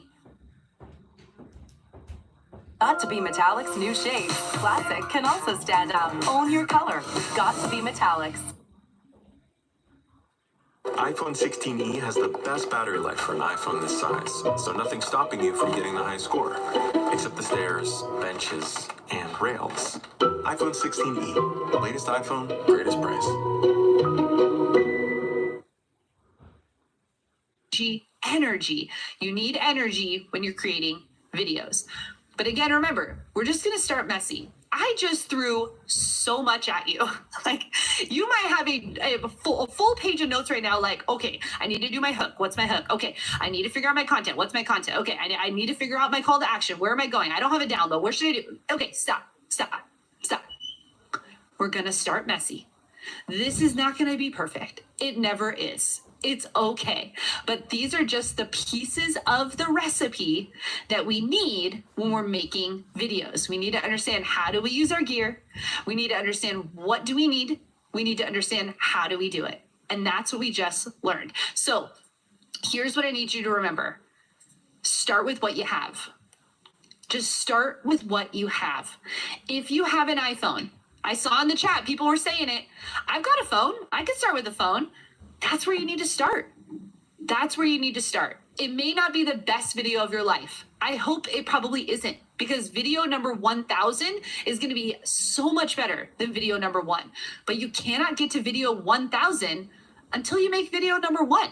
I'm talking to you right now, the person who has not made the video, the person who is writing down all the notes, but it still has not pressed record. I'm talking to you. I'm talking to you right now if you've made videos and you're discouraged because you're like, no one likes this. And what you're actually thinking is, no one likes me. And I want to encourage you. You have to start with what you have. You have to start with what you have. You will not get to video 1000 until you do video number 1. So let's crush video number 1. Let's crush video number 100. Let's crush video number 500 so we can get to video 1000. So we can actually be making an impact and a difference in the world. So you ready? I'm ready. Are you ready to make a video? I'm ready to make videos. I'm making a video right now. Right this second, we're making a video. All right, this is going to be what we're doing. But hold on. Okay. So you're like, great. Okay, committed. Making a video. Let's do it. This is where yesterday's enemies will start to come up again. What's enemy number 1? Perfectionism. That's what's going to be number 1. I guarantee you, most people, this is the number 1 enemy. Well, I can't do it. I don't have the right lighting. I can't do it. I don't have the thing. I don't have the... No, we're not doing that.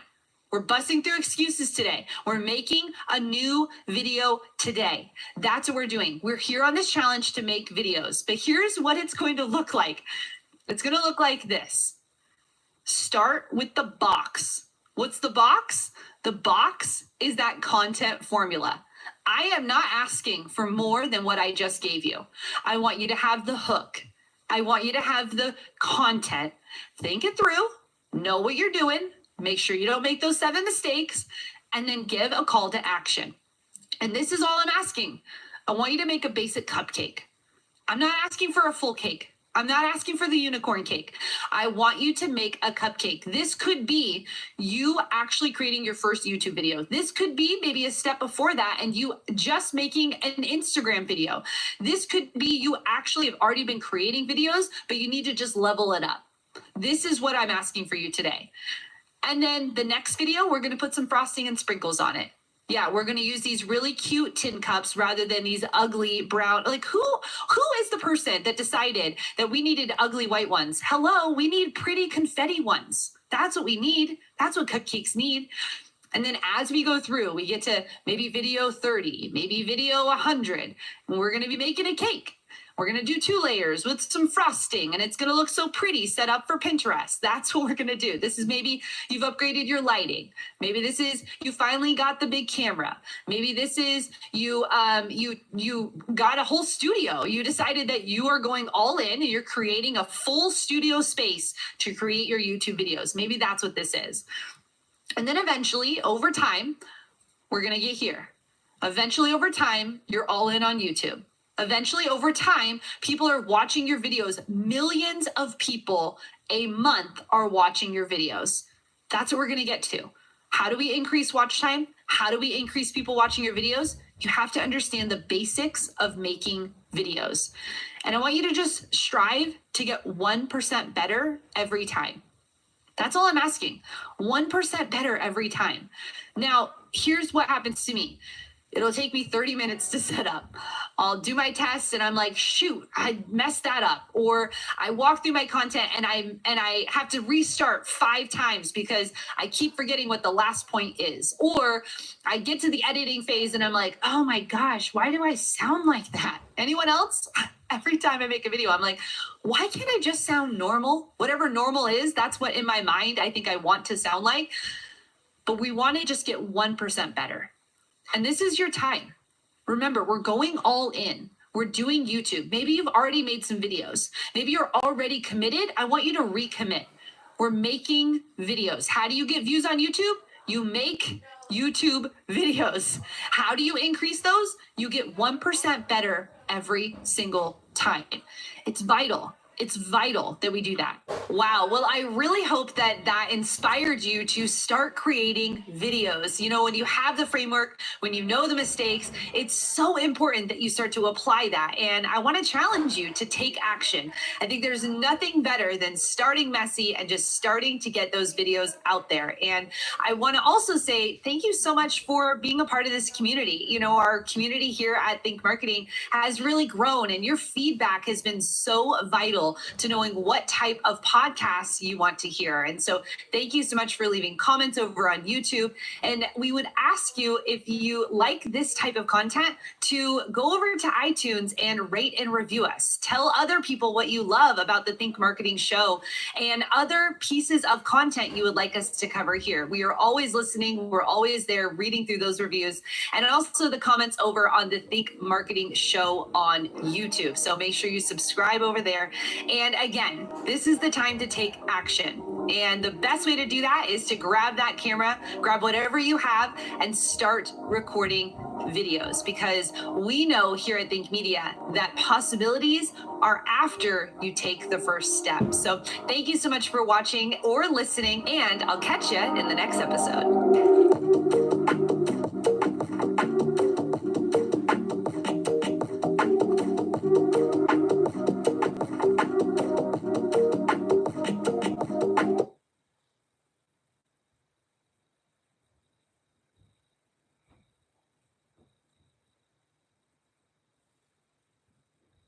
I know it's late and you all have families, but I'm just going to keep talking. Just add crayon. Crayon mango for you. And boss, you get a crayon pineapple if you admit this could have been an email.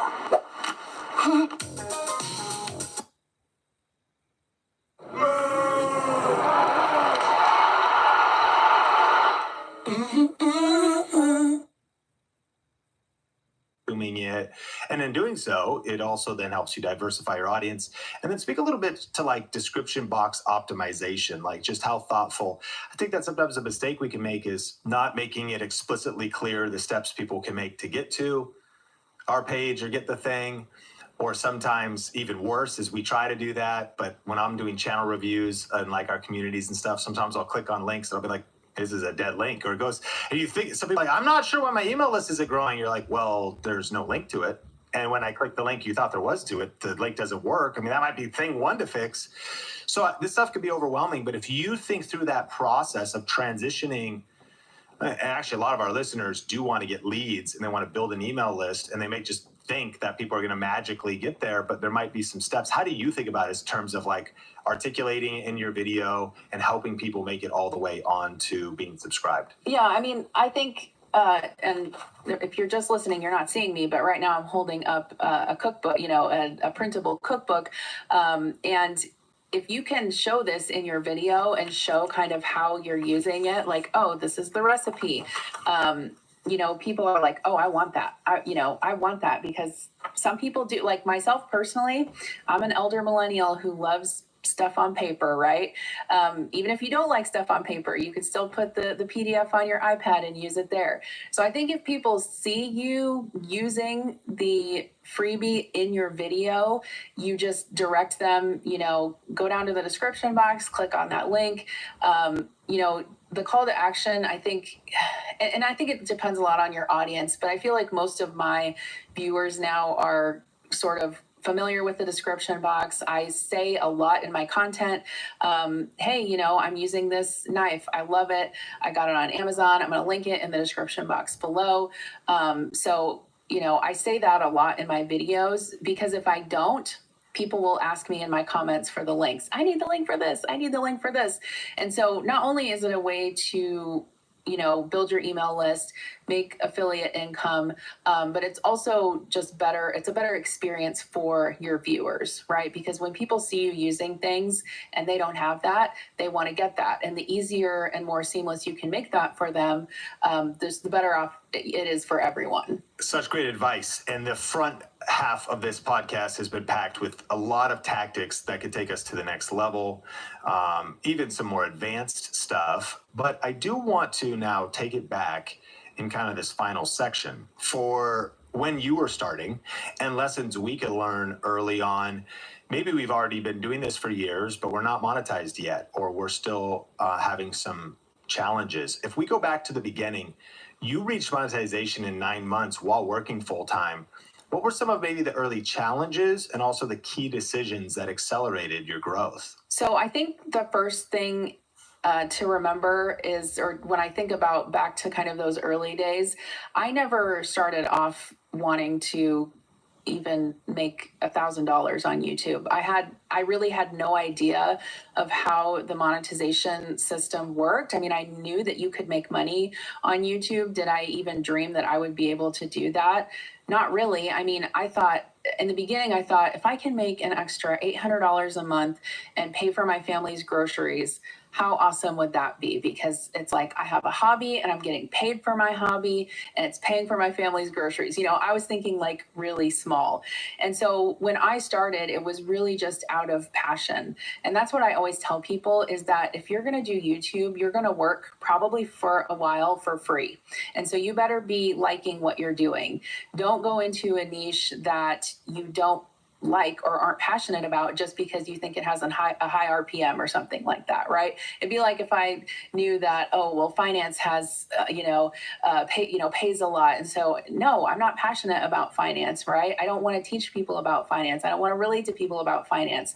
And so I think choosing something that you're passionate about, and also just experimenting, right? Especially take that time in the early days of your channel and try different things. You don't have to be laser focused, niche down right away. What really helped my channel is just experimenting with different kind of buckets within the home cooking space, right? So I started posting meal prep videos and those just took off, right? And so once I figured out kind of what was working and what people wanted to watch, then I doubled down on that content, right? Then I think, people want to watch meal prepping. I'm doing a meal prepping video every week. And so every week people know they're going to come back and they're going to get that meal prep video.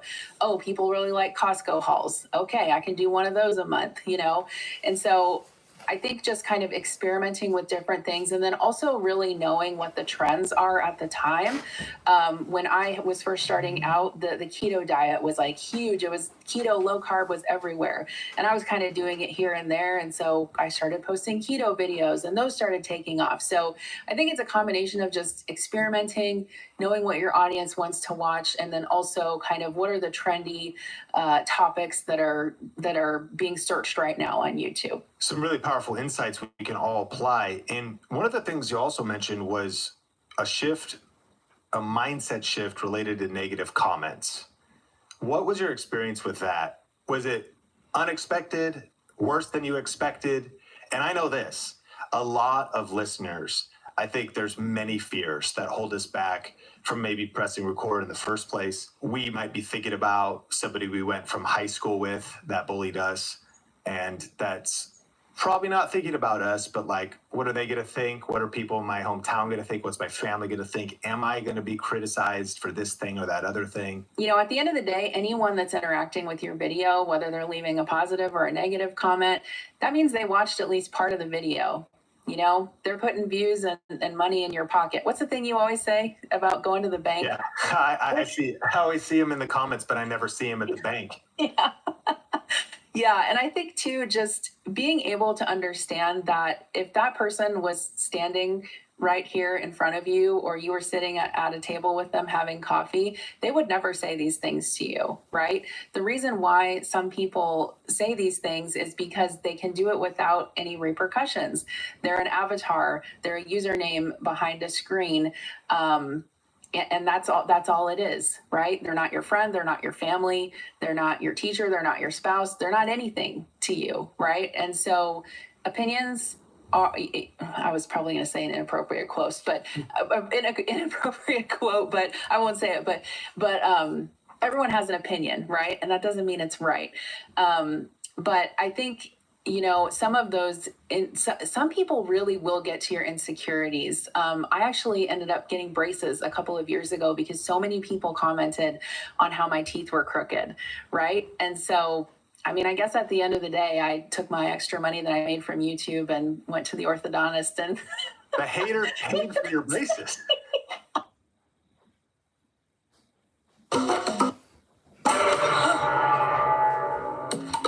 Cream on the left, one more episode. Cream on the right, we crushed the whole series. Yes! Oh, that was really good. Oreo, stay playful.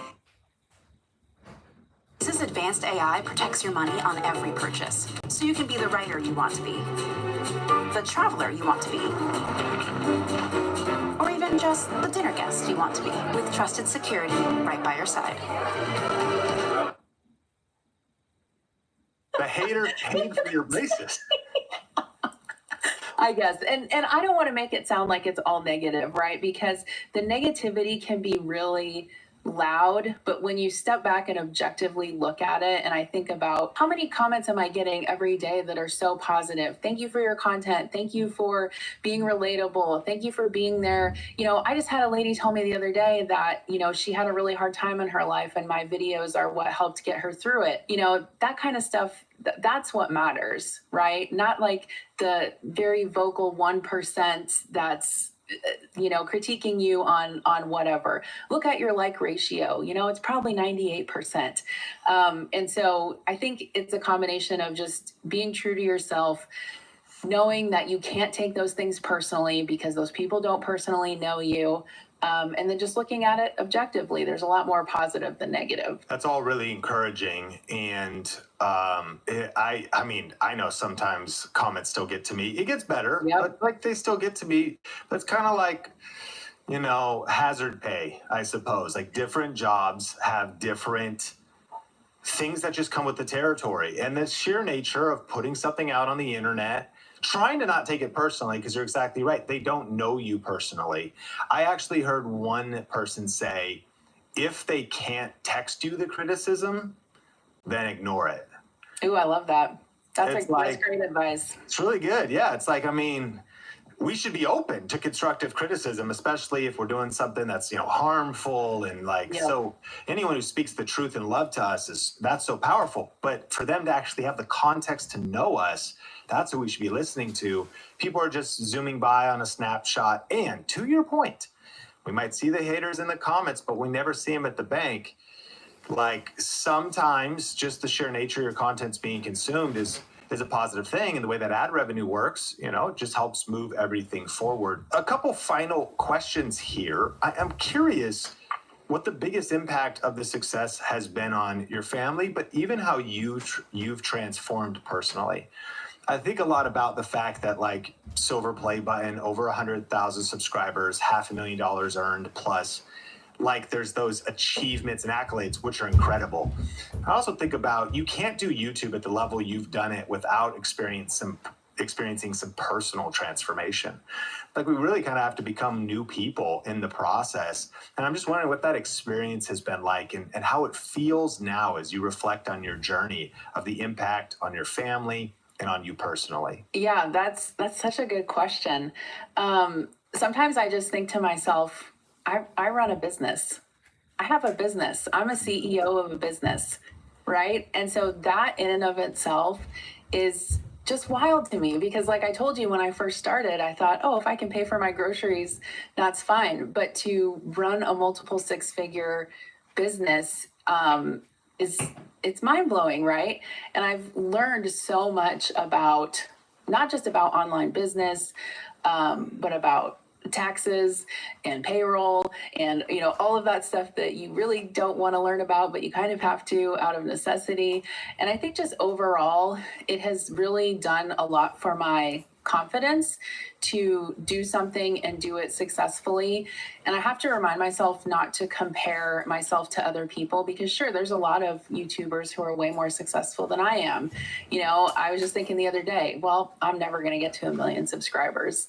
But then I thought, so what if I do? And what if I don't? I can be happy in this current moment with what I have. And, I think owning a business, increasing my confidence. And then also I'm just really proud of the community that I've been able to kind of cultivate with my viewers. I really value authenticity.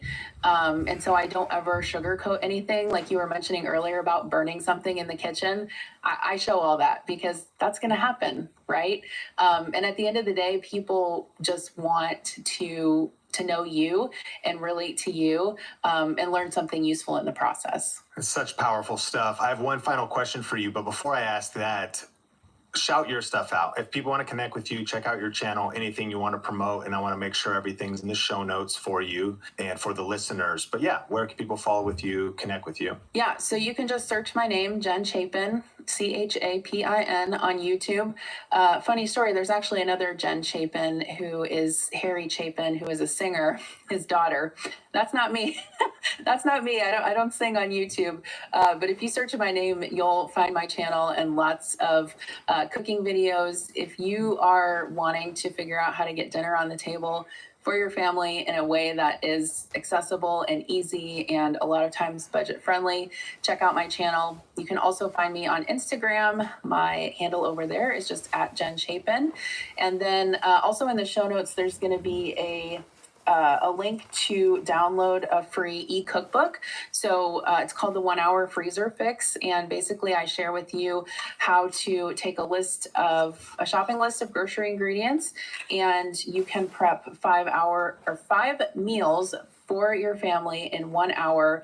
And it's only around $65. So you're going to have dinner for your family for the week for under $100, and your kids are going to like the recipes too. So, man, what a valuable resource. As a newer dad of a 2-year-old and a 4-year-old, I'm excited to check that out. And thank you for adding so much value on the podcast today. This final question is, if you were going to tell somebody who's watching this, who's working full time, but they're thinking they can't do this, or they're just thinking about self-doubt and a little bit overwhelmed, what would be some of your final, maybe inspirational insights and maybe some action steps that you would encourage them to take? I think it's really important to think not about what you can't do, but think about what you can do, right? And a lot of times when you have a full-time job, you have to be really productive in those pockets of time that you have. So whether that's the 2 hours after your kids go to bed, or an hour before they get up in the morning, or even on the weekends when you have a longer block of time, when I think about my schedule, I think of all of that time that I'm not working as opportunity, right? So either it's an opportunity to spend time with my family, an opportunity to further my business, and an opportunity to, maybe have some self-care time. That's kind of how I look at it. And if you are persistent enough and you are consistent enough and you want it bad enough, you will find time to do it, even if it's in those small pockets of time. Jen, thank you so much for adding value. And Think Media podcast community, thank you for listening today. If you got value, smash like and rate, share, review, subscribe wherever you watch or listen to the Think Media podcast. My name is Sean Cannell, your guide to building a profitable YouTube channel, and I'll connect with you in a future episode. Products are made with organic cotton, and they're also incredibly comfortable. There's a lot of love that goes into this as well. Because